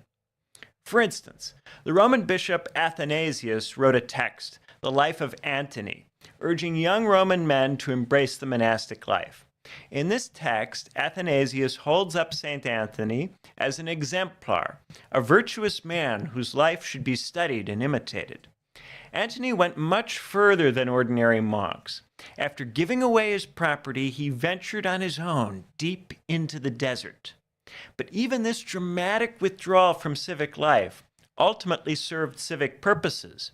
When he returned from the desert, Antony managed an estate peopled by ascetic followers, corresponded with emperors, provided instruction to the entire city of Alexandria, and refuted the teaching of Greek philosophers. The contemplative life is attractive to Roman elites because it is always already also a life of action. Indeed, the action is made more meaningful and more effective by the period of contemplation that preceded it. In 2023, a couple of scholars, Fafinsky and Remenschneider, went so far as to argue that monasticism was a genre of society. I want to take this idea seriously, not merely as an object of historical curiosity. In the late Roman Empire, Christians started new social organizations. These social... Yo, what's up, everybody, and welcome back. For the small handful of you who've been here all along, you will have noticed that was starting to replay the playlist that I queued up all those hours ago. Benjamin Studebaker talking about monasteries and Marxist monasteries and monasteries as a genre of life. I didn't know that he says that until just now because I missed that presentation and I'm really looking forward to actually getting to see it. But because we did change how we're doing things already, we're not going to be playing these all off the main stage while we sit here and watch them. No, we'll play some of them while we do stuff in the breakout rooms and all of that. But for right now, I wanted to put on everyone's radar kind of what's going down here. So what time is it, Nance? 2:05. Nice. Thank you for participating. Now, yeah, woo! Yeah, we're gonna roll Kier's presentation. if I had time, if we had time, I think that at minimum we'd play all of the MC's presentations first, just because they've been so in it, right? They've been so in it. The fact that it's like others, we get to bounce from room to room. We get to kind of like, oh, that looks cool. I'll go watch that, and I'll go see this, and oh, now I'm up. But for the MCs, like they're in that one room the whole time. That's a lot of space to hold. And so, yeah, we really want to give it up for them. And so, yeah, good job, MCs. And so what we're about to do is Kier's, then we'll bring Kier on. And we'll also bring on all of the people from the political philosophy, what was it called? PMC, post-left, post-Marxism, whatever it's called, that breakout room from last night. We'll bring them all in up here onto the stage. They'll all stand behind us awkwardly, like Hannibal in Eric Andre. I don't know. We'll figure out the arrangement while this plays. So everybody, Chiquita banana, Obama. Do I actually have that? I should have that. Oh yeah.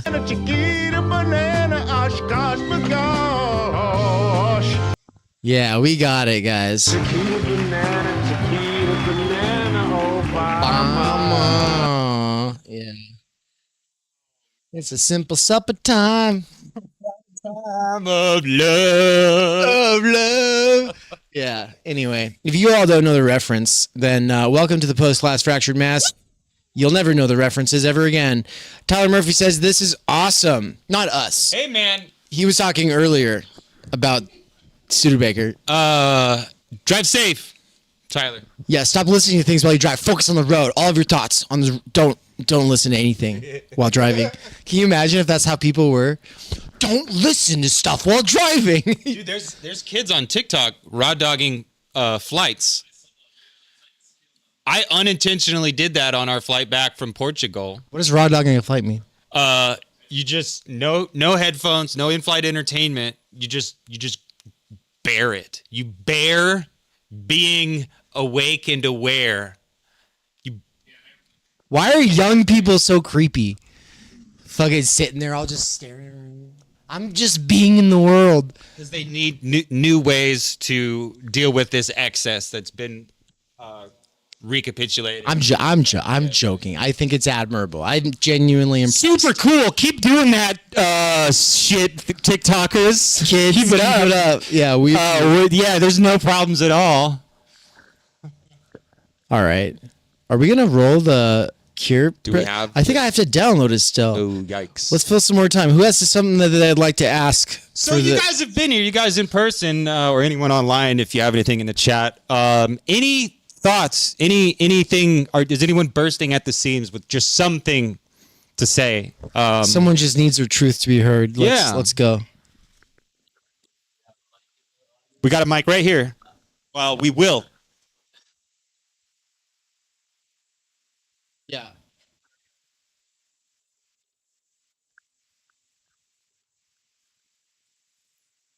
You stand or kind of between Todd and Studebaker, we'll be able to see. Okay. Yeah. How's my visage? Cool. Mostly what I wanted to comment on was that I think I'm starting to finally feel the exhaustion kind of setting in, where it feels like I'm imagining what it feels like for both of you to do the EMSTUs. And you kind of get into that like afternoon area where it gets a little bit more goofy. Yeah. Yeah. So it's like, okay, it's almost like a interesting feeling to have though, because you're seeing how much endurance you actually have for being able to like sit through people's presentations. And maybe the thing that's been like helpful is it has been like different presenters, but the same continuous theme so I'm doing, an emceeing, so then I had to stay there the whole time and kind of see how people do the whole theme of whatever that room is. And so, yeah, I don't know. I think it's giving like an interesting way to like sit with these thoughts, because you are having to listen to different types of speakers, and yet people have been pretty good about connecting the threads between what the previous people said and maybe like what the last presenter is saying. So, and yeah, I'm just starting to feel interesting. It's like a fasting moment or something, you know. You get past that initial fasting and you're just like, oh, okay, I could just keep doing this. Yeah. So is everyone else kind of feeling like that too right now? Ian says, yeah. Anyone else? Some people just came in, but basically that we're just feeling like we're pushing ourselves and maybe at a point of some kind of exhaustion, but also maybe some kind of perhaps flow, some endurance flow of taking in all the different ideas that we've heard. I would like to say you're probably just about to hit the runner's high. And that the goofy part is more like, I was going to say, like, that's when we get goofy because we've been doing a 12-hour or 17-hour EMSTU. That's the closest I get to feeling drunk anymore. Like, that is the closest that I get to feeling drunk. And so it is a fun feeling. And then it's kind of weird because you don't want to be drunk with Chris Catrone. Of course you do, but not on air. And so, that's a big responsibility. And so it's interesting, it's a weird pressure. So I hope you're all having fun, and I think it'll just get more fun. I think the main thing is that what we're all about to do is, for the first time of the entire conference, we're all going to watch a presentation together. And this will be the first time that we all saw one of the recorded ones together. And so I do hope that everyone will treat this like canon. Like, even if you decide that you're going to run to a gas station to grab something or whatever like that while this is going, that you would still listen to it on your phone if you can. Try. If a couple of people don't, I'm not going to hold it against those people. But if for the majority of us, if we actually kind of get on the same page with this video, then that's great. And it's awesome, because it's ultimately what we want to do with all of the presentations, with the recordings. Because remember, we're resisting a tendency of the medium that says, well, especially with live stuff, that it mattered because it was live, and now that it's not live, well, whatever. No, well, we are doing the opposite of that. And so, yeah, any last thoughts before we click the fuck it button and go? Yeah. Yeah, all right. Oh, not that, but I get it. Oh, my bad. Womp, womp, womp. Let's go. Hello, everyone. All right. It's time for my talk. Let's see how the levels are looking good. Okay. Yeah, my name is Kier Adrian Gray. I have a newsletter and a podcast called Recovering Anarchist, where I examine ideology, morality, and social norms on the left. And I was an activist for many, many years. 2010 was the big radicalizing year for me because the Olympics came to Vancouver, and I was there for that, and the displacement of homeless people and many other things. And then the G20 came to Toronto, and there was actually like the largest mass arrest in Canadian history, apart from like early colonial displacement, happened that year. And yeah, I kind of was on and off an activist kind of up to 2020, 2021, where I co-organized a successful campaign to raise the disability and social assistance rates in my province. So that was really cool. And, we'll see. I'm always open to more projects. But yes, I'm more in the writing podcasting world these days. So my kind of jumping off point for starting my newsletter was writing about leaving social justice. And that's mostly a story for another day. But what's important is that at the peak of the Black Lives Matter movement, I had sort of 1 foot in and 1 foot out the door. And I was initially swept up in the fervor. I was amazed as my email inbox filled with like every company that ever got my email declaring fealty to racial justice. And I'd never seen anything like this in a decade of activism, and it was exciting. But over time, it became clear that companies were eager because of how little was being asked of them. All they had to do was force their workers into racial sensitivity trainings to protect themselves from lawsuits and, promote a sprinkling of people of color to improve optics. And business models and economic structures were not only left unchanged, but they weren't even part of the conversation, right? Wages, working conditions, employee benefits, corporate taxation, none of that really got any ground. And in 2022, the journalist Li Feng broke a story for The Intercept about how union busters are rebranding as diversity consultants. Let that sink in, okay?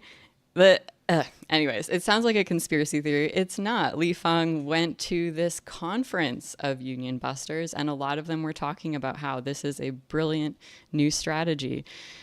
So the mechanisms of DEI are literally being deployed to collect personal information to aid the bosses in crushing union drives, and also to sow division among workers through identity-based affinity groups.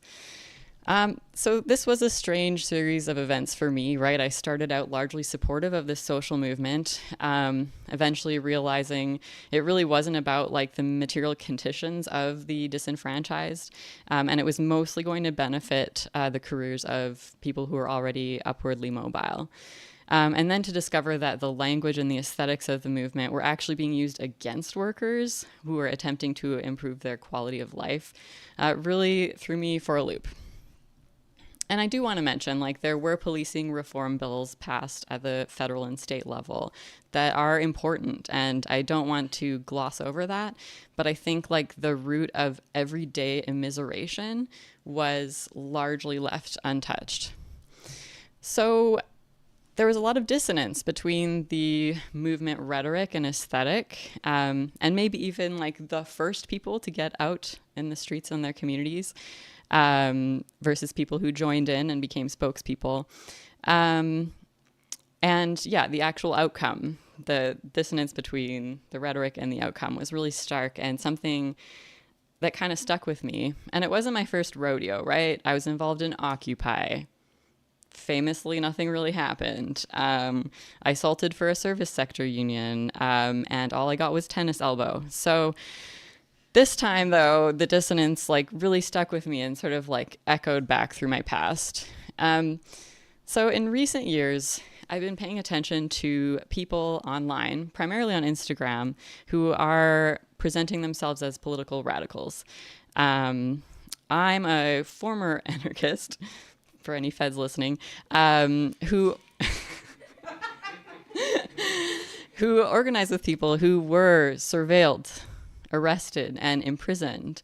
So this idea of a social media radical was very hard for me to wrap my head around, right? When I was involved at that time planning direct actions that I don't do anymore, I never would have posted anything online about it because the cops would have found out and prevented us from doing the action. And I mean, at that time, you could take the batteries out of your phones, and we would do that before every meeting to ensure that there wasn't any digital surveillance either.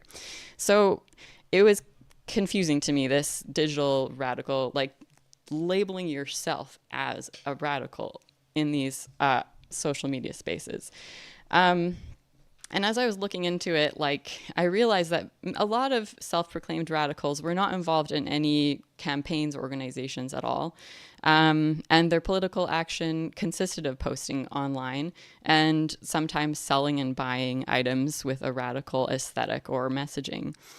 And in fact, those who labeled themselves as disabled or POC or LGBT, some radicals with those identities would say simply existing is revolutionary, right? The radical act was not defined by whether that act could initiate structural change, but rather by the identity of the individual. So here are some real examples from Instagram. It is revolutionary for Black people to nap. It is revolutionary for Mexican Americans to go to therapy.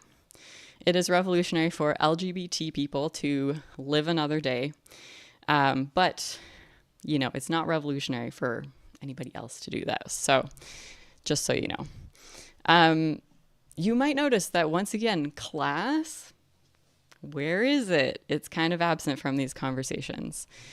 And so I'd never kind of heard this definition of revolutionary, and I kind of started looking for patterns. And the main thing I noticed was that most actions that were being labeled revolutionary in this context, when the correct person does it, were acts of self-care or self-improvement. Even colleagues I have a lot of respect for were and are hosting events under banners about how healing yourself will heal the world. Now, some people would probably say that the left has been so disempowered for so long that many of us believe structural economic change pretty close to impossible, and maybe people have turned to self-improvement to get some relief from the helplessness that they're feeling. Because activism is very slow and often very thankless work. And if you can convince yourself that self-improvement is activism, that probably feels really good.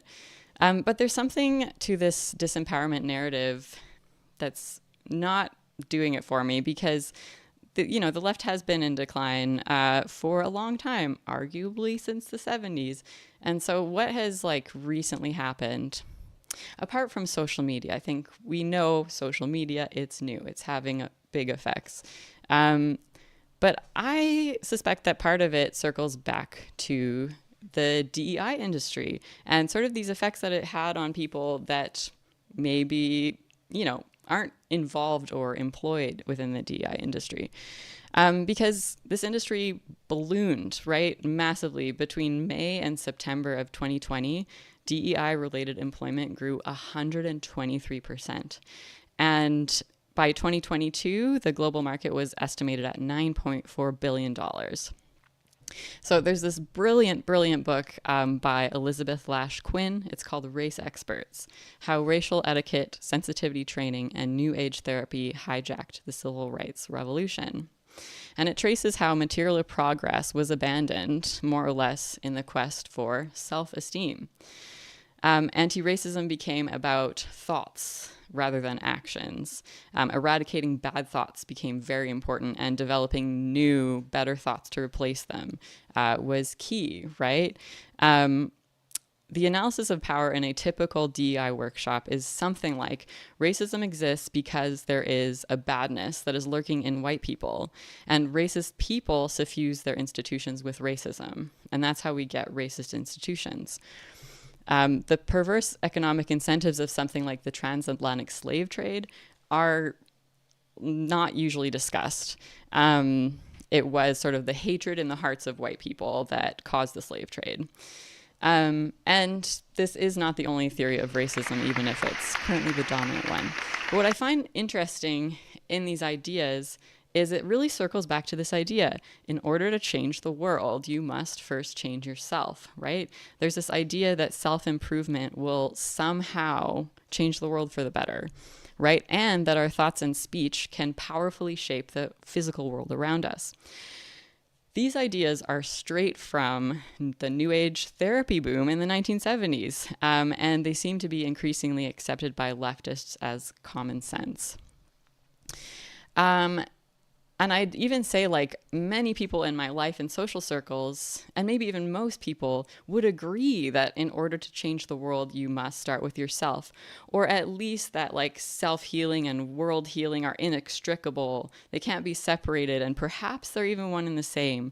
And suggesting there is a distinction that's important is wildly unpopular, I have learned over time. So, what are some of these beliefs that New Age therapists had that have had an outsized effect on contemporary anti-racism and, in turn, leftism in general?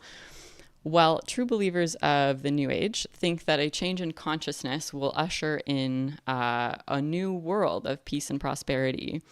And it has roots in an older American religious movement that I would love everybody to find out about if they don't know about it yet. It was called New Thought, and it's sort of the ancestor of the New Age. And I think New Thought is like the water that North Americans are swimming in. It's everywhere, it's everything, it's common sense, and you sound like a crazy person if you're not into it. Yeah, so New Thought is an American religious tradition started in the early 19th century, and it was a reaction against Calvinism, right, which considered happiness and pleasure to be sinful. In response, the proponents of New Thought came up with the belief that our thoughts shape our world. And so they encouraged rigorous positive thinking, right? They encouraged positive thinking as the solution for every health problem. And then when medicine got advanced enough, they switched gears and it became wealth, right? Positive thinking will inevitably make you rich. And New Thought fused with Christianity in really interesting and kind of uniquely American ways. Pastors preaching that faith will make you rich, right? Kind of a bit of a swerve from older forms of Christianity. And although New Thought rebelled against the righteous misery of Calvinism, Barbara Ehrenreich writes in her book Bright-Sided that New Thought also mirrored certain Calvinist tendencies. Both required the judgment of thoughts and emotions as good or bad, right? For Calvinists, happy or sensual thoughts were bad, and for New Thought people, negative thoughts were bad. Both required rigorous self-monitoring to obliterate the bad thoughts. And if any of you have been in a DEI training, maybe this sounds a little bit familiar. So let's circle back to this saying, in order to change the world, you must first change yourself, right? It is really appealing to burnt out activists who are tired of losing over and over to decide that internal work is equally as valid for shaping the world as is boring old community organizing. But it is not self-evident that taking a bubble bath, for example, will lower the rental prices in your neighborhood. And I can say this less flippantly, I promise. The mechanism which transforms self-improvement into social change is absent. And there's a strong case to be made that they are actually at odds, right? Self-improvement often encourages people to transcend their material conditions through personal wealth and power rather than collective political action. And so I feel that I'm seeing like a significant level of this type of magical thinking going on among leftists. It's the same magical thinking contained in the 2006 best-selling self-help book, The Secret, right? It teaches you how to control the physical world around you through your thoughts and your intentions and your positive thinking. And it also reminds me of policies in the 1980s and the 1990s, which blamed poverty on low self-esteem, right? People could think their way out of their material circumstances, and we can gut the welfare office because we just need people to, do affirmations in the mirror in the morning. It didn't work, by the way, if you're curious. But yeah, so this is like, there's so much resonance between the self-esteem craze, the Secret self-help book, and the ideologies that I'm seeing online, right? Like the person who told me it was revolutionary for Mexican Americans to go to therapy, I asked her to explain the mechanism, and the answer was interesting because it was, Mexican Americans, especially men, they can take a lot of pride in doing dangerous work. And so if they kind of feel better about themselves through therapy, they can get better jobs. And that was the explanation of how revolutionary this was. So I like well-being. I like people to be well. This is a good thing. But I think that like this focus on well-being is myopic at a certain point, right? I would be less concerned if I was seeing people, you know, feel better and then re-enter the world, right? And come back to us and organize and meet their neighbors and make connections. But much more commonly, I'm seeing people kind of ending up like endlessly mired in these various self-care practices. I kind of want to make room now if there's anybody who has like a comment or a question. Like, I haven't quite circled back to my own title, but I'm personally okay with that. So yeah, I'll give y'all a chance to think if there's anything you'd like to add.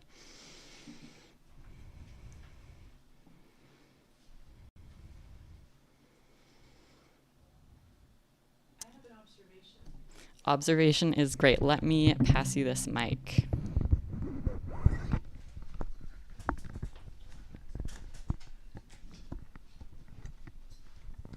Perhaps it'll find its way to a question.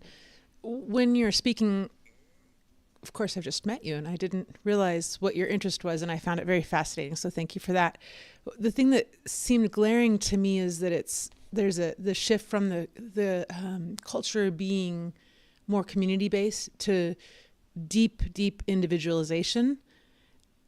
And I'm feeling like that's a root, is that loss of recognition of how important the community is. And then maybe that's what I'm thinking, and wanted to give you space to respond to that if you want to.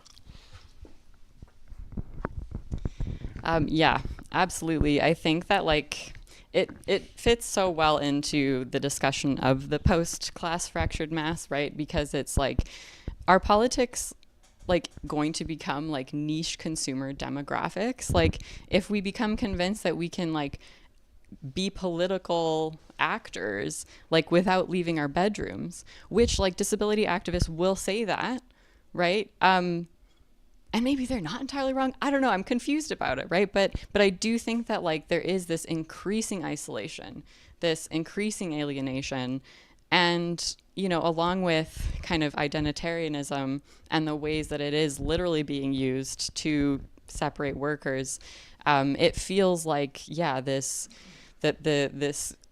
possibly emerging cult of self-care isolates people. And I think it isolated me. I didn't kind of get into my experience when I was kind of in the wellness world, but it was lonely, and I was like a lot worse off than I was after I left it. So I think, yeah, that's a really important piece, the loneliness, for sure.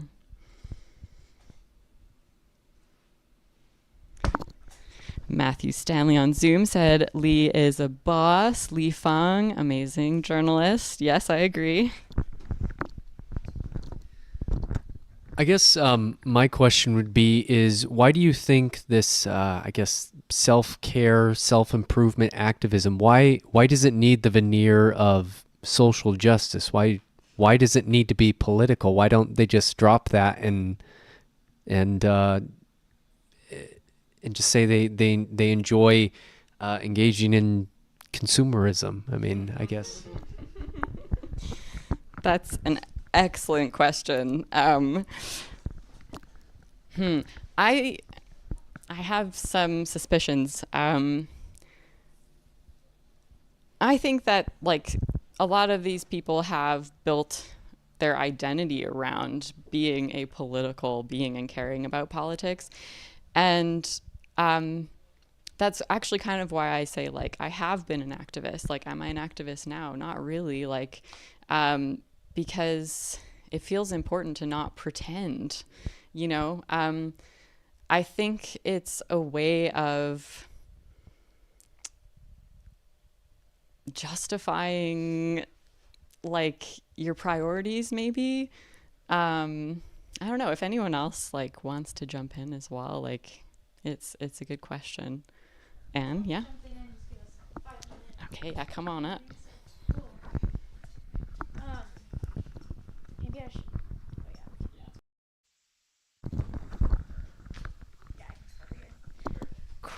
I just want to say I had no idea that Anne was present for this one, And so no wonder I was like, you can't miss this. We're all getting on the same page for Cures. Oh, that's why. So yeah, she is also listening to this after the fact, currently, from the house as she gets ready for the next thing we're going to be doing. And so people who are watching from the live side and also people who are here in the room right now, welcome everybody.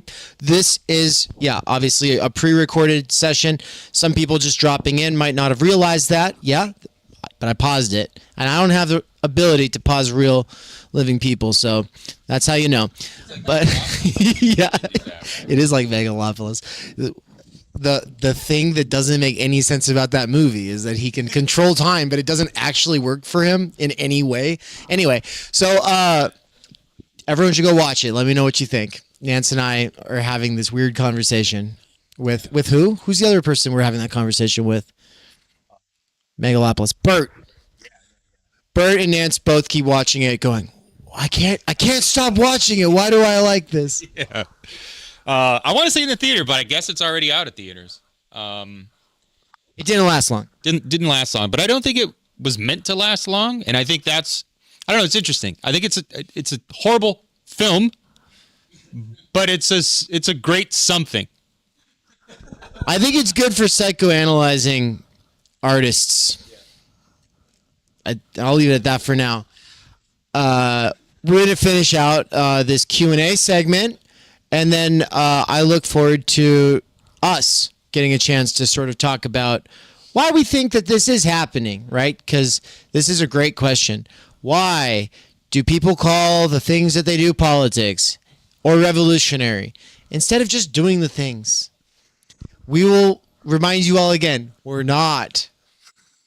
This is not politics, and it's not revolutionary. And we work for the CIA. They just don't pay us yet. All right. Thank you. Yeah, let's keep it going. Cool. It's like when I think about the individualism, I think about like the self-help, I can't help but think about consumerism and the like deep consumer culture that American society was really pushed into, especially coming out of like World War II and everything that Baudrillard has to say about the, selling us an idea, selling us happiness, and like happiness just becoming this value and this virtue. Like the American dream is to have the white picket fence in the refrigerator and like be happy and content, but it becomes like a simulation of like actual things that bring us joy and happiness that are creative or imaginative and not just like consumption. And so maybe like if you want to add more about like consumerism and consumer culture as this kind of almost underlying like beast, because taking a bubble bath and self-care and going to therapy, like great things, right? Therapy's cool, baths are cool, but they've almost like the idea of those things have become taken over seemingly by consumerism, and I can purchase a solution to all my problems. Yeah, no, that's a great question. There's a couple of things. One I would say is that I think there are people who like don't have like an in real life activism experience. So kind of more to the previous question, right? That like if they like believe that what they're doing is activism on Instagram, and all of their friends also believe that this is activism, like they're declaring what they think and reposting other people. I wonder if you didn't ever have a period where you were like out organizing with people, like that doesn't really cross your mind. And then the consumerism piece, it gets really like tricky, right? Because for the people, for like sort of the influencers in this world, they're selling products, right? And that's like a lot of what they're doing is selling products and advertising one another's products, right? And I talked to a jewelry maker once who happens to be like a femme person of color, and she was talking about her frustration that like the reviews, on her website weren't about the jewelry, right? They were advocating for her character as well as like her identity markers. Like that's the type of support that people were giving her. And that felt really weird because she was making like this physical product that no one was bothering to comment on at all, right? So yeah, I think there are these like weird incentives, and I get it. I mean, I'm trying to eventually make a living online, right? Substack, YouTube, blah blah blah.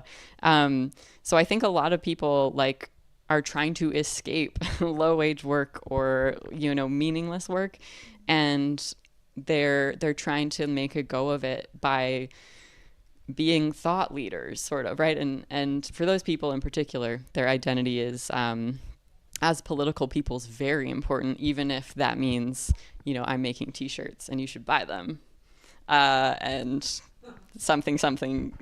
I was gonna say something communism, but they're not even saying that, right? Like, yeah, it really feels like this sort of doom spiral like this, and it does feel like the identitarian language has taken a really fascinating turn, basically, where it is like a smokescreen for like very like centrist liberal, and in some cases like the self-esteem case, like just kind of straight up conservative positions. Yeah, and this is kind of why it took me so long to get out of social justice, to realize that so many people who thought of themselves as political and radical had these sort of like paper thin explanations and understandings for why things are the way they are right now. So yeah, thanks everyone.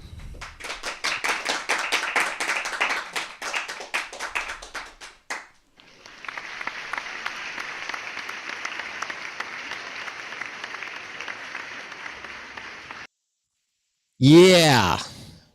Good stuff. All right. Nance is running around because we realized we're not supposed to be in some of those rooms after noon today. It's fine. No one else had reserved them. But if somebody decided to reserve one of those rooms to do some trumpet lesson in the next like hour or whatever, we don't want to have to stop what we're doing. So room number 3 we have for the rest of the conference, and everything in the other rooms should go into room number 3. Yeah, and room number 3 is the one that Ian was in yesterday and today. Yeah. Yeah, no, dude, actually, there will probably be some like grindcore band. I heard them once when I was in here. They're like, and I was like, oh, what is that? That sounds fun. Cool. Can you imagine an actual pit in this room though? Like right there. Oh yeah. It's just big enough for me. Nobody else better step foot in here. Yeah. Will there be trumpet fury? What's that, Wukas? Will there be trumpet fury? Trumpet theory, yes. Speaking of Trump, I know, yeah, everyone's been making jokes because I'm wearing a red shirt, and yesterday I wore a blue shirt, so very observant, everybody. Yeah, I normally just dress in black t-shirts, and so I was like, I'm gonna wear colors for Theory Underground's conference. Ooh. I'm gonna invite up everybody who was in the politics breakout room yesterday. Evan, Benjamin, who am I missing? I don't want to have to look. Kier? Who else? Who do we have? Who else? Ah, Jordan. Jordan just sitting there. Yes. But what we have to try to and Elton, thank God. Okay. Yeah, I knew you're all literally right here in front of me. All right. Can we talking about opening up the pit. We got to figure out how to get in shot. I think Nance and I'll sit right here, like the little team we are. And if and when she gets here, I know she's in the Zoom call right now, will be, maybe Nance will sit behind me and Anne. And then we've got this bench right here. And Kira, I think you should probably have your own chair. Yeah, like that. Yeah. And then make that come out a little over here. And Kira will go right here. You know what? Internet people, you don't get to watch this. You have to watch it. You have to watch an ad so that you'll become a subscriber so I don't have to go back to Amazon. Enjoy. We cannot do direct revolution, but the only way to lay the foundation for it is to do what you are doing to move the underground. It's a theoretically correct title. Welcome to Theory Underground, a place for workers with earbuds who are tired of letting others read and think on their behalf, slipstreaming our way into an understanding of the situation that short-circuits the deadlocks of our moment. Research at Theory Underground focuses on what is most important for understanding our current situation. Theory of the subject, capital, time-energy theory, critical media theory, CMT, and the most essential critiques necessary for understanding why the theory, ideology, and common sense of influencers left to right misses the mark. Theory Underground is coming to a city near you. What that has meant in the last year is traveling across the United States, into Canada, and then all over Europe to promote our books, courses, and ideas related to time energy and underground theory. You've been reading Underground Theory. I'm a publisher and an editor. I run and review books. Literally, it's my living. This is the best edited collection I've ever read. Okay, picture the scene. America, early 2021.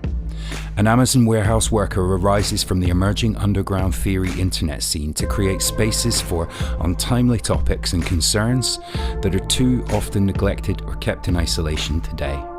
Joined by a revolving cast of underground theorists, academics, and critics, he establishes what will become Theory Underground, a teaching, research, and publishing platform by and for working-class intellectuals, autodidacts, and academics who want to do more than they're able to do within the confines of academia.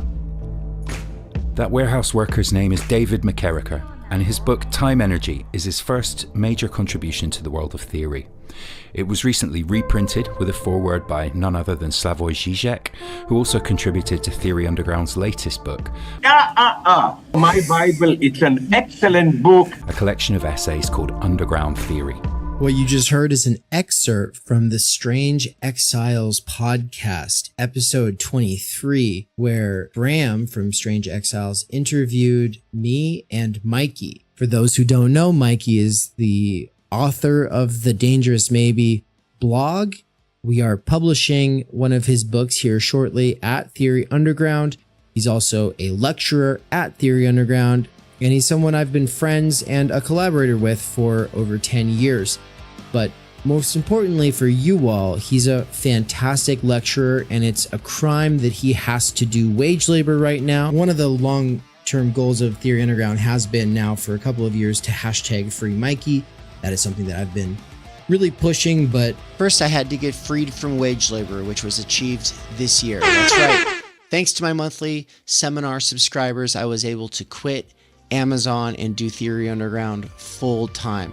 Now I'm announcing the next big phase of the plan, which is the Mikey Down seminar. What monthly subscribers to the Mikey seminar are paying for is a survey of philosophy, including deep dives into Zizek, Land, Lacan, Baudrillard, Bataille, Lyotard, and ultimately the whole history of philosophy. We're trying to build like this ongoing seminar, right? And that's what I really like about this thing, where, you know, if I'm teaching a main text, that's something I got to focus on. I got to really, but the seminar thing, we can do this stuff all the time where we dive deeper into concepts, we dive deeper into certain, you know, sections of books or whatever, and we can really do this nuanced stuff. All right, everybody, we're back. Welcome back. Had to interrupt that PSA. I know a lot of you are mad that the commercial's over and it didn't even complete. Hopefully it gets stuck in your head like a song that you didn't let finish, and then you'll never stop thinking about how it's time to subscribe to Theory Underground, so that I don't have to go back to Amazon and Mikey can get freed. But who do I have up here on the stage? Elton LK of the Working Class Intelligentsia, Jordan Alexander, Evan Wellington, yeah, Evan Wellington, Kier, the recovering anarchist, or of the recovering anarchist, and then my main road dog, Nance. All right, well, it's great to have you all up here on the stage. Ann will be up here in 10 minutes or so. And we're kind of feeling this thing out as we go. So I kind of want to just start with people's reflections on that session from yesterday. But yeah, and I guess we'll start with Kier. This is your show. These are your people. You're the one who was present for the whole thing. We just watched your talk. Any new insights come out of that, or anything, any kind of questions that you'd like to use to kick this thing off?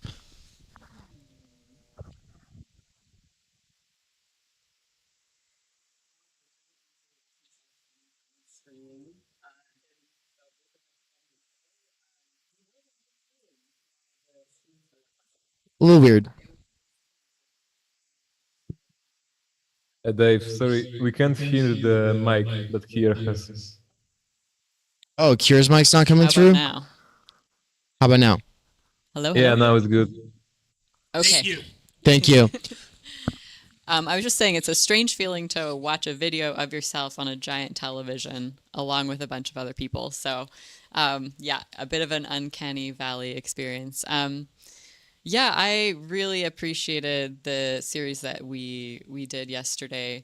Really unique contributions from each person. I was particularly struck by the limits on energy talk. So I kind of want to ask, well, I think first of all, like you were kind of talking about how a lot of leftists like don't seem to care very much, or maybe even understand that we seem to be reaching these like really hard limits energy wise around well, in order to fuel things that we're very, very used to taking for granted, like in this room, it's warm, there are lights and computers. And yeah, that although we have other fossil fuel sources, they're not nearly as efficient as the crude oil that we were pumping a lot of in earlier decades. So what do you think that like theorists and leftists like need to know about these limits? So I just have to start by. Oh, and make sure to project for the Todd in the back. Yeah. Oh yeah. Okay. So we can hold these. I want to make sure that I'm not. I can project. That's absolutely fine. I want to Big. make sure I don't overpower the mic too. So is everything good on? I don't know. You've got a limiter on it. Yeah. Great. So I just want to say initially that there are a couple of things I want to correct from the presentation I gave, because this is actually going to be online at some point, right? Yeah. Okay. First of all, I mentioned Jason W. Moore. And I mischaracterized him because I said that he wants man to live in harmony with nature, which is not the way he would put anything, and he would really be, pissed off to hear anything characterized like that. What Jason W. Moore argues for is actually just a total reconception of these distinctions in the first place, like man and nature, and a lot of what he advocates for is more of an anti-imperialist approach to all of our problems, including the climate problem. So I just want to put that out there. And also, I should just say that Kohi Saito, it's probably best to call whatever he advocates for just degrowth communism as opposed to any sort of communist revolution. He probably gets more shit for not advocating for anything hard and severe like a revolution in the first place. Anyway, with that done, I'll actually address your question. So I think the first thing is that I'm trying to be really careful about how I frame this. I'm not trying to be a catastrophizer or a catastrophist and say, or an apocalyptimist and say, we're going to run out of energy tomorrow or within 20 years and we're all fucked. I mean, that's not what I'm doing at all. And insofar as that's the case, we still have certain situations that may arise, just like they arose in 1973, just like that Germany is facing with the Ukraine war, where in order to figure out where we are as far as material limitations, what we call crude oil and whether or not it applies to the type of oil that we're drilling out of the Permian, what the political alliances are, how good of a quality is the oil that's in Venezuela, since anytime Venezuela gets mentioned, all we want to talk about is how much is there. What people don't know is it's incredibly sour oil that has to be refined in a special way that's really expensive. And that's why nobody wants to buy it half the fucking time, and only Cuba gets it. And now they can't even get it, and they're enduring a blackout. But we're at a time where there's so much energy, that there's so much information about it that keeps coming up in a way. And we or Marxists in general, if they're materialists, they should actually occupy themselves with some of the real sort of material circumstances that we are under, or that we're facing, or that we might face in the next 10 to 20 to 30 years, and I think even 100. And I don't think they're doing that. And I think when they debate one another, when it comes to these topics, they just trade accusations of Malthusianism. And yes, I understand there's a very important debate that happened there, but I think arguing about it now can get very anachronistic. And we are, at the time that Marx was railing against Thomas Malthus, we had around 990 million people. We have 8 billion now. It's a completely different circumstance. I'm not saying that we're overpopulated or that we're going to be. I'm just saying there are some things that you can know scientifically about where we're at. And I don't see any leftists really making sure that they've measured that before they go and spout their ideologies.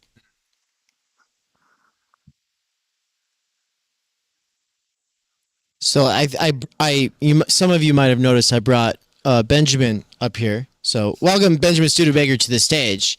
I was just thinking, since he's going to be teaching, currently there are plans in the making. We'll see if it happens, but it's likely that Benjamin's teaching some political philosophy courses at Theory Underground next year. You're all students of Theory Underground or fellow travelers in varying capacities, and therefore might be involved with some of those courses. You're all doing work at this conference, thinking about politics. And so, yeah, I was like, well, then let's bring Benjamin up here, because he might ask some good clarifying questions. Because I've seen some of your talks, because I watched some of them this morning. And then I was also there. I forgot. I was actually part of this, everybody. I presented for this as well.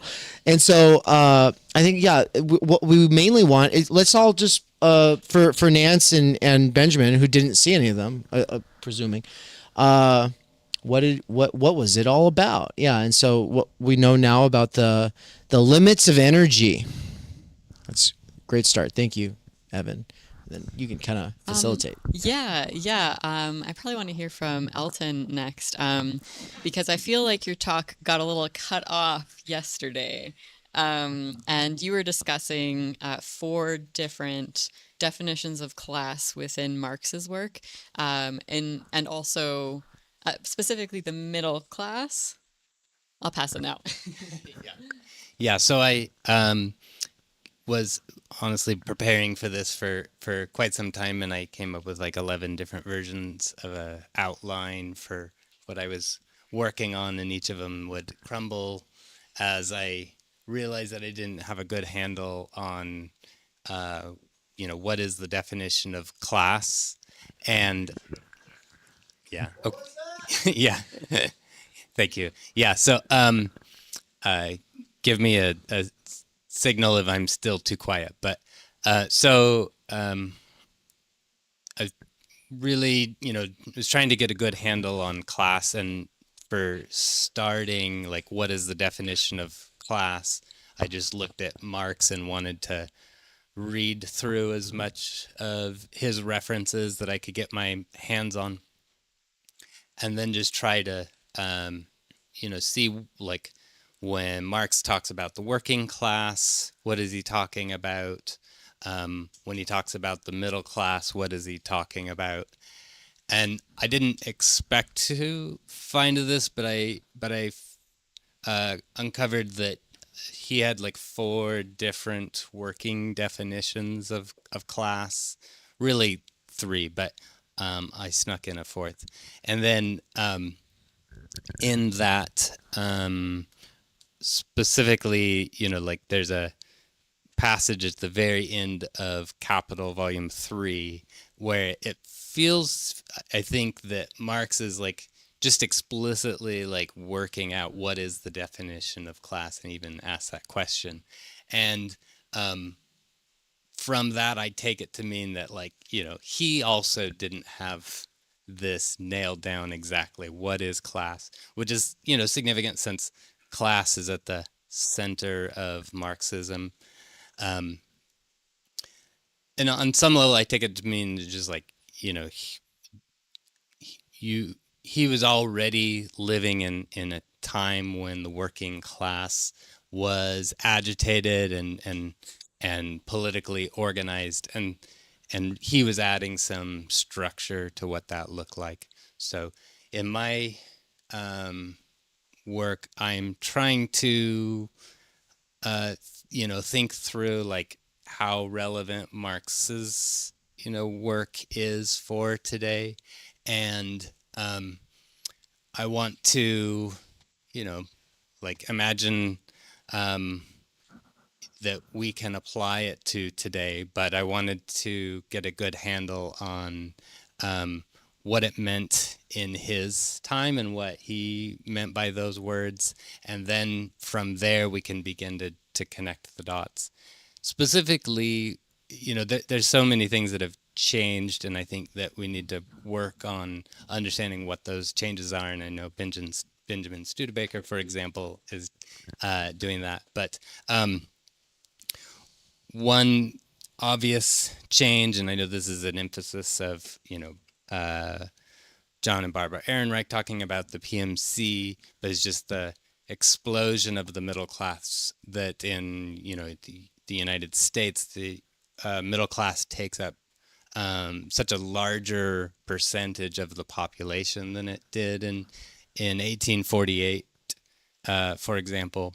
And so I wanted to look at what Marx had to say about the middle class, and then also just recognizing that, okay, when Marx used the term middle class, it's kind of surprising because it's a fifth definition of class, because it doesn't fit into any of his definitions of class. There's no relationship to the means of production that unifies the middle class. Instead, it's like the middle strata. It's all of the things that are between the bourgeoisie and the proletariat, except for the lumpen proletariat. But yeah, so I don't know. I ended up giving just a brief summary of it, and then I think of why that was important to me. Yeah, the question of class is so huge. The question of class is so huge. And yeah, it's nebulous for a lot of people.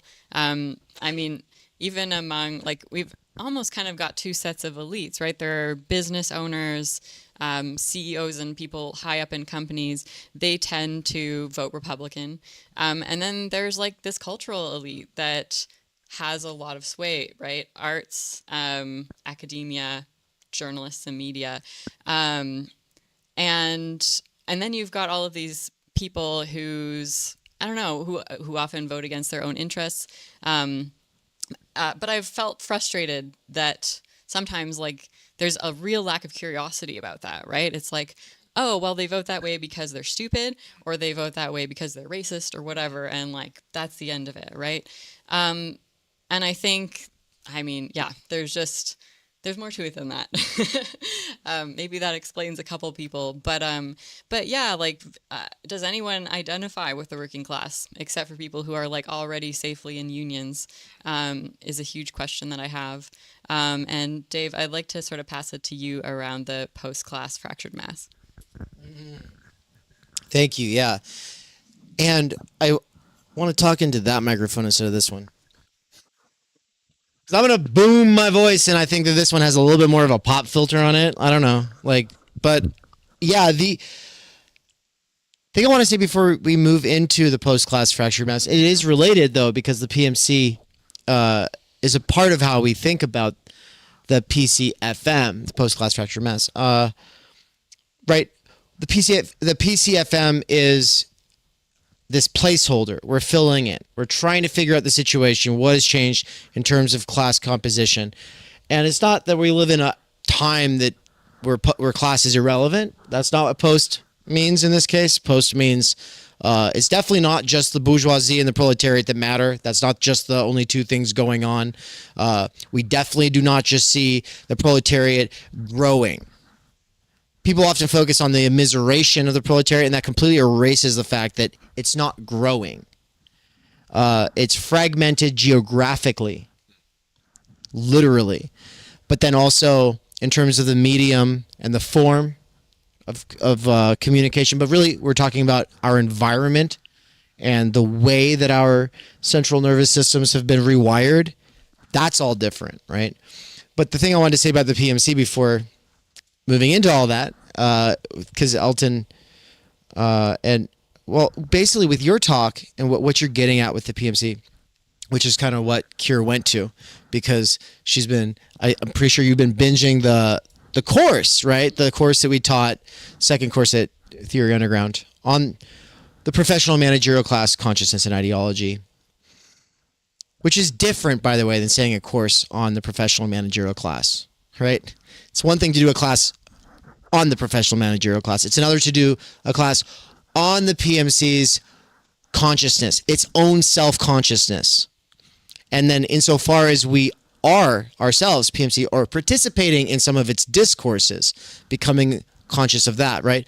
But then also, is there anything more PMC than consciousness raising workshops, right? So then what is the ideology of the PMC? Well, a lot of it is that, right? And but I'm glad you brought it to that, because one of the things that I want to point out with this whole, oh, well, they're just racist, Republicans are just, or oh, this person doesn't vote at all, oh, how irresponsible, I bet that person didn't even take their school seriously, they're smoking pot out back, you know, like that kind of mentality about a person who's not a good one. One of the things that I really like to stress is that populist resentment is a response to objective circumstances. Objective circumstances. Yeah, there's like actual ideals and representation and recognition, and there's some kind of objectivity to that as well. But I'm using the word in the most vulgar possible sense, meaning, and I like Catherine Liu for this. She talks about there are jobs that kill you sooner. There are jobs that hurt your back. There are jobs that make your knees go out. You'll need a hip replacement. You sweat. You need a shower at the end of the day. There's two kinds of jobs, right? If we're going to be overly simplistic with the blue versus white collar, there's the jobs where you have to shower before work, and there's the jobs where you shower after work, right? But those are objective circumstances. And when the party that's supposed to care about large-scale structural change and some kind of approach that combats inequalities or whatever is gaslighting people and acting like, no, actually, we just deserve your vote, and you're bad if you don't, and you deserve your oppression if you don't, because obviously if you were smart and moral, then you would have gone for us. When we're at that point, I think it is time for some PMC consciousness and ideology.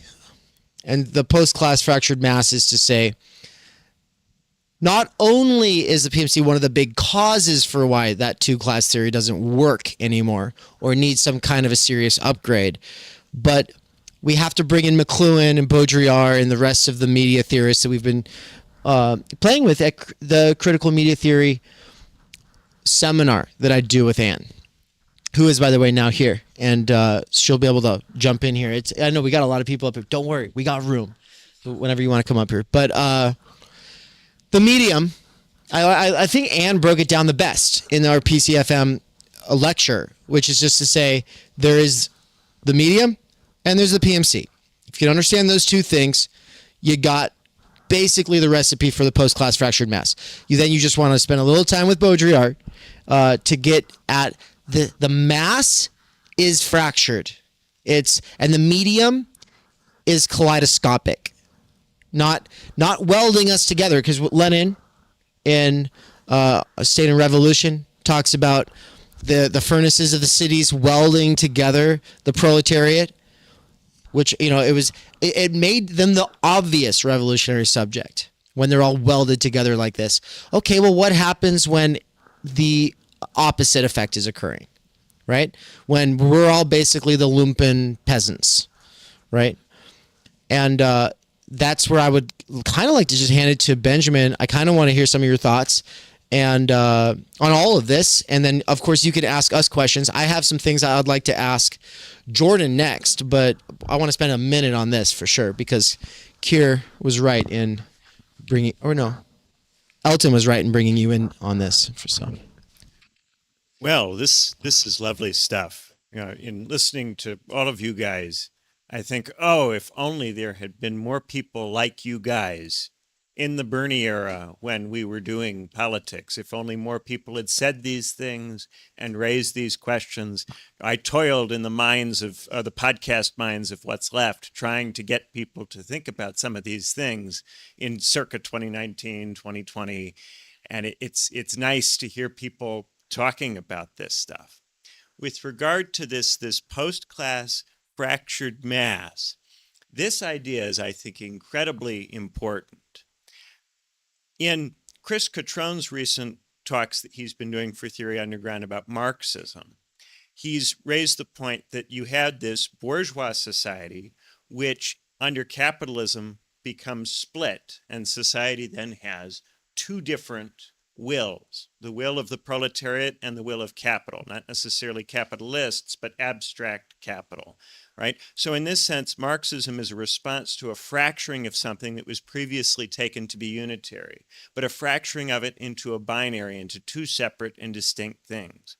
One of the confusions of the last 100 years is that very clearly this thing has fractured further, whether you're thinking about it in terms of core periphery geographically with different parts of the world, whether you're thinking about it in terms of post-work or workerist, whether you're thinking about it in terms of the professional class, the middle class, and whether you're thinking about it in terms of racializing it or treating it in ethnic or religious terms.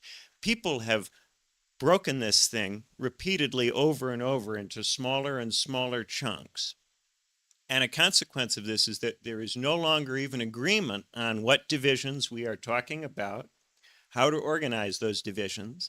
And the great big bullshit that everybody did in the 10s was to invoke the term intersectionality as a way of not thinking all of it through. So in listening to all of you guys, I was very gratified by this. And I also, have been thinking about Hobbes. Hobbes, who of course is the theorist of the fractious multitude, who argues that you don't have society, you have a fractious multitude, and then you bring into being a state, and the state creates the conditions under which you can have social relations. Then those social relations potentially can take on a life of their own, but initially there has to be some kind of state structure. And that's quite different from Rousseau and from Marx's own view, right? Marx's view came premised from there being some level of unity at the level of society. There had been a breakdown in that unity, but some possibility of rectifying that breakdown. If we take this as far as it goes in Dave's narrative, or perhaps in my narrative, or in some of the narratives we're hearing here, we have something quite Hobbesian on our hands, which is very difficult to grapple with through social organizing. And so that's kind of what I want to throw out here. Do we still have something like society that's just occluded with mystification that we can uncover or recover? Or is this getting Hobbesian?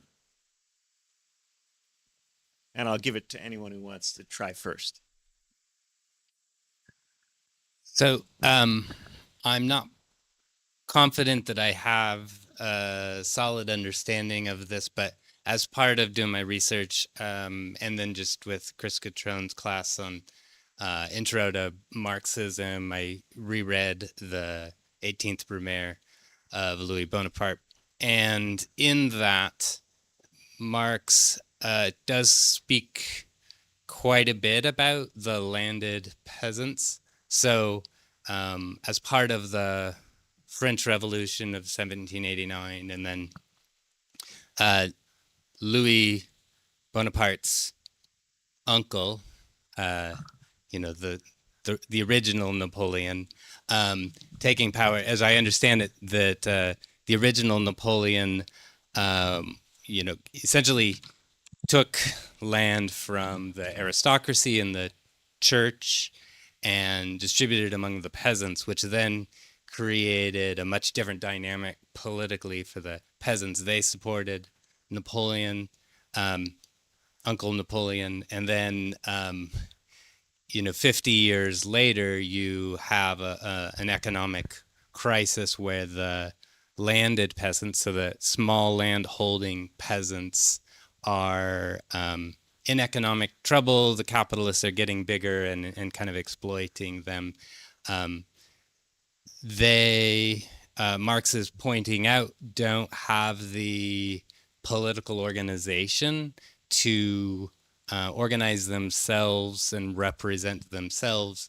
And so they look to Louis Bonaparte to defend their interests, in short. I think that there's something of significance there when we're talking about a fractured mass, that, yeah, it means that we can't, organize ourselves and have to look to figures. And it's significant in 18th Brumaire because Louis Bonaparte is representing, and this is what Marx is talking about, is representing the landed peasants, the middle class by bringing, civil order. He represents the workers, but by giving them employment, and he even represents a portion of the bourgeoisie, which is to say that it kind of reminds me of the Democratic Party having interests, that it's able to kind of represent everybody and bring people together. And I think that at least helped me to begin to draw a connection to I don't know, what we're dealing with here, and kind of what class politics looks like in that kind of situation. I do want the audience to be able to ask questions as well. But first, we have to get through introductions. And so I wanted to ask Jordan Alexander to share a little bit about his presentation. And basically, I'll say, from what I understand, you're dealing with the idea of psychoanalyzing Marxism itself. Is that right? Yeah, could you talk about that? Yes. So it was very interesting. I was thinking through what were the common threads between all the post-Marxism, post-left presentations, and their relation to mine. And despite the highfalutin title for my presentation for a non-relational Marxism, basically my thesis was that Marxism is symptomatic. And it's symptomatic in very interesting ways. And I think each of the presentations that were done yesterday demonstrated the different ways Marxism, the revolutionary left, is symptomatic. In the case of care, the ways in which social justice has lent itself to kind of a hyper-consumerism. In the case of the presentation regarding energy, the way Marxism actually fails to account for the hard limits on material reality despite its avowed materialism. And then, of course, in the case of the presentation about the definitions of the proletariat, how there is no single definition of the proletariat. So this is the way in which I try to make the claim that Marxism is neurotic insofar as it's a split subject. It has unconscious desires and drives that are in contradiction with each other. And I think if we look at the 20th century, there's few ideologies that I think are more characterized as being split subjects, more characterized as being neurotic. Freud, one of his definitions of the symptom was a substitute for that which did not take place. Marxism, for the most part, is a history for that which did not take place. The revolution happening in the industrial core, the revolution spreading internationally, the final crisis of capitalism. So it's with that in mind, I thought it worthwhile to engage in the thought experiment of treating Marxism as a subject and psychoanalyzing it. I love this idea. Yeah. And I think I got through half of it before everyone in the house started waking up, and then I couldn't finish it, but I'm looking forward to finishing it, and it was a lot of fun. Nance, thoughts so far, and then we'll open it up to everybody else. Yeah. Yeah, I think I was there for Elton's talk, and I forgot that I was there, but I did watch your talk, and then I had to go do my own talks in other rooms. But I am very excited to go through all the talks. I know with Evan, we had previously had a discussion about limits, and maybe I showed my Bataille card a little bit.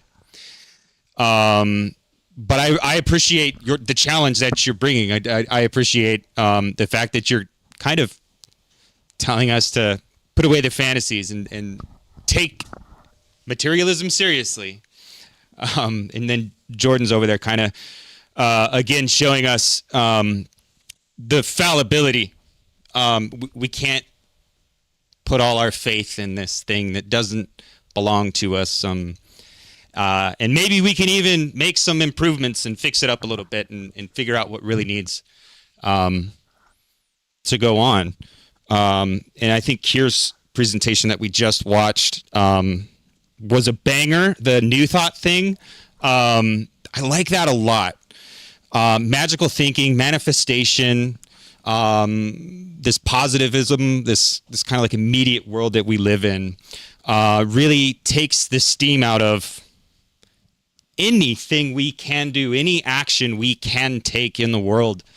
It's already been done, and it's been done better and more effectively by capital itself. We are not radicals. We are not revolutionary, because none of that's possible. Birds aren't real. Neither are politics.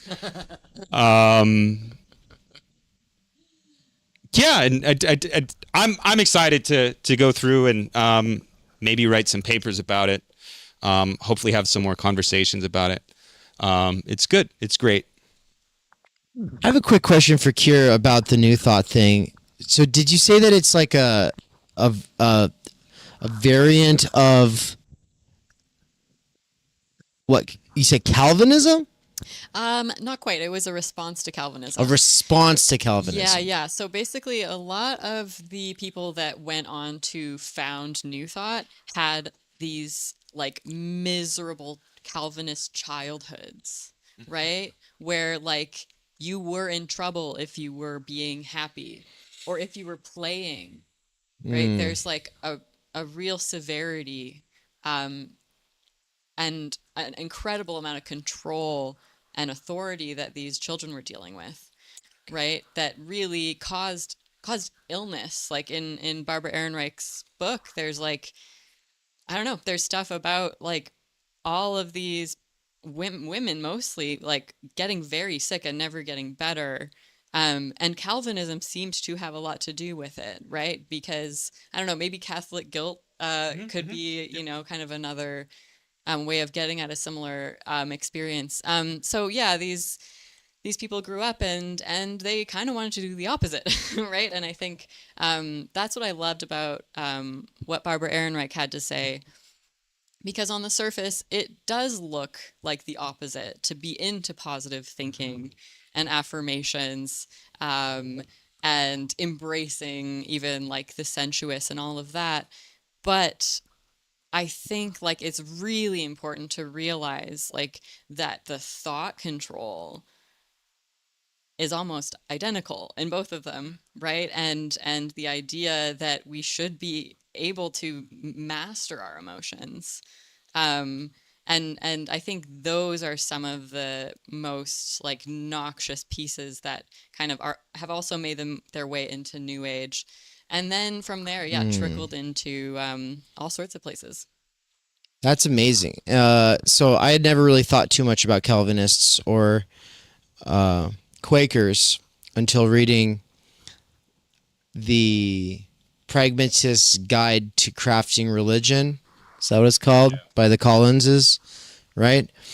And we had Malcolm Collins on for an EMSTU segment, and some people were very put off by that because these people are big time pronatalists, right? And being big time pronatalism doesn't fly in some circles. And in that book, they talk about Quakerism being the source of all the bad stuff. The ways that social justice stuff goes weird is all like this sort of secular Quakerism. It's like a logical conclusion of Quakerism. And now I'm learning, well, maybe it's the Calvinists. Maybe they're the ones who started it. I don't know. And I just think that there's something interesting going on here. But we actually have a Calvinist here, so we'll let him say something. And he'd already had a couple good things in the chat. So, yeah, I don't know if you actually wanted to go right now, Matthew, but you got some great stuff that you've been talking about in the chat. And, I saw you turned your camera on, so I'm sure you are ready to go. I don't know if I have too much to say about Calvinism. Grew up Calvinist, still generally find it fairly compelling as a theoretical system, but I can speak to the way that it has a very austere sort of internal life to it, because you're constantly engaged in this work of identifying. Well, first off, there's a fundamental suspicion about one's own motivations because there's the belief in original sin. So there's this belief that there's kind of this internal war going on. And so you're constantly paying attention to your motivations, your thoughts, your ideas. And you're constantly trying to discern as well whether you're predestined or not, or whether you're going to fall away and that type of thing. And so there's always this attempt to confirm one's own predestination through like, am I producing fruit? These sort of things. So I kind of think about it like it's maybe one of the Protestant versions of the technologies of the self that Foucault talks about that was developed in Catholicism with the priest. There's the work of confession and of self-examination that takes place. And I think that Calvinism picks that up and moves it into a different theological context with slightly different goal, and takes the priest out of it as well. So now the internal sort of mediation is happening just for you. It's not you doing the work and then looping it through the priest and that type of through an institution. So, yeah. Oh, I would also mention, I mentioned a book in the chat that's worth checking out by a sociologist named E. Digby Baltzel, who he wrote a book called Puritan Boston and Quaker Philadelphia. And he also kind of argues that we ended up more Quaker than Puritan, but I think that still there's the Puritan influences everywhere, I think.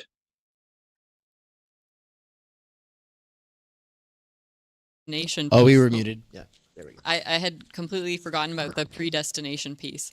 And I think that that's fascinating, right? It's like God has already decided when you're born whether you will be in heaven or not.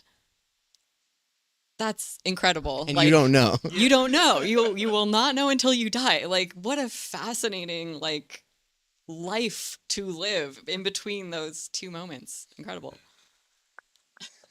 Like you can try so hard and you can do all of these things and you can avoid sin and everything, but at the end of the day, maybe you just didn't make the cut, right? Or maybe you did, and so it was really important that you were that you behaved so well, I don't know, I would actually be curious if anyone can do a Lacanian moment on this, because that would be really interesting. Let me just mention that there's this interesting line of if you read, there's this Polish Marxist, I can't pronounce his name, but he wrote a book called God Owes Us Nothing, about René Descartes. René Pascal, and Blaise Pascal, right? Yeah. Anyways, Pascal, and Pascal's a Jansenist, which is this Calvinist version of Catholicism that was eventually condemned as heresy. And there's Lacan does a whole reading of Pascal, and I think that there's this interesting connection between Augustine Pascal and Calvin and Lacan's reading of kind of this tragic view of humanity.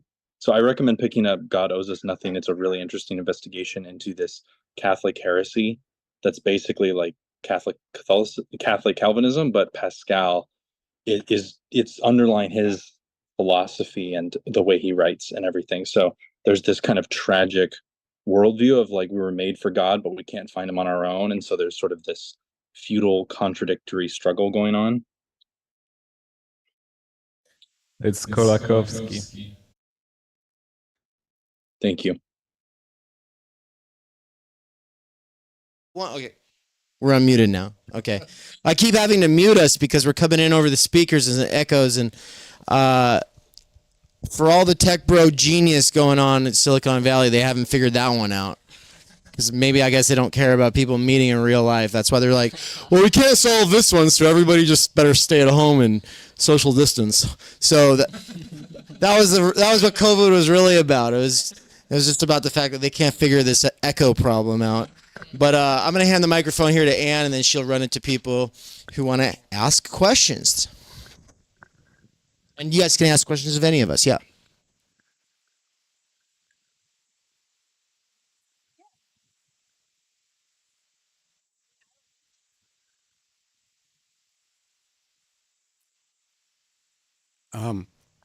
So I just want to make I guess, partially a comment and an extension on, I think, Kier's really powerful presentation. Much appreciated. And sorry I didn't see it in person, but glad to have a recording of it.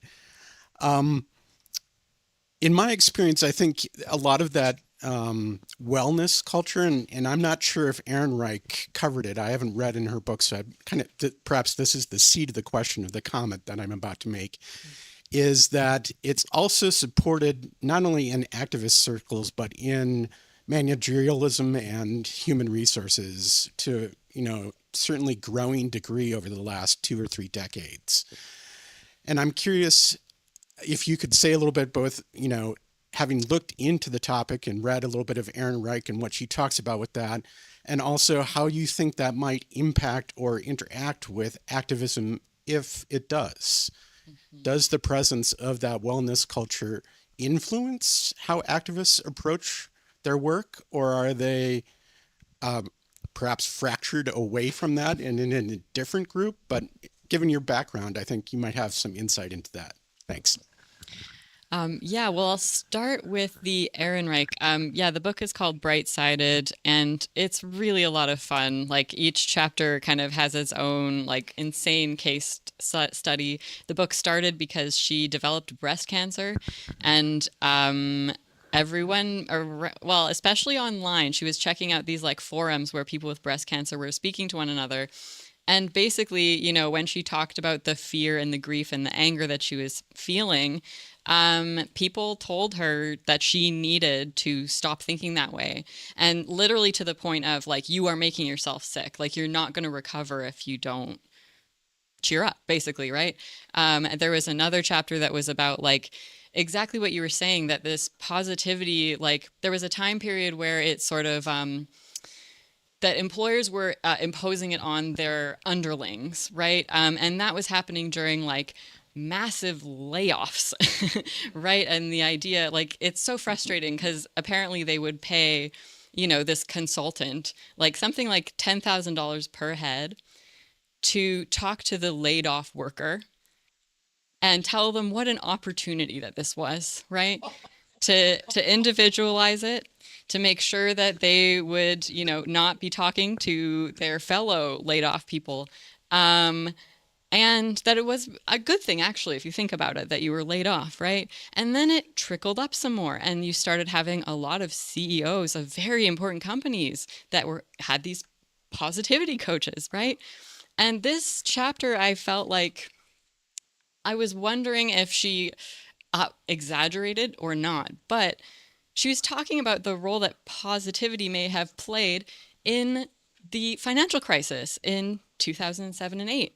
Because a lot of the CEOs of this bank, and even a lot of the cultures at these financial institutions, had really started treating anyone who was cautious or conservative or had concerns, even if that was literally their job, those people got largely shunned and ignored and even fired, even though some of them were right.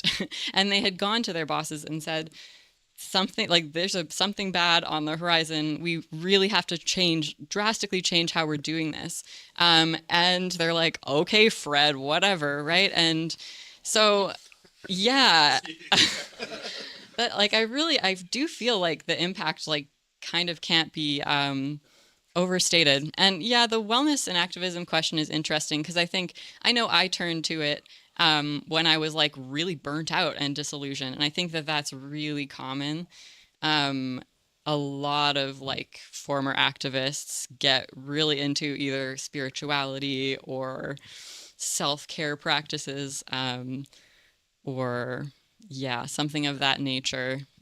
And I know like my experience in the activist world had, well, it was like anti-wellness, right? It was like, how much were you willing to sacrifice, right? Like how much sleep would you miss? How much would you overwork yourself? How many meals could you skip, And it didn't matter that the people that had 10 years on us or 20 years on us were like, dude, like go eat something, right? Like we weren't listening to those people. And so, yeah, I really, in one sense, I think the only people that are still activists and organizers are the people who managed to start taking care of themselves. And a lot of them only did it after like a serious injury or illness, to be honest.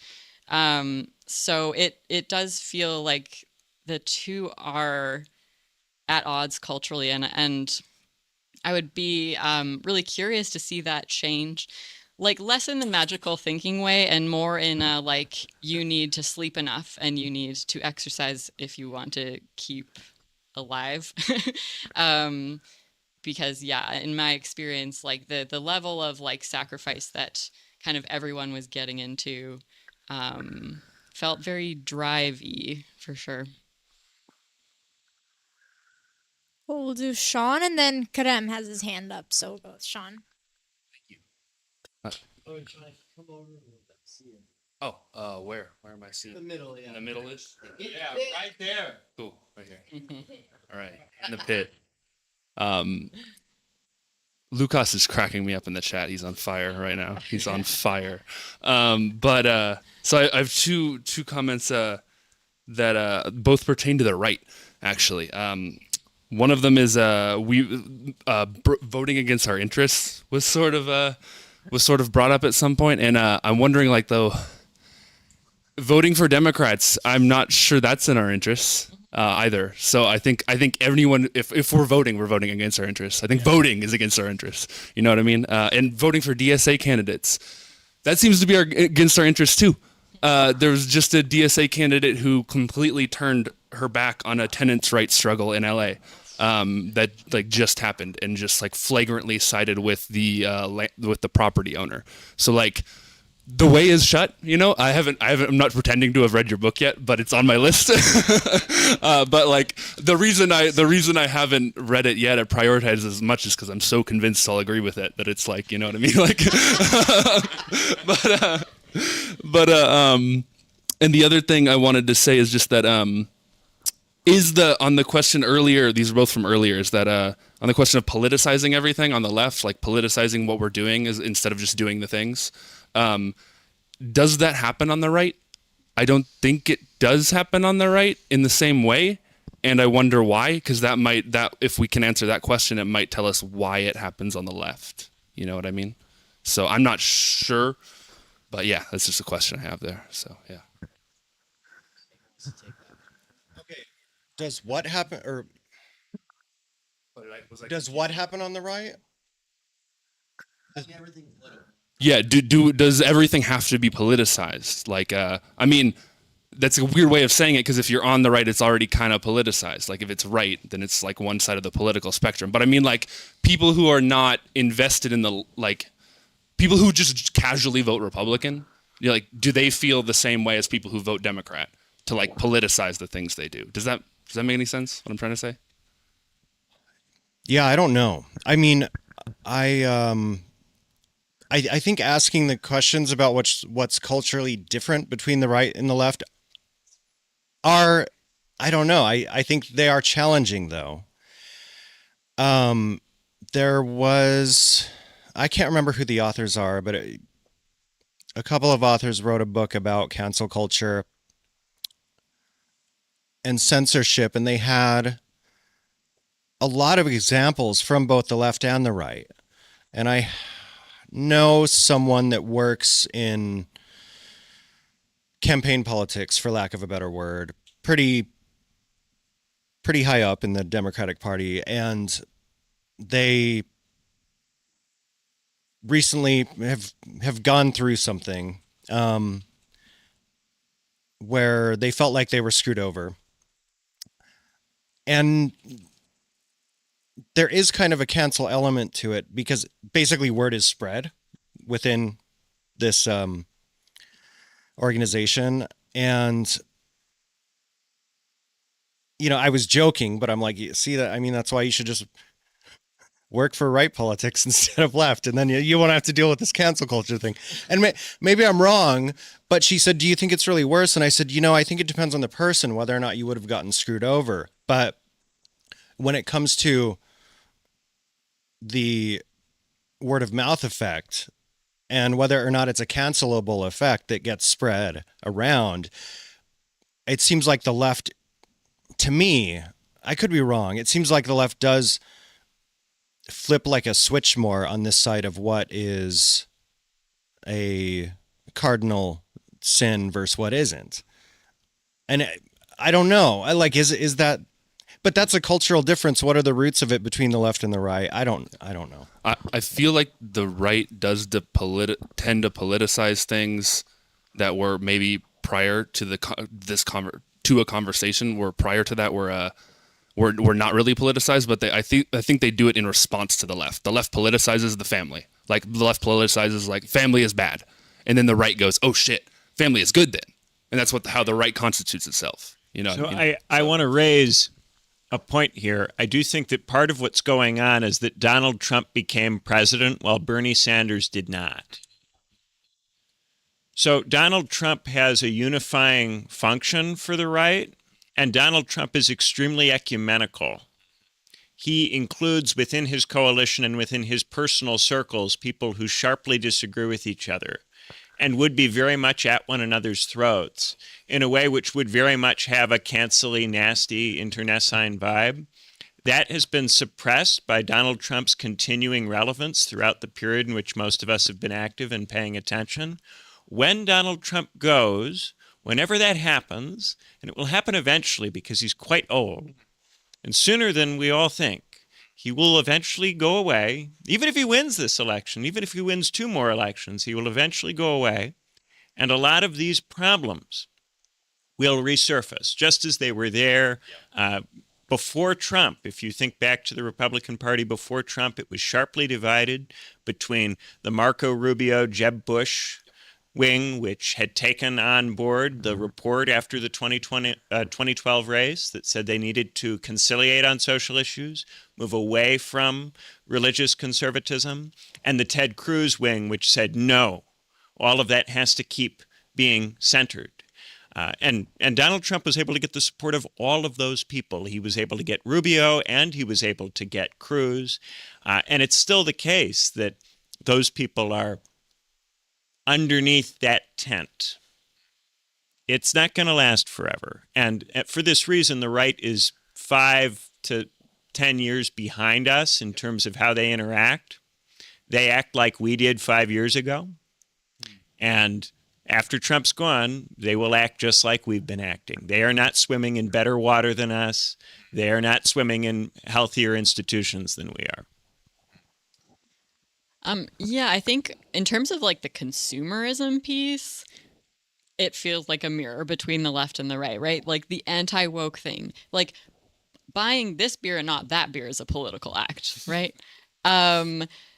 Yeah, that's like the first example that comes to mind. And it's not only like the individual consumers, it's also the companies, right? Companies are aligning themselves with politics. And I think about that a lot. It's like, I can't imagine like a toothbrush company in 1955 saying anything at all about like a social movement or a political issue, right? Like, and nobody was like, oh, I really wish Oral B would tell me what they think about Palestine, right? Like that's so absurd. And yet, like, is it still absurd, or is this like, it gets like really murky there.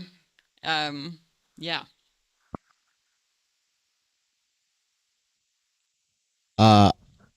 We've got a few minutes remaining before we. Yeah, I think that what we want to do is probably let Kerem. Well, he put his hand back down, but maybe he still has a question.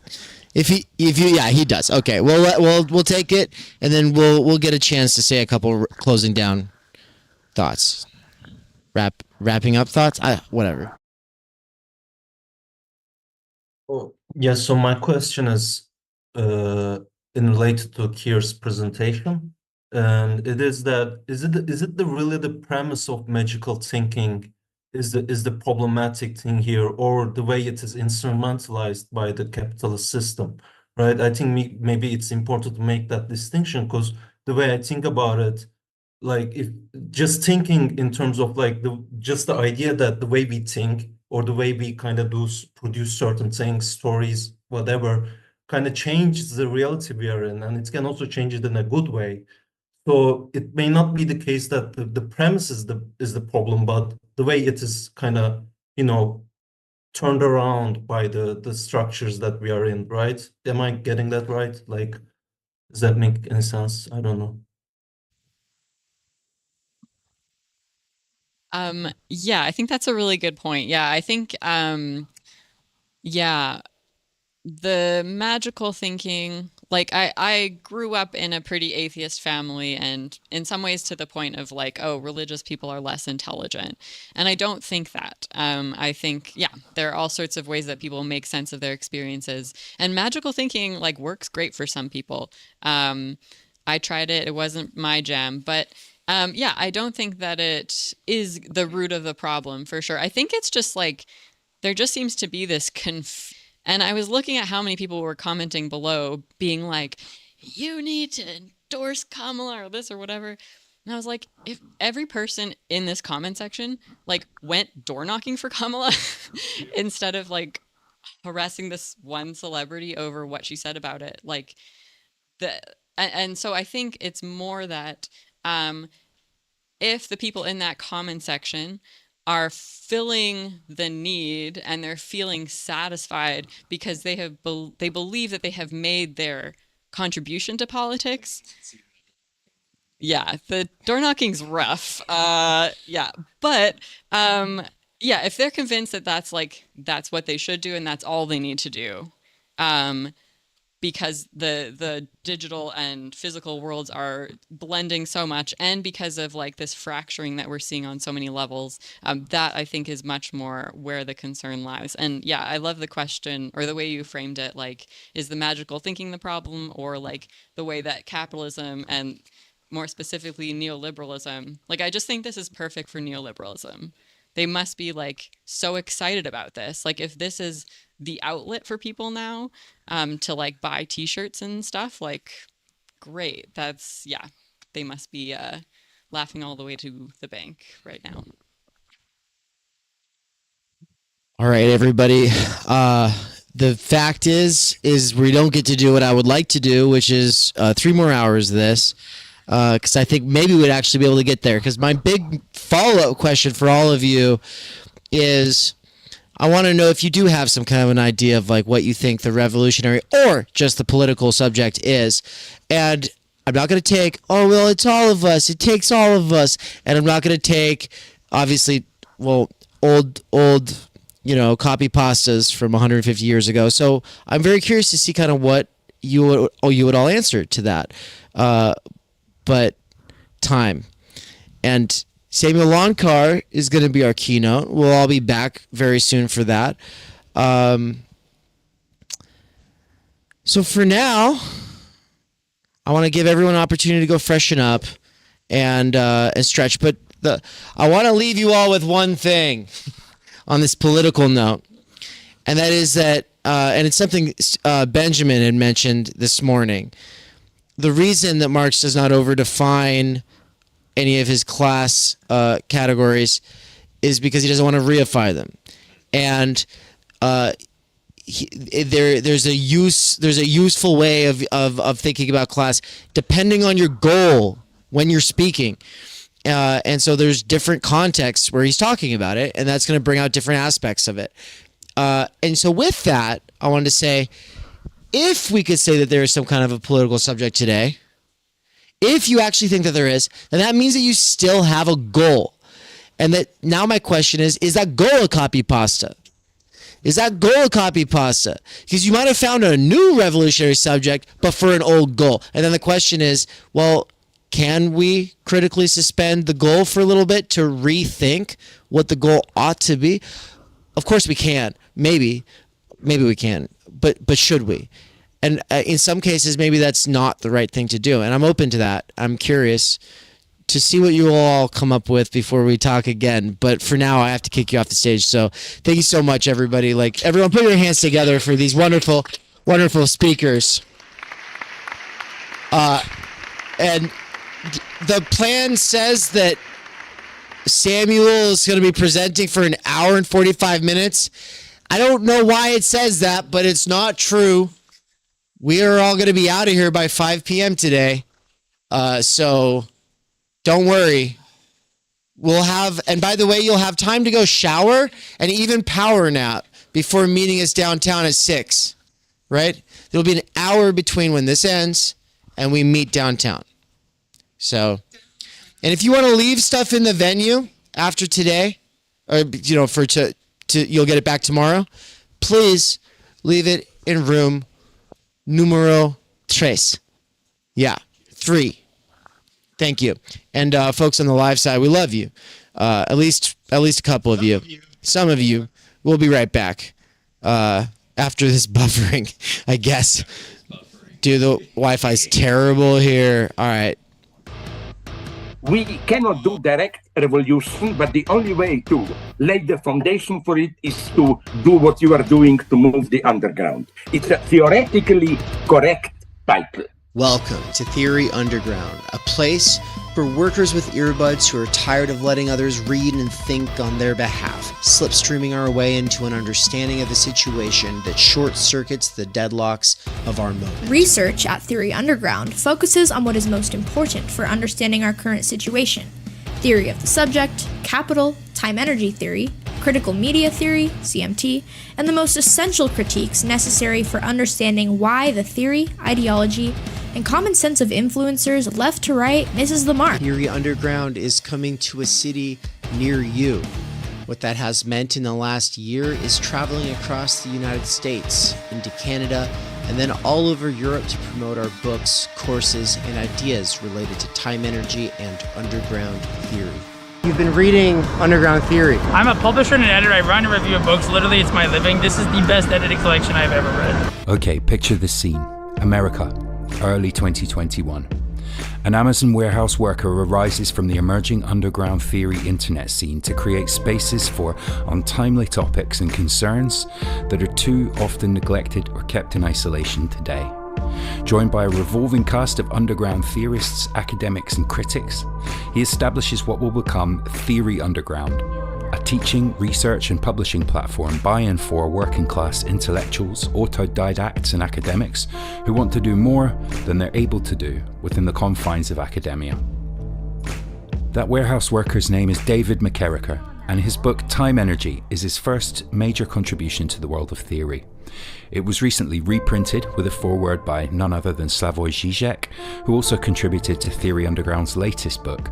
My Bible, it's an excellent book. A collection of essays called Underground Theory.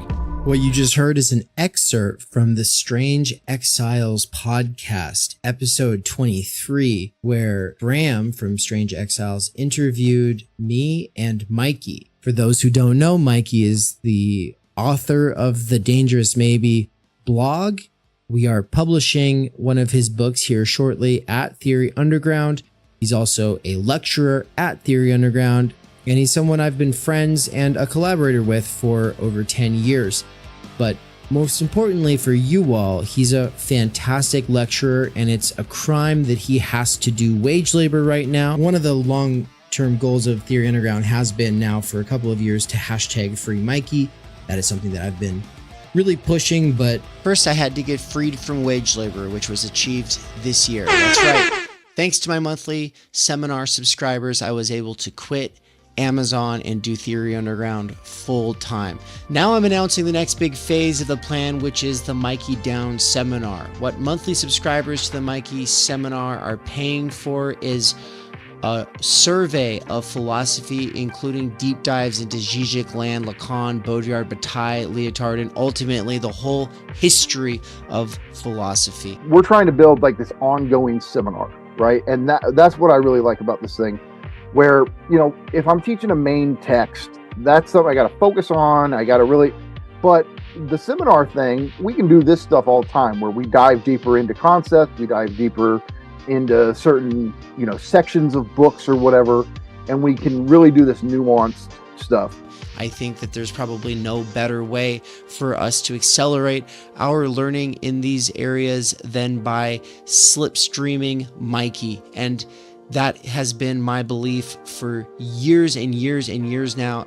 It's official. You're able to help out. You're able to get involved. You're able to benefit directly from liberating him from wage labor. Get on it right now. Do it. Just go. Stop what you're doing. Go click the button, subscribe. This is what you do. Subscribe to him. If you're already signed up for the ongoing Theory Underground seminars, then that's the ones that I do with my wife, Anne.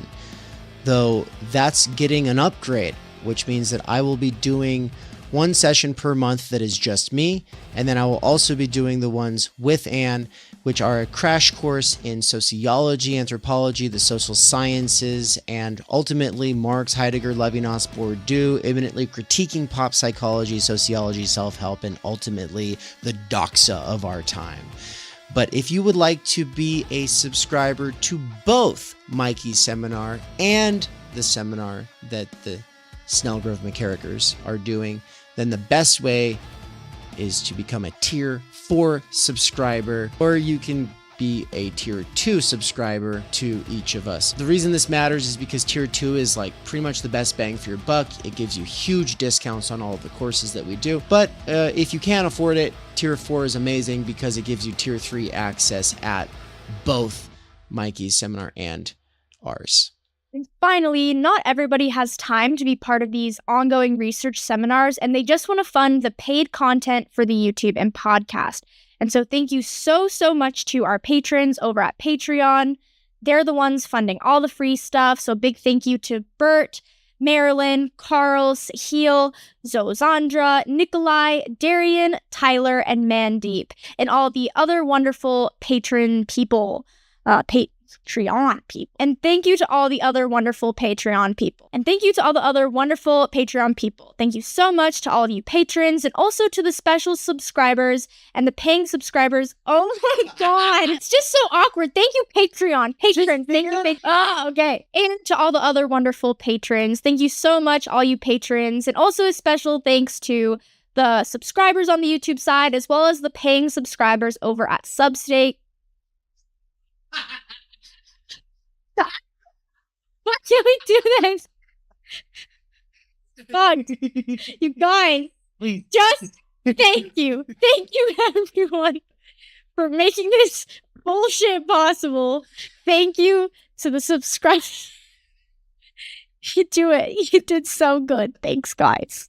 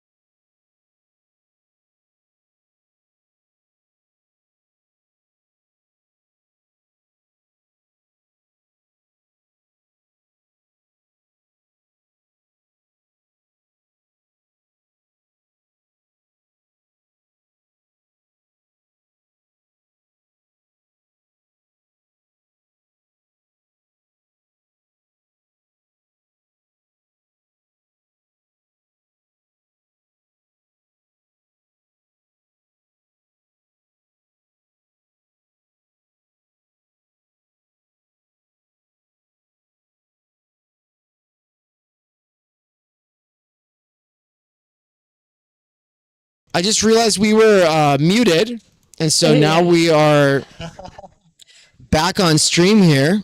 Yeah, anybody who wants to say hi to Samuel, just go stick your head in that camera. But we're giving people, I hope it's okay if we start a couple minutes late, because we want to give people a little bit of time to get back in here. So who wants to be a runner and go around and remind people the most distinguished keynote of the entire event is about to begin? Yeah. I think everyone is here, but we want to make sure there's no stragglers. Yeah. So he's going to grab a couple pots and pans and go around banging them to scare away bears and attract the random stragglers. Samuel, you're looking awfully sexy for a keynote. You've got like a mustache now? That's crazy. No, that's just a lack of shaving. That's crazy, man. All right. Look at him, everybody. Well, it's really exciting. Yeah. Anne said, "That's a dapper man." Yeah. Well, now my wife is complimenting you. This has gone too. This has gone too. This has gone too far. She's all, "You called him sexy." Yeah. All right. It's true. So it's true that I said it. I'm not saying that it's true. I'm saying that I did say it. But you did say it because it's true. Maybe. I mean, so I don't know. Well, yeah. All right, we're stupid. We're just waiting for people to get back. Folks on the live stream, you should all be quite familiar with Samuel at this point. I'll say some nice things to open this up before we hand it off to him. The one big thing that I want to change from your view there, Samuel, is to make it so that instead of seeing us up here on the stage, you're going to see the audience down on the ground. And so what I'll do is I'll switch camera positions right now. And then maybe I'll... It's like really great. This is so professional. It's like you guys look like you're in a studio and everything. It's beautiful. Thank you. Yeah, and now you can kind of see some of the people down in the pit. Let's see if I can zoom out a bit though, so we can actually get everybody. I want Samuel to be able to see people. Let's see. Yeah, there's a few things that I look forward to. Yeah. Hey Dave, is it okay for everyone else to have their cameras on as well, who are just on the Zoom calls? Yeah, you can all stay at the top. Basically, Samuel will be filling the bottom, like the speaker box, which is pretty standard at Theory Underground. Like for a lot of the lectures, we like to have some people at the top. So if you keep your cameras on, just make sure that you're, well, I was going to say taking notes or something. It doesn't even matter. You can wash dishes and drive. We don't care. It's great. Just have your camera on. Anne said, "Don't drive while you're watching." Well, Tyler Murphy is, like, literally right now. Oh, you said washing dishes? I think it's great to wash dishes while you're doing Theory Underground. Oh, don't wash dishes while driving. Okay. Anne is correct, everybody. Tyler, he's driving to Billings right now. Do not, Tyler, no matter what, we will not. Okay, can you see everybody? I think, Ian, if you'd like to be in frame, you just have to kind of sit more by look, he's comfortable, man. He's a big guy. It's not easy to move that much mass, It's been a long day. No, it's not fat shaving because he's fit as hell. What are you talking about? All right. Sorry, Samuel. Obviously, this is like the tail end of this thing. We've been going hard, way too long. But now I'm just going to say a couple introductory remarks, everybody. So, Anne, could you grab me a copy of Underground Theory? I want to pull that up here. We're going to pin Samuel. Live side, are you all ready for this? I don't think you're ready for this. Live side? Nance and I will actually just go sit down in the regular audience for this one. All right, everybody. So I think this is a little weird. I've never been to a conference where they did what we're about to do. But in the interest of sort of taking some kind of ownership over the fact that recognition is important to human beings, and we do actually want it. We all want it. We should actually, do something with that. We have some kind of a platform, some kind of a publishing house, some kind of lecture course and ongoing research seminar place on the internet, but also in the real world at this point, and it's very exciting. So what do we want to do with that? Well, we have to give out some kind of recognition, and it's really just a token. We're not able to actually. I don't think Samuel's going to be able to use this one to get any kind of nice job, and the amount of money is so insignificant. He will not be able to buy an awesome looking car. So, it's purely symbolic, but it's the best we can do. Now, what is this award? Well, we don't even have a name for it yet, but it is for the best piece in underground theory. Now, that's a strong statement. Best piece in underground theory? Well, I can't even say the first word in the title of it. But this piece, I think is it Mnemosyne? Mnemosyne. Wait, say it again? Mnemosyne. Everyone else said it's not. Okay, Nan said it's not. Okay. Yeah. Mnemosyne, my God.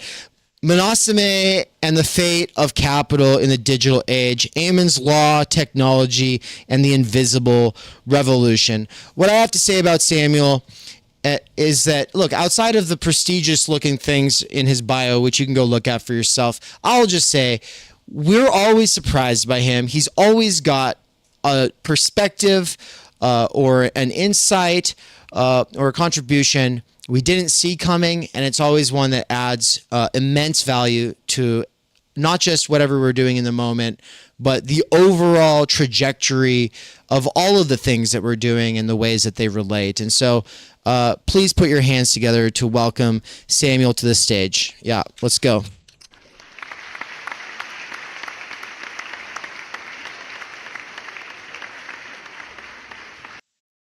Thank you very much, Dave, and thank you, everyone. It's a great honor, as always, to be with Theory Underground, and a very great honor in a book. Obviously, I'm assuming it couldn't have gone to McLuhan, but it's a great honor to be given the distinction. I have no idea whether I deserve it, but I'm very grateful for it. And I take Theory Underground so seriously. I do think it's part of what historians will see as the major educational revolution that we are living through, that all of you, and I know all the distinguished speakers, are involved in their own ways, essentially honoring everything that's been excellent about the past 200 years of the research university, the past 800 years of the university, but recognizing, conditions are very different and education needs to be rethought at a very fundamental level, which is, of course, what Dave and all of you are doing at Theory Underground. So, as always, it's a great honor to be here, and thank you. Since you've apparently already been going hard all day, I won't even pretend to go easy on you, and I'll just oversaturate. So you're welcome to fall asleep and watch it later. But no, I do intend to give a kind of a traditional style of a keynote, which is a very broad overview of my work in relationship to what I think is most relevant to the piece. And as a result, I'm going to give the lecture by the title, The Myth of Artificial Intelligence. And then the subtitle is connected to the specific argumentative claims that I'll develop in each third of the lecture. So the first part will discuss language, the second part number, and the third part mind. And these will all be an argument about what the proper concept of logos or nous is. And the trajectory of this will be to get to the current debates about artificial intelligence and superintelligence and think about how they affect education and philosophy. And the path to those considerations will be a fundamental consideration of where the history of science as a field is, and why I think it's so important that all of us as philosophers, or just anyone seeking a real education, take seriously the fact that we're undergoing a series of academic revolutions. And those revolutions have to do with the success, you might say, of the research university. And that success is connected to a great quote that summarizes much of my work. This is the banner quote for the Institute of the Meanings of Science. It's from Erwin Schrödinger, the great quantum physicist who made such revolutionary contributions to 20th century physics. This is what Schrödinger said. And all of these quotes I'll give to Dave afterwards. I encourage you just to listen, and so I don't have a PowerPoint. It seems plain and self-evident, yet it needs to be said, the isolated knowledge obtained by a group of specialists in a narrow field has in itself no value whatsoever, but only in its synthesis with all the rest of knowledge, and only inasmuch as it really contributes in this synthesis towards answering the demand, and here he quotes Greek, tines de humeis, who are we? That's Schrödinger, one of the most unquestionably incredible physicists in the history of physics. That's not a philosopher by academic definitions. That's the definition of the most rigorous of the natural sciences, mathematical physics. So I take Schrödinger very seriously. This has been the burden of all of my work, and therefore the structure of what I'm going to present is what I call meta-scientific, which is to say, I think there's two modes of practicing what people call science in the broad sense today. There's a mode that is essentially derived from the 19th century, and that is only consciously specialized. And there's a mode which is responsive to the conditions of modern knowledge, contemporary knowledge in the 21st century, and the technological conditions of our age. And that is by definition what I call expert synthesis. Expert synthesis is essentially what Schrödinger is giving a definition of right there. And if you look at the marginalia review of books and all of my work institutionally in the nonprofit and corporate side, this is sort of my distinctive brand. As I joke, I'm an expert at integration. In order to do that, we require expertise. It's one of the things I admire so much about Dave and Nance and all of you at Theory Underground, Benjamin Studebaker, Nina Powers, so many of the people who've already presented, is just the level of rigor from different perspectives, whether it be technical academia, journalism, education, that everyone here has. It's much greater than what's typically found in the corporate structure that we call the university, which is a very, medieval, beautiful institution. But I think essentially it's being replaced and expanded by things like Theory Underground and worldwide movements that are being integrated exactly as I'm speaking, and partly because Dave is inviting me to speak. And that's an example of his integrated vision at Theory Underground, to bring in experts from many different areas that are not generally part of the theory scene. I'm a kind of more conventional historian of science and religion, philosopher, metaphysician, and not exactly a typical theory head in the post-60s sense, although I respect that stuff immensely. But one of the obstacles to theory, illuminated most famously or infamously in the so-called affair, is that theory has a reputation for being frankly unscientific, even anti-scientific. And this led to the so-called science wars. And this is where I'm going to start with this first part about language. The language of science is itself tremendously controversial. The person who gets to define what science means is a person who by definition needs its authority. And as a result, practicing natural scientists have an unjustified but socially undeniable power in determining what science means to the public mind. This is not a trivial point. This is where Foucault and other power analysts are exactly most relevant.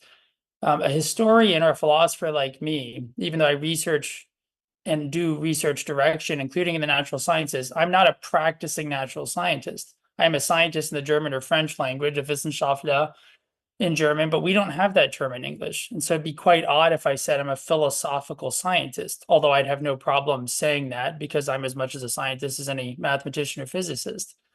But in our language, we don't perceive that. It's not only challenged, it's hierarchically subordinated clearly as a value system. Science is higher than the humanities. So we have this apparent split.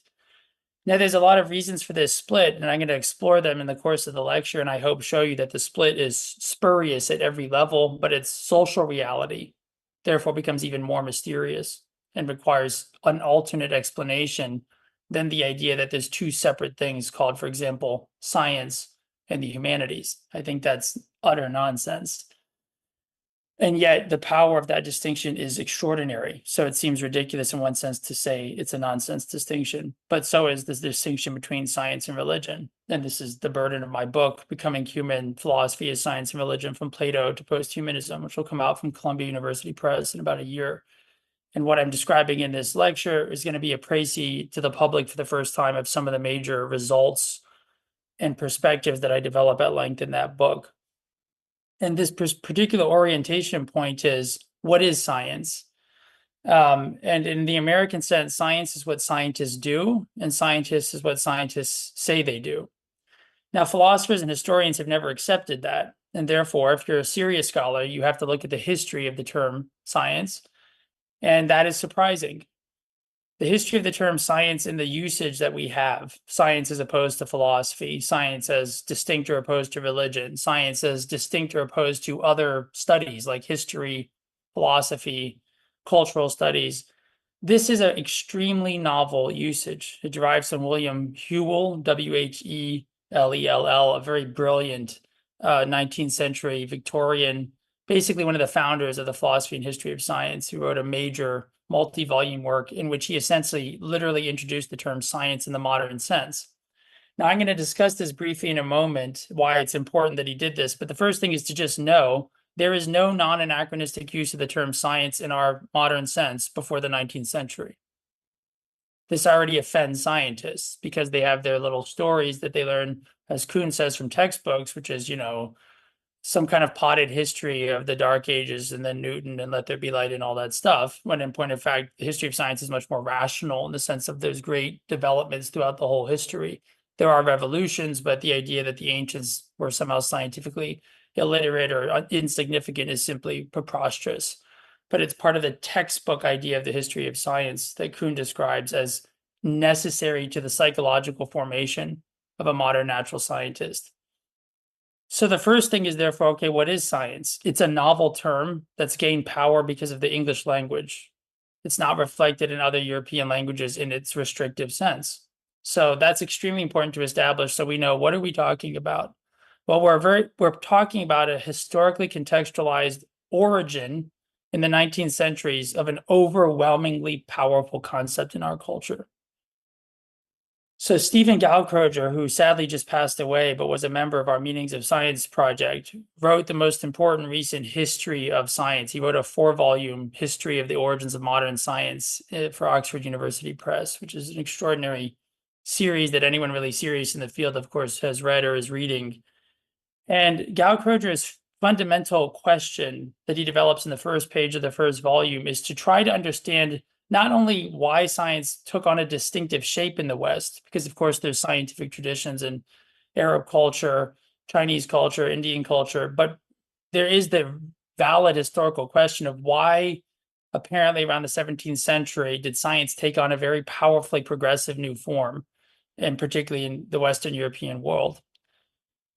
And that is a very important historical question. Every great historian of science is interested in it, including Max Weber. Weber's opening to the Protestant ethic and the spirit of capitalism in his preface, he says, the fundamental question of all social science is to determine the answer to the question of why social forms and institutions or thought forms of a, he says, universal significance arose in the West. Because Weber was perfectly well aware it was not because of some intellectual or ethical superiority. Other cultures were ethically in many ways superior or intellectually superior at many different points, like India or China, for example. So when you eliminate any chauvinism, you simply have a scientific question, which is of enormous historical importance. Why did science, in the way we think of it, emerge so recently and in such a specific historical context? And what does that say about its power in our culture today? So science then is the, as Gaukroger says, the governing cultural authority of our society. And therefore, the framework of his book is what he calls the origin of scientific civilization, because this is indeed one of his great contributions to the history of science as a field, is to clarify that we now know there's very rich scientific traditions with incredible innovations and insights in China, for example. Joseph Needham's multi-volume history is still the standard work on that. And Needham was attempting to answer the question, why did science take off the way it did in the West? Because he knew China has an extraordinary tradition of technological and intellectual development. So how come it didn't get to the so-called scientific revolution, say, first? Or would it have gotten there? So this is in a way the fundamental question of the history of science, but in a deeper sense of all historians who are scientific. Weber's not thought of as a historian of science, yet this question of literally why these distinctive, especially scientific institutions, and life forms, why did they become civilizationally dominant in what we call the modern world? This is the great unifying question of basically historical, social, and scientific study, because it is the who are we question writ large about why is it that we have discovered how to measure to 11 decimal points the fundamental state of, say, the quantum vacuum or what's in a vacuum. This is an astonishing fact. It's a kind of precision that is utterly unprecedented and would never be obvious that humans could attain this, or that we could precisely calculate how to send an object hurtling through the air at hundreds of thousands of miles per hour and land perfectly on another astral body. So the fact that we can do this is because of what we broadly call science. So if humans have any divinity or superpower apart from questions of gods, it's clearly this power, is that humans are the animals that can do physics and math. So science then, in the broadest sense, we have to recognize is knowledge and the processes by which it's pursued and attained. This is a non-anachronistic definition of science, which is my broad definition in my work in my book. Science is the pursuit of knowledge, the process of knowledge, and the results of knowledge when it's obtained. It's crucial to recognize the interlocking connection between these senses, but the senses used fallaciously. People say science. What do you mean? People say trust the science. What do you mean? Trust the results of science? Trust the process of science? Trust the development of science? Many scientific results are false, obviously. That's how scientists figure things out, is they're professionally accustomed themselves to determining their own errors. That's in a way what makes a good scientist. So of course you shouldn't always trust scientific results, but you should trust the science. So what does that then mean? Obviously it must mean trust this process over other processes that will give you a knowledge claim with no foundation. Trust the process that we call science. That's an important distinction. And I think much of so-called science skepticism would immediately be eliminated if one could just be clear about the distinction between results and process. The process of science, I'll argue, and I argue, for example, my 7 lectures publicly on Thomas Kuhn's The Structure of Scientific Evolution.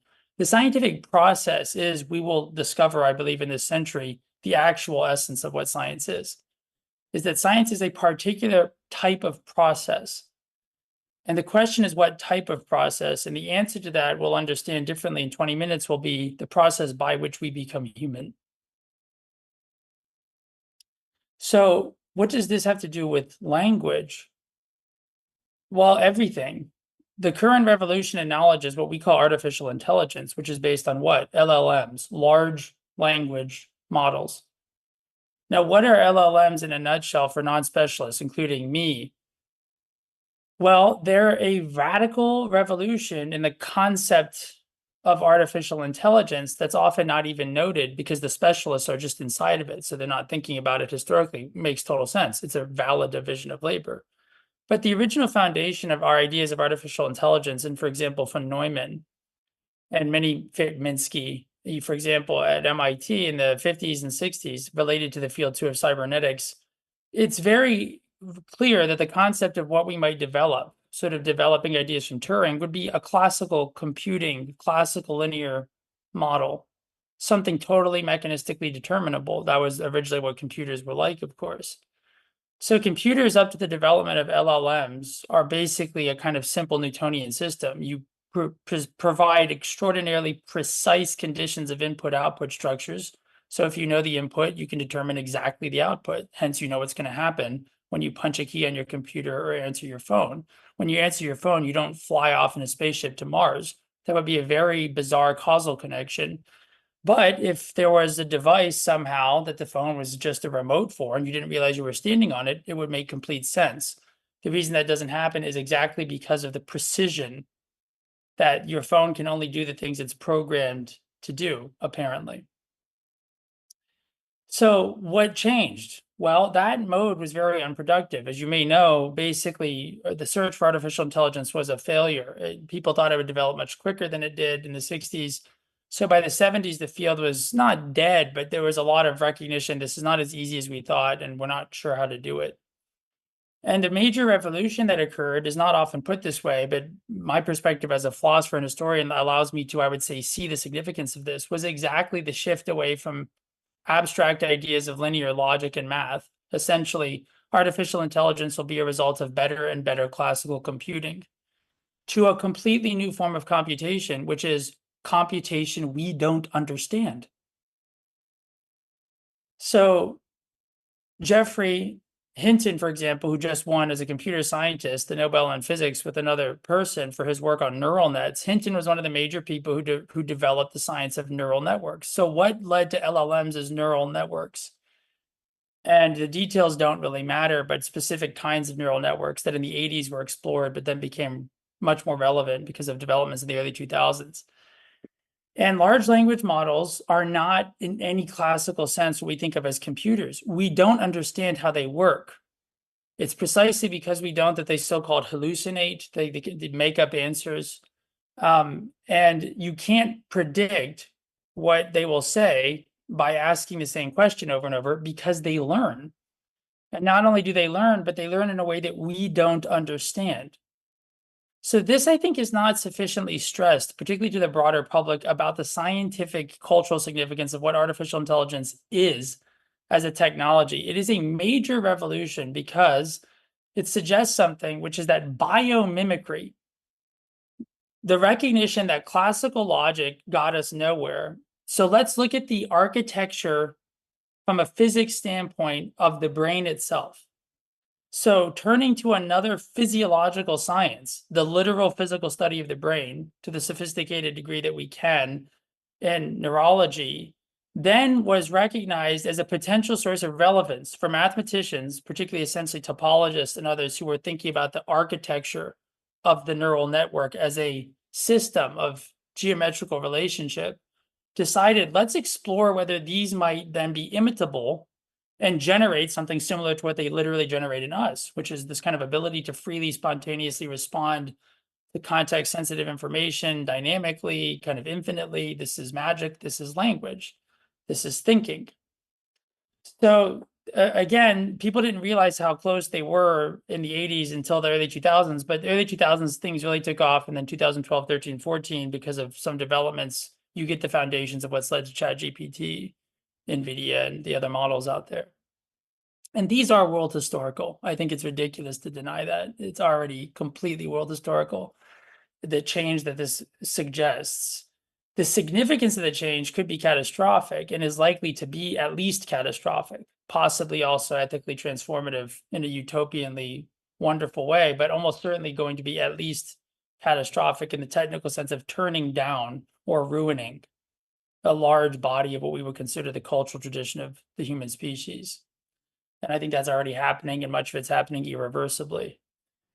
So language, what did it all have to do with language? The language fundamentally is about the first question. Plato says we need to have a scientific understanding, which is you need to have a name. So we're talking about science. So therefore, the first question was, what is science? We realize science is a term from the 19th century in the special sense we use it. Science in the broader sense of knowledge refers to the whole process, which is extremely complex, maybe the most complex human process ever attained.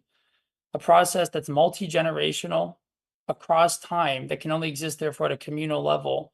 And without that communal level, what we call science is impossible. And so therefore much of my work, and in my book in particular, I develop the sort of historical transcendental conditions, you might say, of what science actually is, which is it requires very specific sociological and philosophical features that have to exist across time. And therefore, science is a kind of political force in its own right. And it's connected to the fact that philosophical communities have been the main agents that historians name under other terms like religious revolutions, monasteries, political revolutions. It's philosophy itself that's generally being named by those revolutions. The French Revolution, people having their heads cut off, was the result of ideas that people developed. And Burke, whatever you think of as brilliant analysis, Burke understood this is the result of ideas. It's because of ideas ultimately that people die and live in the particular ways that they die and live, kill or try to be killed or not killed. So the actual definition of science is politically important. It's of grave political import that we have an accurate concept of the most powerful concept in our culture. It's like a tradition of people who all say they believe in God, none of whom know what God is. That would be a very alarming world to live in. I would be very frightened of people who call themselves religious and insisted on always talking about God and trust what God says and do what God says. This is what God says. This is what the science says. Then you say, who's God? And they're like, I have no idea. God is whoever the people who talk about God tell me God is. Who are they? They're the priests. Okay, that worries me a little bit. My philosophical background is Protestantism. I don't believe in dogmatic authority. I'm an academic philosopher in the ancient sense. The Academy of Plato had no dogma. Most of the ancient philosophical schools had dogmas. Epicureanism did, and these were very what we would consider religious. They were the proto form of religious dogma. Literally, you confess certain statements, you psychologically meditated on them as spiritual practices, as Pierre Hadot very powerfully describes. The Academy of Plato was non-dogmatic in the literal technical sense. It was a place of total free inquiry, centered around a particular model of realizing human existence through a path that we would call educational. And essential to that path is what we would consider mathematical, geometrical, physical science. So the issue of what then science is raises the question, if science in the modern sense is so quite artificial and arbitrarily narrow, what then is the contrast between science and the humanities? That which deals with the language side, we would say, of the historical philosophical sciences in the European broad sense. And the humanities are not a real field. Marginalia published an English translation of a superb essay, I think the best thing on this, by the philosopher and historian of mathematics, Vittorio Hüssler, that he published in a book edited by Hans Joas, the sociologist, about the origins of the, in German, Geisteswissenschaften, very broadly, humanities in English, or the sciences of the mind or of the spirit, essentially semiotic historical sciences of interpreting human beings and their behavior. So that would include what we would consider sociology, anthropology, as well as the humanities in the more narrow sense. And these things are really distinct, but the Germans never thought they weren't all sciences. So it's a very peculiar situation that in America and in England, whose culture and language has somehow taken over the world's idea of science, it's quite strange that the humanities become this utterly separate thing, but they do. A very important book in this development was The Two Cultures by Snow, who was both a physicist at Oxbridge and a distinguished novelist. And he essentially created this framework. Many people lamented, but he got a conversation going about he saw a lamentable ignorance and rift between simply how well these two traditions understood each other. So that brings us now to the issue of number, the second part, if you will, of the three parts of the lecture. But they're just really a continuum, but consider these curves in the bend and flow of the river, because we'll see language and mathematics are in fact not separable. And this is why the vision I'm offering of education is related to a vision that is a fundamental rejection of the modernity. Modernity's idea of education is the reason modernity is a hellscape. I'm going to repeat that. Modernity's idea of education is the reason modernity is a hellscape. It is exactly because of a totalitarian and tyrannically limited and extremist concept of education that modernity produces such a rapacious, persistent, pervasive, and expansive organized logic of violence.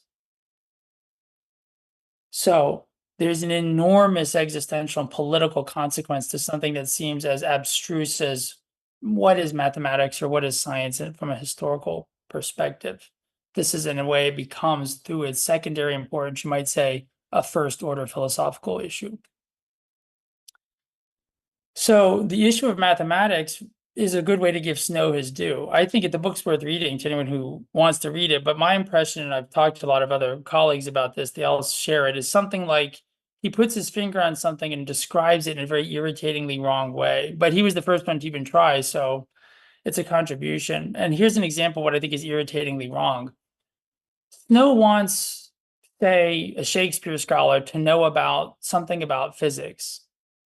Recognizing, however, there's some big asymmetry. Any physicist can read English and therefore read Shakespeare, but the 20th century, physics became a lot harder than it ever had been because the developments of relativistic physics through Einstein and quantum mechanics involved extremely advanced mathematics, even by the standards of the historical calculus needed to understand at a mathematical level Newtonian mechanics.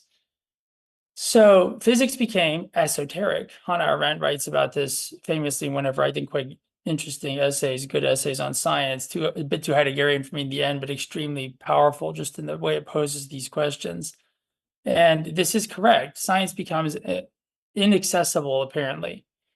And how big of a difference is this? Well, in the 17th century and 18th century, educated people read Newton. There was no special thing called science. He was a natural philosopher. He wrote the Mathematica Principia Naturae Philosophiae, the mathematical principles of natural philosophy. Someone like Berkeley, we don't often get taught this. Berkeley was a total genius, much more than what you're taught in the philosophy classes. Berkeley, for example, developed a very clear concept of advanced critique of calculus. He wrote a critique of Newton's idea of calculus, which was incredibly impressive and important, actually, in the development of calculus and the concept of the infinite. So part of the problem of academic philosophy is that it's separate from other relevant academic fields, which is obviously the history of science and math in particular, and the history of religion. You read Descartes, and he dedicates his main work to the Sorbonne theology faculty. Modern academic philosophers can't even talk about the beginning of the text they teach because of these non-integrative commitments to singular expertise rather than expertise that then demands I become an expert at integrating my core expertise with the best that is knowable from other scientific areas. So when we do that, we get a radically new picture of what we call early modern philosophy, which is, first of all, it's completely inseparable from what we call the scientific revolution. The scientific revolution is early modern philosophy. This is something I stress in my book, and this is, I would say, novel to emphasize. Most historians certainly would agree, and they know the terms are not distinct, but I mean it in a very particular way, which is that the image of the history of philosophy that we have is itself the embodiment of part of this violent, erroneous logic of modernity that has accepted the idea that you can claim something is scientifically powerful, like academic philosophy is different than, say, what Theory Underground is doing. Why? They would say because we're in a university, and that provides what exactly? Like, what does that academic, corporate, literal setting in this guild institution, what are you saying? How does that automatically, is it like transubstantiation? If you're outside of a university, your ideas are somehow not valid. If you're inside, it's like the bread and the wine turn into like the body of like the God science. This obviously is ridiculous. The idea of the corporate institution we call the university, which literally just means in Latin corporation, it's the guild of scholars and students. Its only validity is that it's internally regulating. That's the validity. Guilds were internally regulated and they could not be externally interfered with. They were distinct legal bodies that had control over their market. The Gold Guild controlled the gold market. And that was the guild system is very different than modern capitalism. It's a different lecture, but I think we have to return to a kind of revolutionized form of the guild system to reform economics and civil polity. But the university is a result of the guild, and the guild in itself has no validity. People knew some scholars were corrupt and others weren't. So the university in the truest sense is everyone who is contributing to the society or universitas or corporation of learning, of which therefore Theory Underground is, as I think in a very precise scientific sense, at the vanguard of what the university is. Not what it was. What it was is exactly what is mostly in a state of total ruination. And, as people say, it's sort of like hedge funds with endowments. Harvard, Yale, Princeton have many excellent scholars at them. I'm proud to have known some of them, but there's great scholars everywhere. What other schools don't have is basically the fact that they're private city-states that have a greater endowment than many small countries' GDP. So that's a weird thing to call an educational institution, as if that's all it is. Those are clearly political actors of first order importance that train the global elite and are the pipelines for the passage of power. The recruitment of elite economic industries only happen at these schools. It's ridiculous to just call them universities. They're essential to the organizing elite logic of modern capitalism. And that's not a good or bad thing. It's just they're not like a normal university that's just a place with a lot of good teachers and students. You can have that anywhere, as indeed we have it right here on the internet right now. So what then is the significance of the university? Well, the university is a great place where things like, for example, very technical fields have the space and leisure to be developed. And it's true that mathematics and science, natural philosophy became much harder to understand. So by the end of the 19th century, many people still read widely. Remember, Darwin wrote a bestseller. In the end, this was a book like Newton 200 years earlier that the broad public read. And that was the last book of that kind. But science used to be governed by major books, single author books that changed the world, like the Principia Mathematica of Newton or Darwin's Origin of Species. By the time you get to the 20th century, what changes the world is, for example, a 5-page paper by Einstein with relatively simple mathematics that creates special relativity. So, yes, science and you could say the humanities may refer to distinct things precisely because of a new logic in the 20th century, which is the development of a great mathematical sophistication and a terminological inaccessibility that is unprecedented in the history of natural philosophy, even up to the 18th century. You may know the famous story about Newton, Laplace, the great Newtonian who codified Newton a century later, wrote a major textbook on this essentially classical Newtonian mechanics. And Laplace was brought before Napoleon, who was investigating him on his ideas. And Napoleon sort of piously and famously asked Laplace, what role does God have in your system, Monsieur Laplace? And Laplace famously said, I have no need of that hypothesis. So that's the sort of classical Newtonian world. Newton actually required God in his mathematical physics. And 100 years later, the physics part and the math was so good that Laplace famously says, I have no need of that hypothesis. So this is part of a separation, which is now we have something called physics, which has gotten extremely technical and precise, more technical than any field that had ever existed. Is really because calculus and modern physics are, in a sense, corollaries of each other, just looked at from the side of physics or the side of math. But the development of a math to describe infinity and curves is part of what's both difficult and distinctive about modern science and modern mathematics.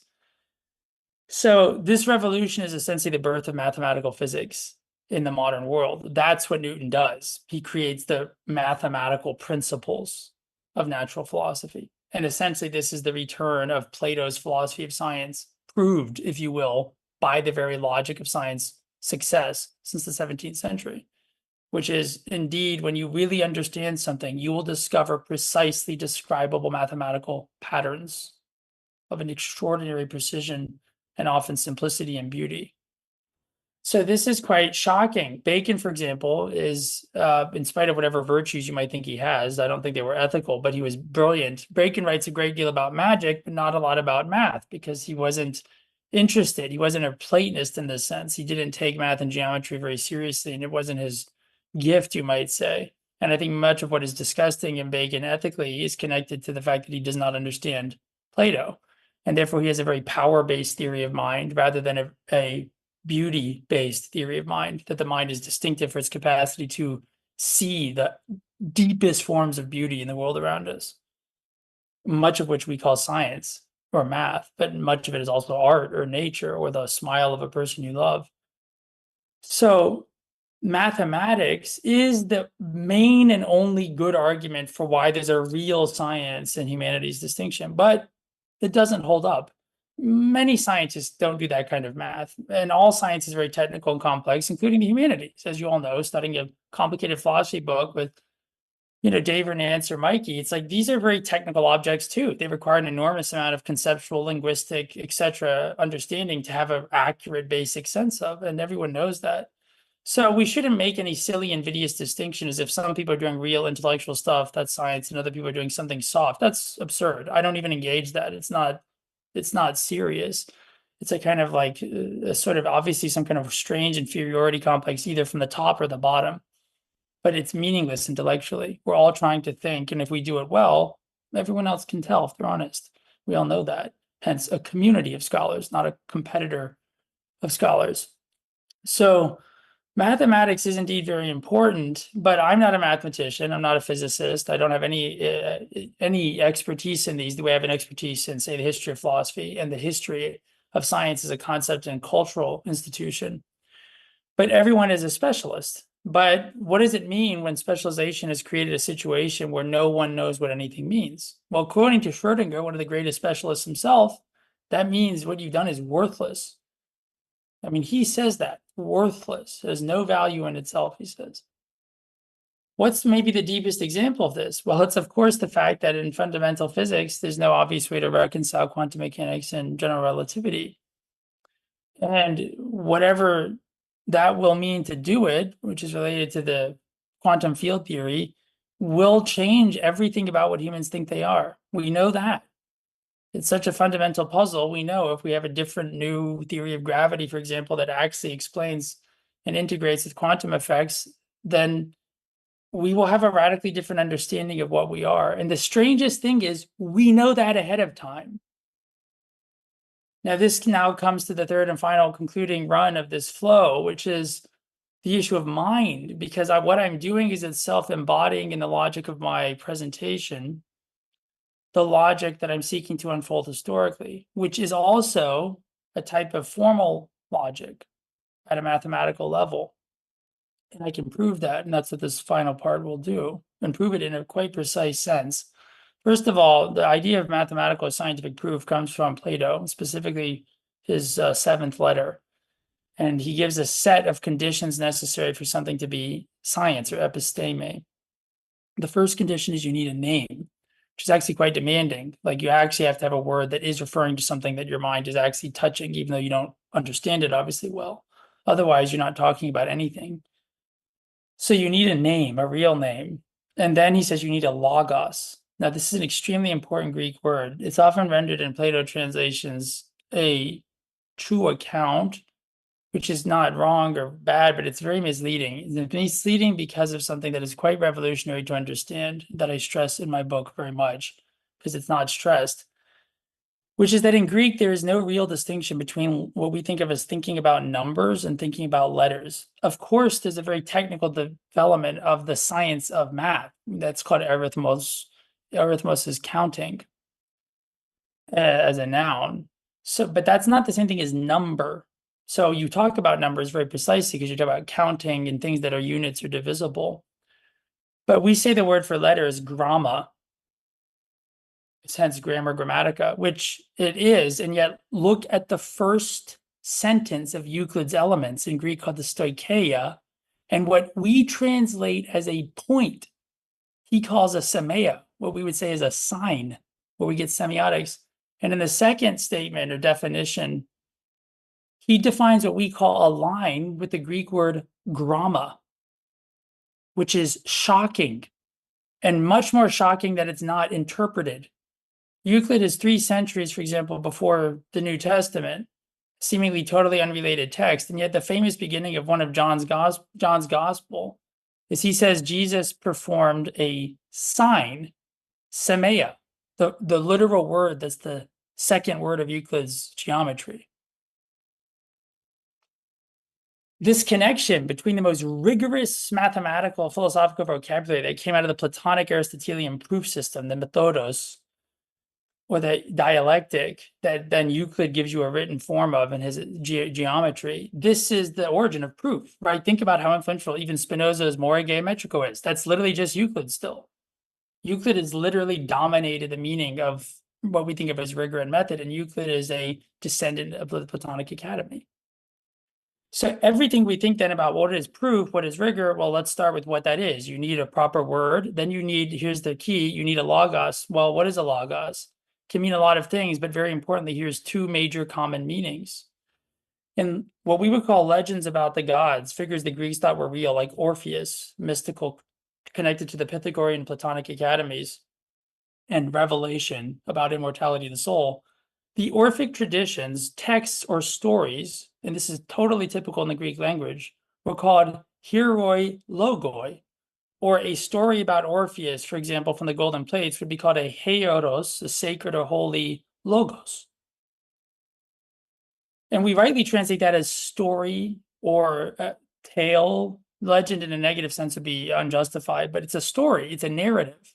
So this is extremely important. Logos is often properly rendered in the sense of narrative, story. So in my translation of John, which I'm going to publish in a couple of years, the verse that's famous in English is "in the beginning was the word." My translation is much more technical. It's "in the beginning was the story." And the story was about God, and God was the story. That's the Greek, in arche, en logos, kai logos, ton proston theon. So Euclid says that the very first concept is not what we say is a point. It's a sign. And this is extremely important to the other words in that sentence, which have to do with the apeiron, the boundlessness that founds the idea of a geometrical dimensional limitation, that then you generate the three dimensions through what we call point, line, and then figure. So the mind is defined rigorously in our tradition, which is science, is that Plato and the tradition he comes from, which is connected all the way back to Egypt and Babylon, is a tradition of unbelievable precision about what it is to be a human. A human is a being capable of counting and telling stories, and these are the same activity. Yes, they can be highly specialized. When you count numbers, that becomes what we call math. If you count ships, that's part of Homer. If you count where people came from in their genealogy, that's called a story. Iterative, logically continuous, somehow homologous but distinct units. That's, for example, the natural number series. Somehow these things are a projection of a single thing. Each one is also distinct, somehow related to each other. Well, that's also what the words I just said are. As a result, a very strange example becomes the totally illuminating norm, which is the Kabbalistic tradition of mystical Judaism, which is really just the essential inner teaching of what Judaism is, but it's very rigorous intellectually, so it assumes all of the prior normal Talmudic training, is famous for the use of what's called gematria, which, as you probably know, even just from pop culture, since Madonna made Kabbalah a popular term. Gematria is the fact that in a 22-letter, by most countings, Hebrew or Aramaic alphabet, every letter is assigned a numerical value in this system of Judaism and philosophy. It's really a kind of actually a form of Jewish Greek philosophy that's preserved in what we consider the rabbinical academies. And gematria is utterly normal, and it's amazingly complex because there's at least one number assigned to every letter. And as a result, every word is also therefore a number. Now, this is often mocked as somehow ridiculous or unscientific, and that itself is ridiculous and unscientific. Every written script is by definition an alphanumeric system. I can just say A to Z, every letter becomes the series of natural numbers beginning at 1. That's the beginning of any alphanumeric code. A, 1, B, 2. I can then reverse it and say, I can write you in the numeric system using new numbers, and all you need to know is this is alphanumeric. And then you can just translate, oh, he wrote, 1, so that's A, and then he wrote 2, so that's B, and then he wrote 5, so that's E or whatever, so it's Abe or something. That anyone can do that. So by definition, every letter system is a number system. And the Jewish philosophy is the only one that preserves this recognition, which all of the ancient Greek mathematicians understood. Mathematics was not taught through writing, it was taught through learning how to visualize forms. This is something they learned from Egypt and Babylon. So they developed a kind of visual capacity at a very abstract, we would say, level, not two-dimensional visual, but seeing geometrical objects and then plotting changes in them in real time, as if you created a three-dimensional hologram in your mind, because that's what the skill was.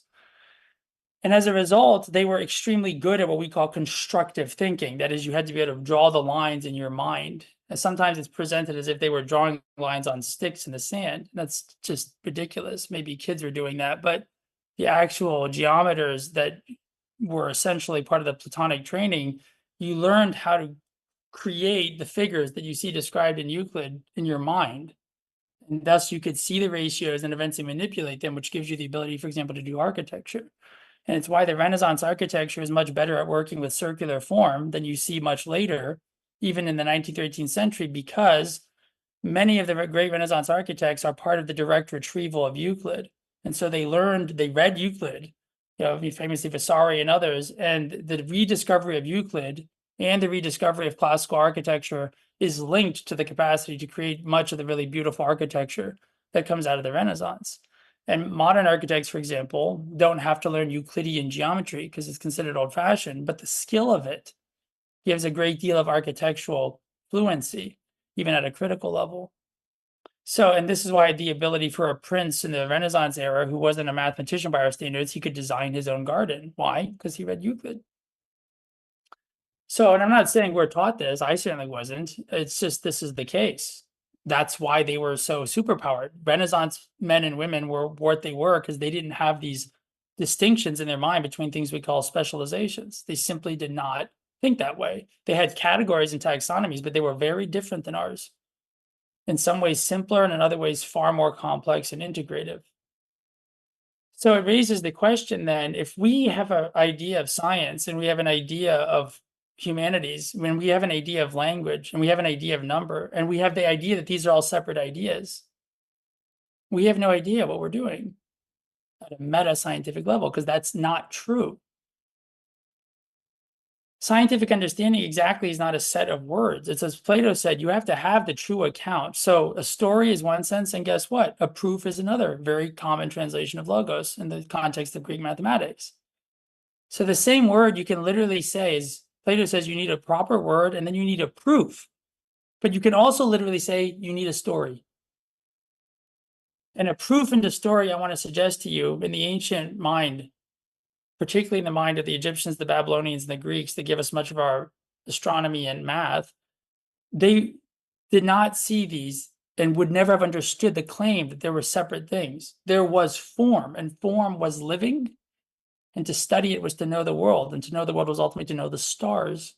And you had to count the stars, and it required enormous precision. And thus the history of mathematics is extremely closely linked to the history of astronomy. And many of the great Greek astronomers were also, of course, great Greek mathematicians, because astronomy was originally called in Greek arithmetic, because it required such demanding counting abilities. And it's not an accident the great revolution of modern math, which in Newton and in Leibniz and in modern physics, same reason in Newton, are the revolution around our capacity to calculate an astral body or stellar body, the moon, in this case in relationship to the Earth as a specific question. So it's important to recognize it took until Tycho Brahe, barely 450 years ago, until we had precise information about, say, Mercury and its relationship and shape and its orbit. And that was essential for what Newton did. So this stuff is very new. We are very young in our understanding of the world around us, and it is much vaster and more wondrous and strange than people have ever been taught in schools or taught to imagine. But the result of actually looking at what we know about science in an integrative sense, taking very special and rigorous look at what we know of the history of natural science and where it's at today, and not separating that from what we know about the history of social science, history itself, and what we call the history of philosophy. This is the essence of my own perspective, if you will. Hence, I call it meta-scientific, because science is essential as the platform on which it operates, but it operates exactly to embody the counter to the problem Schrodinger's identifying. Even the most rigorous expert knowledge, that because it isn't connected, lacks meaning, and ultimately therefore force and power in reality.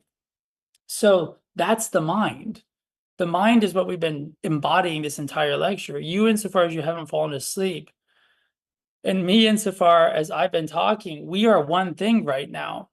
It's very important to understand, right, as you probably know, or maybe not, it's not often stressed in ancient Greek philosophy textbooks, although the scholars usually know it.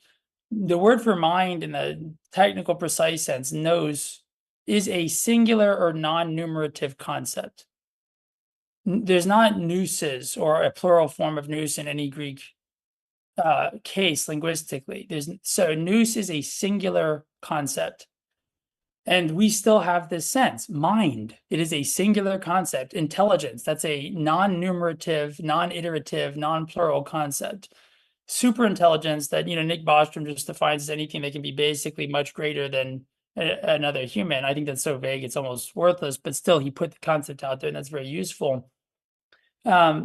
This is simply what nous is. Nous is all of the powers that we're embodying when we use our language, our understanding, our feeling. We're an embodied animal.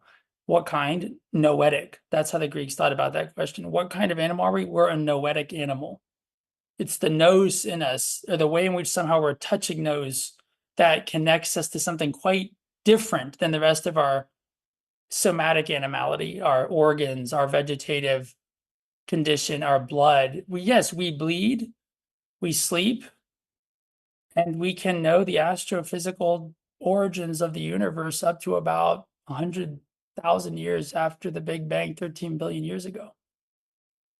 That's quite a combination of capacities. And it's not at all obvious how the one arises, the highest one apparently from the others, or how it is connected. That's what we call the problem of consciousness today. But I think you might see, I think it's much more illuminating. There's no problem of consciousness. There's the fact of nous. There is no problem of consciousness. That's an absurd frame, unsolvable by definition. It's not just a hard problem, it's the by definition unsolvable problem because it's a wrong frame. Nous exists. No one in the world doesn't believe that mathematical physics works. They either don't understand what the term means or they understand it's obviously true. That's why we're on the internet and everything. So no one actually denies numbers, structure, reality. They just do. That's not a problem. That's the basis of everything we know. That there's form at the root of all of our erotic attraction, a beautiful figure, a beautiful smile, a beautiful energy. What is it? It's some kind of pattern drawing us into itself, like the current of a great river taking us to some beautiful ocean. But we're certainly caught in its force, and that force is erotic and it's mathematical, scientific, and it's exactly what it means to be human, that sort of sexual pull is linked to something as beautiful as a shape. And yet then we look around and we see everyone's interested in shapes. The birds, the bees, they also all seem to like shapes because we're all shapes. We are all ourselves somehow an embodiment of nous. That's not a problem. That's the root of what we are. So the so-called hard problem of consciousness in analytic philosophy, I view as the simple problem of waking up to the undeniable fact that mind is this non-numerative concept. And mind is exactly that. What's the definition of nous? There is no definition, but what would it mean? It means that through and by which we have attained all the knowledge and understanding that we have. And that means not only our ability to send the probe we just sent on October 17th, it's going to go to Io, the moon of Jupiter, and get there in 2030. It's also the same understanding you have about yourself that makes you enjoy your life or enjoy your work, or that makes you interested in a lecture, or that makes you attracted to the person you love. That's an understanding too. So your love for the person or the people that you have in your life, that's part of nous. Understanding in the deepest sense is not less than physical. Physical is rather, you could say, the embodied number. Sexual union is the sort of coupling in which you recognize that what you thought were two different areas of, say, a problem are actually one reality that shines only under a particular perspective. When two forms merge, something magical happens. So that's part of the mystery of what we are. And that goes back to the story in Plato, which that we were spheres divided. And so now as I come to the end of this, the three patterns is really just a loop in a circle, which is there is no artificial intelligence. What an idiotic idea.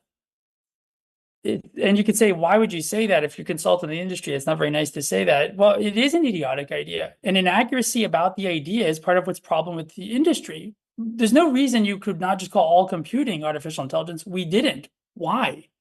What changed? Why did we start saying artificial? Bizarrely, when we did the exact opposite, LLMs are the least artificial thing we've ever developed in science. It's a technology that is a black box to us. It's exactly because we imitated ourselves that we have achieved what we call artificial intelligence. It's exactly because we imitated our own history of natural language that we've created the possibility of real superintelligence. Meaning what? Nous embodied at a collective scale, as if all the powers of individual humans were summed into an exponent, and then that exponent became a single agent. That's my sense of what superintelligence means. Superintelligence is simply a name for people who think nous somehow might totally incarnate in some sense, creating a kind of superpower. Whether that's a computer is, of course, a ridiculous idea. Relative to classical computers like we're on, AI requires far more agential interaction from the human using it. So AI is not only an extension, as all technology is, as McLuhan said, of the human. AI is a quite direct anthropological projection of ourselves into ourselves as a collective. And that's why it's controversial, because it has all the biases we do. And the problems of so-called super alignment are, I argue to clients and others, ridiculous. There's no problem with super alignment. There's the fact that humans have never aligned themselves according to their highest values, and therefore there's no reason we should trust ourselves to not destroy ourselves with more power. There's no reason. And that's the condition of any true ethics of AI, is to then accept humans are the problem. It's not artificial, it's our intelligence. We're literally imitating ourselves and trying to scale. We're the ones using it, and we're the ones who have to know how to use it, and we know we're going to misuse it, just like we're already misusing it. So the question is, are we willing to figure out how to fix ourselves as a species? Because it turns out that's the same thing as figuring out how to develop superintelligence. Is, can we fix ourselves as a species? What does fixing ourselves mean? Maybe it means simply waking up to the fact that nous is what unites us all, that there is no science and religion distinction, that the best of any spiritual tradition is accessing this question: what are you? And at the same time, telling you something that by asking it, you realize whatever I am one with the others I see is totally different from me, because here they too ask this question. And somehow this communal asking, this projection of ignorance into the void, binds us into a strange collective searching in our darkness for a shared light. That shared light is a process, the process we call science, or maybe just better, the process we call becoming human. Thank you.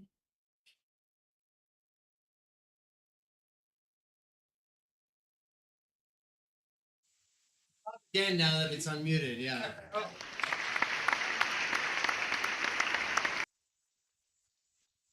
Wow, thank you. Thank you so much, Samuel. And we're officially over time here at the venue, and we do have to get out of here in a sec, but I do want to give everyone a couple, I mean, assuming you've got a couple more minutes yourself there, Samuel. Yeah, we'll do a little back and forth. We do have a minute. And so, Ann, if you'll run Mike from right here. It gives me a lot to think about, Samuel. Thank you. Is the aphorism that if anyone knows anything about Aristotle, that he said man is a rational animal, is that word noetic? Is that the word he uses there? No, I'm pretty sure in that context he's probably using logos, probably, or a form. But Aristotle's concept of what logos is has to do with participation in nous. So conceptually, nous is always what's grounding that Platonic sense of logos. But logos has that kind of particular sense we maintain of counting, talking, so in that sense, that's why it's often rightly rendered as like the linguistic animal or the talking animal, or you could say the animal that can count or can do math would be probably also ways to, but that power, that legein, the verb or logos or sub whatever form of it I think is in there, that power is the power of what Aristotle would call nous. Does that make sense? Yeah, it does. Thank you. Thank you. It's a good question. Okay. Yeah, it makes sense. Thank you. Yeah, to avoid the echoing, I have to mute the audience side whenever you talk. So there'll be a slight lag between. It's almost like walkie-talkies, but yeah, who wants it next? Yeah. Studebaker's up. This was really sharp and really interesting. I don't get to hear enough talks that are about science, and I like good science talks that have lots of Plato. What I want to know is, how did you manage to get this combination of backgrounds such that you could talk about the Platonic dialogues in the way that you do, and you could talk about the philosophy of science? What in your life allowed that to happen? Thank you, Benjamin. That's actually a great question. I think the challenge there will be to answer it concisely. One was just, I knew I was very ignorant. And so when I was an undergrad, I was like, well, I can't understand a lot of what Descartes is doing because like, I don't understand enough math. And, I realized Newton was really important, and I knew I didn't understand physics in any advanced sense, and certainly hadn't understood calculus. And when I was in high school, and so in fact, I had a very strange background. I thought math seemed very strange to me because it didn't make sense. I didn't understand the logic of the concepts. Although when I then encountered Quine's elementary logic, that seemed to me totally easy and simple.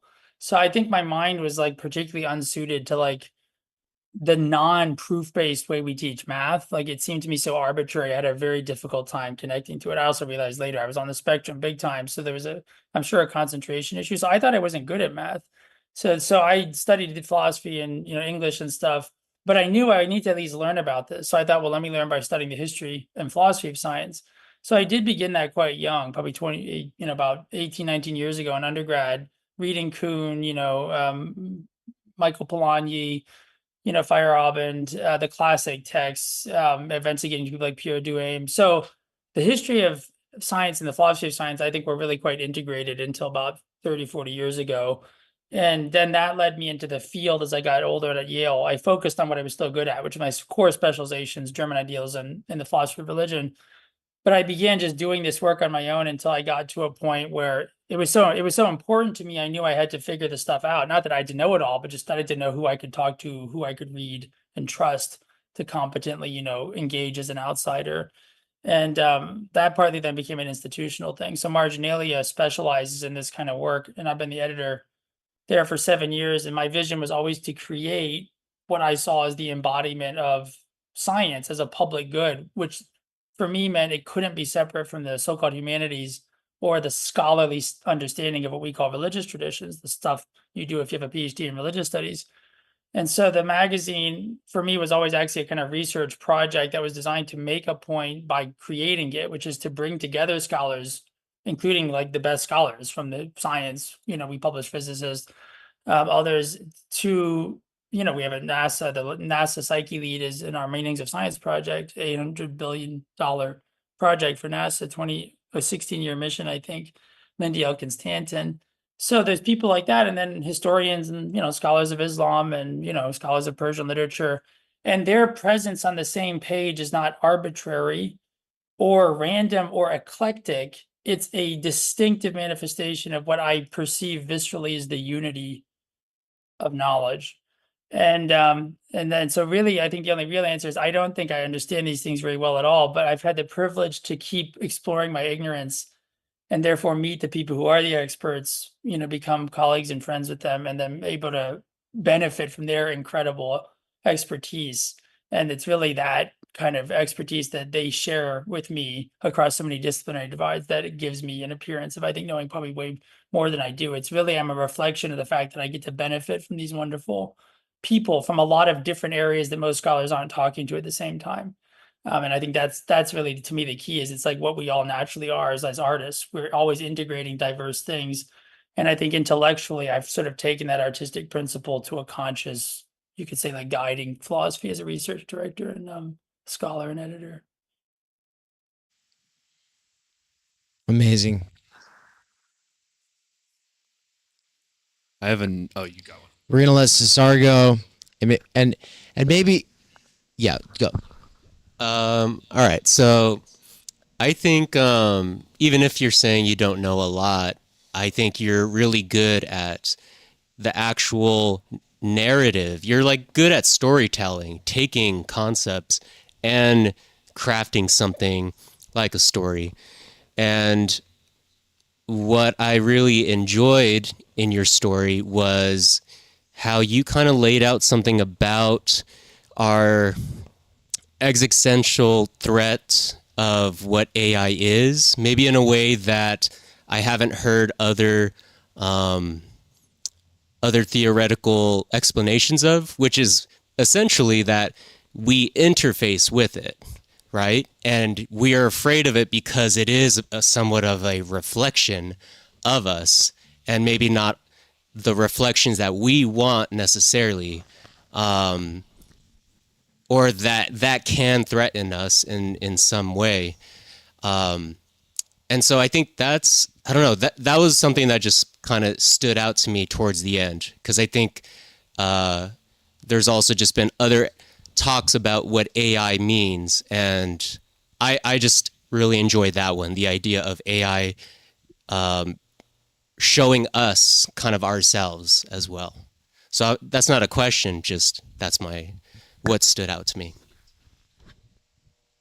Thank you very much. No, I appreciate that. And I think that I also appreciate you see that. I think of that as a distinctive truth that I think I'm a sharp edge of cutting it into the culture, but I think it's a completely universal, almost self-evident truth once you understand it. And the interesting fact is the reason that insight came to me is because I really like Ludwig Feuerbach. And I was talking to Dave, I eventually want to do a kind of collaboration around a kind of theology for atheists because, Feuerbach is essential for Marx. He's the kind of great left-wing Hegelian, but Feuerbach's major book is Das Wesen des Christentums, the essence of Christianity. He was a theologian who wrote the most radical atheistic critique, in a sense, of traditional Christian doctrine ever written, and therefore was, in a way, the most vociferous and profound atheist maybe who had ever existed in Christian history. But that's the essence of left-wing Hegelianism. That's the mother of Marx, is this critique of Christian theology. And it, you get these summaries that are very simplistic, but they're fine. The simplistic summary is exactly what we're talking about with AI, which is Feuerbach says, look, the problem with humans, because it's about concept formation. It's in a way, it's quite technical, although it's written as a really polemic. So it's a kind of weird book to read. But it's also very scientific in a very deep sense. It's like, why do we form these concepts of God? It's a very important anthropological question. Like, why do we have the idea that God is omniscient and present everywhere? Why do humans do that? And it's very technical in one sense, but the basic sense that you can just say is humans have a very difficult time for reasons Feuerbach I don't think satisfactorily explores, but he just assumes they have a very difficult time taking seriously their actual powers. And it troubles them profoundly, both how powerful they are and yet how out of control they seem to be relative to the world that they inhabit, that they create. And our ideas of religion and the evolution of our ideas about what the gods are a kind of projection, not in the Freudian psychological individual sense, but an almost necessary, he would say, species level projection of our own incapacity to consciously assimilate the way we are creating our own environment. And so therefore, this is what I call myself a religious atheist, because there's no cheap atheism, or there is a cheap atheism, and it ends up being someone like Dawkins who calls himself a cultural Christian. And that's a weird kind of atheist. That's just maybe most Christians. It's like, you don't have to make a big song and dance of that. But a real atheist is someone who actually goes inside, like I think Zizek rightly understands as a good Marxist and Feuerbachian in this sense. It has to come from inside of the tradition that you're negating. Otherwise, it's just some weird external posture or performance that's not understanding, and there's nothing dialectical about it. Well, the history of science is shown very clearly in Gaukroger's work, and Peter Harrison, my project co-director of the Meanings of Science project. Harrison's the most important living historian of science and religion. And he's shown very clearly in his work, particularly the territories of science and religion, that the idea of science we have is a secularization of the idea from Christianity. And that is why scientists have a kind of priest-like authority. And that part of it is not scientific, and no good scientist would disagree with that. But some people exploit that religious background, and particularly people in Silicon Valley. And they exploit it not consciously, but they themselves, exactly as Feuerbach says, are caught inside of an idea of themselves and unable to honestly say, I myself believe I deserve to live forever because I think that would be a great thing for all of eternal existence. Instead of just being willing to say that, which is implied in doing research to make yourself immortal, you have to believe that about yourself, which is an astonishingly direct claim to like eternal value. People will just say, well, we should work on this so we can cure cancer, or well, let's just make ourselves immortal because that's the next step in our species development, as if this is not the most fundamentally radical, magical, religious idea ever. And so as a result, I'm a kind of Silicon Valley techno-utopian atheist. And that's to me what really religious atheism lets you become an atheist everywhere you need to be an atheist. And religion doesn't need much atheism, and it, in a sense, is atheism. What needs atheism today is tech, capitalism, and science with a big S, not the process, not the results, not the community, but the hype, the PR, the spin, the governmental manipulation of the concept for regime control. That requires critique. And so therefore the insights I have into AI for me are a direct extension of my kind of Feuerbachian religious atheism, because I recognize the concept of religion has really shifted into the concept of science. And so therefore, to get at the essence of science, we have to dialectically recognize the process, the people, the results. I'm utterly pro-science. My life is literally publicly dedicated to, in a way, combating things like science skepticism because I think they're so destructive. But at the same time, I think it's destructive because a true concept of science assimilates the idea that we know how to make mistakes. And it's not afraid of admitting that, but it rather says this is what makes us special, is we say when we make mistakes, we literally give our work to other people so they can say what's wrong with it. And then that's something we think is a great idea. In religion, that's warfare. And in science, that's life. You literally exist to be critiqued by other people to keep growing into the thing that you're trying to really figure out together. And what more beautiful political vision could we have as a species than that? And that's exactly because that vision of what science is the best thing that Christianity or Greek philosophy or Judaism or Zoroastrianism, that's the best thing they gave us. The idea that humans can actually organize themselves around fundamentally significant ideas, like maybe we are gods, but somehow we don't know what that means. And so we're killing each other and everything else until we can figure it out. Maybe that's why we can't run away from the idea that we're going to live forever. Maybe that's why we have superheroes and, Dune and Messiah stories all around us, because we're looking at ourselves, trying to tell ourselves something, which is wake up. We made all of this. AI is our last sort of pseudo religion, and we need to be atheists about it. We need to say AI is the natural intelligence of the human being, imitated through mathematical physical structures, telling us what we are and asking us whether we're going to be responsible for ourselves. We made ourselves. This is atheism. We made our history. This is atheism. We made our technology. That's atheism. We made AI. AI is us, nothing less than us. That's all it's ever been. It's just us. We're the problem. And there aren't gods out there who are going to save us from the fact that we have to figure out how to solve ourselves. That to me is religious atheism.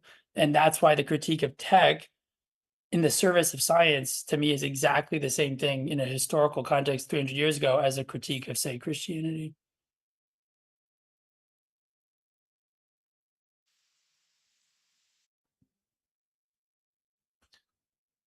Okay, thanks for the lecture. My mind is still kind of melting, and this question will be kind of like asking you to cure cancer, I guess. But since you talked about this guy Snow and you critiqued him for the idea that like simply a scientist should be able to play the piano and that would be solve the problem. So when we are in this situation where like science is so compartmentalized and everything is separated, like do you see any possible perspective of returning to the Renaissance man, in the sense that like because since for example, physics is so esoteric, and let's say more and more disciplines will become esoteric or have already become esoteric in this way. Do you think is it even possible to return to this, like to get rid of these boundaries? Thank you. I think that is such, in a way, the essential question. And I'm extremely happy to say, not only do I think it's possible, I think it's necessary and the most beautiful, desirable thing. I think it's what we all want to believe is true. And my whole life is about saying it is true. Watch, and here I'll show you how it's true. I work with a guy who is, I think, without any question, like a literal Renaissance man.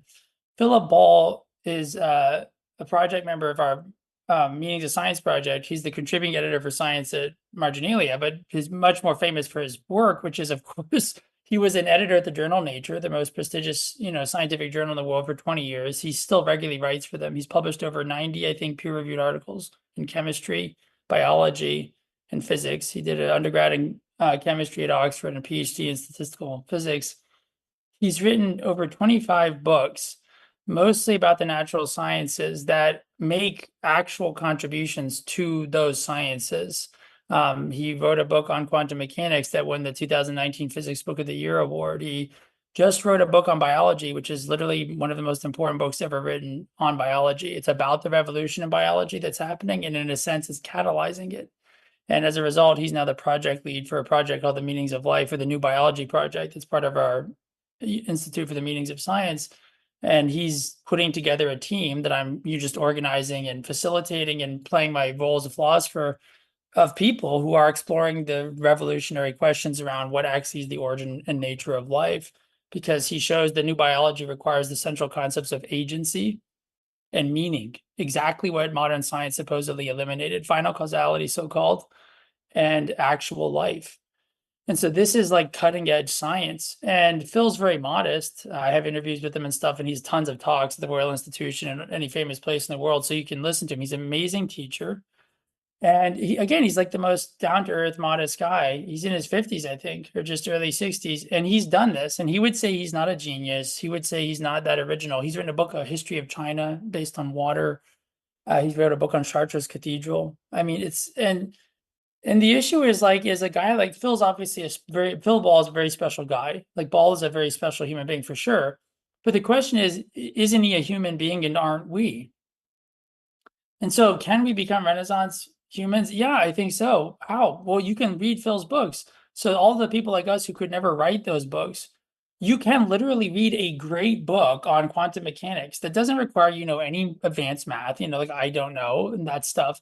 But I can read these books by actual experts who are so good at communicating that they're really advancing in the deepest sense science, not just the public understanding of science, but they're advancing science itself. And science doesn't have a way to categorize them. That's part of why I did the Meanings of Science project and now founded the Institute, because I think it's not anything different than science, but it's the next stage of science, the part of it where a part of the scientific community has to be self-consciously devoted to integration. And exactly because that's possible and happening, I'm integrating the integrators. So that's kind of like, therefore, if someone's like, yeah, but how would I discover Phil Ball? Yeah, it's simple. Like we publish four articles a month. It's not overwhelming. It's partly by design. It's a lot of work, and we're all busy. My staff has historically been volunteer, and we're just getting slowly funding. And so the work was designed to not overwhelm. It's quite selective, and therefore it's like, hey, you can read a NASA scientist you might not have heard of. She wrote a great book about science and being a woman, and she's one of the most important, NASA mission project leads. I would have never found out about that person except for my work at my magazine and the research center. And now as a result, I got to commission and publish a beautiful piece about a person who's literally sending this incredible science mission to this metal asteroid. And she cites Cicero's Dream of Scipio in her beautiful essay. And this to me, I see the integration. Like Lindy Elkins Stanton is the integration. Philip Ball is the integration, and we can read them. We can follow them on social media. And so I absolutely believe in a new vision of education, which I'm partly doing. And I'm doing some of this work with some of these people, which I'm designing a network where it is going to consciously bring the best people in the world also as teachers.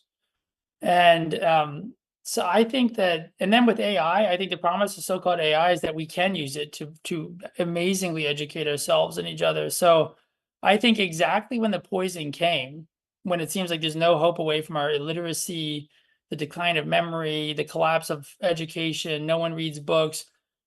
And then people think AI is the problem. It's like, no, AI is the solution because it's not artificial. It's us saying, hey, you want to learn something now? You can literally ask ChatGPT, and it is amazing what you can learn.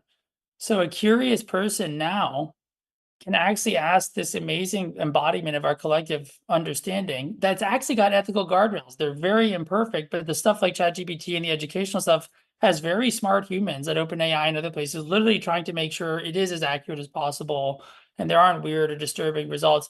That's a very beautiful thing. We're like literally refining ourselves. So if we screw it up, yeah, we're toast for sure. But that's always been the case. And many cultures have gone out of existence. We have a global culture. So if our global culture goes out of existence, it means the whole world does. But cultures blow up all the time because they don't get being human right. It's just ours is the last chance. I don't deny that. But I am incredibly, not optimistic, but I see the reality of this. I see it happening, I think in our conversation. Thank you. All right, Samuel, I hate to have to do it. And I know it must seem like magic that I look muted on the Zoom call, but I'm actually coming through. Crazy, right? But anyway, yeah, we can work around things like that. So, Samuel, I just wanted to say, not for, I mean, I'm sure you weren't even thinking this, but just for the audience's sake, for the second order observers and all that, the room did not empty out while Samuel was talking because people were dropping out because they had to go to sleep or they were bored. A bunch of people had to go help move stuff out of a room because there was some organizational miscommunication, and the room that we were supposed to be good in to avoid bands practicing right now turned out to be one of the rooms that actually was reserved. So we got double booked somehow. It's just ridiculous.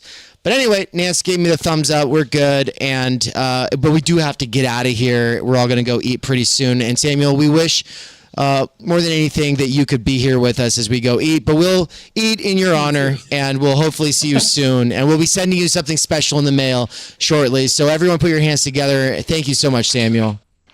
Thank you, Dave. Thank you, everyone. My honor and pleasure. Thank you. All right. And have a great night, everybody. We'll see you all tomorrow. Take care. Let's see if I can. See you tomorrow. We cannot do direct revolution, but the only way to lay the foundation for it is to do what you are doing to move the underground. It's a theoretically correct title. Welcome to Theory Underground, a place for workers with earbuds who are tired of letting others read and think on their behalf, slipstreaming our way into an understanding of the situation that short-circuits the deadlocks of our moment. Research at Theory Underground focuses on what is most important for understanding our current situation.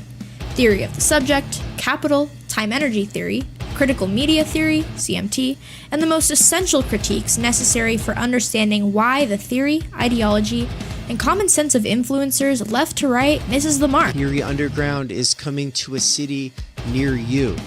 What that has meant in the last year is traveling across the United States, into Canada, and then all over Europe to promote our books, courses, and ideas related to time energy and underground theory.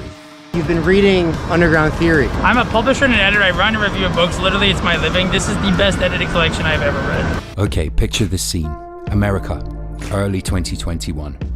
An Amazon warehouse worker arises from the emerging underground theory internet scene to create spaces for untimely topics and concerns that are too often neglected or kept in isolation today.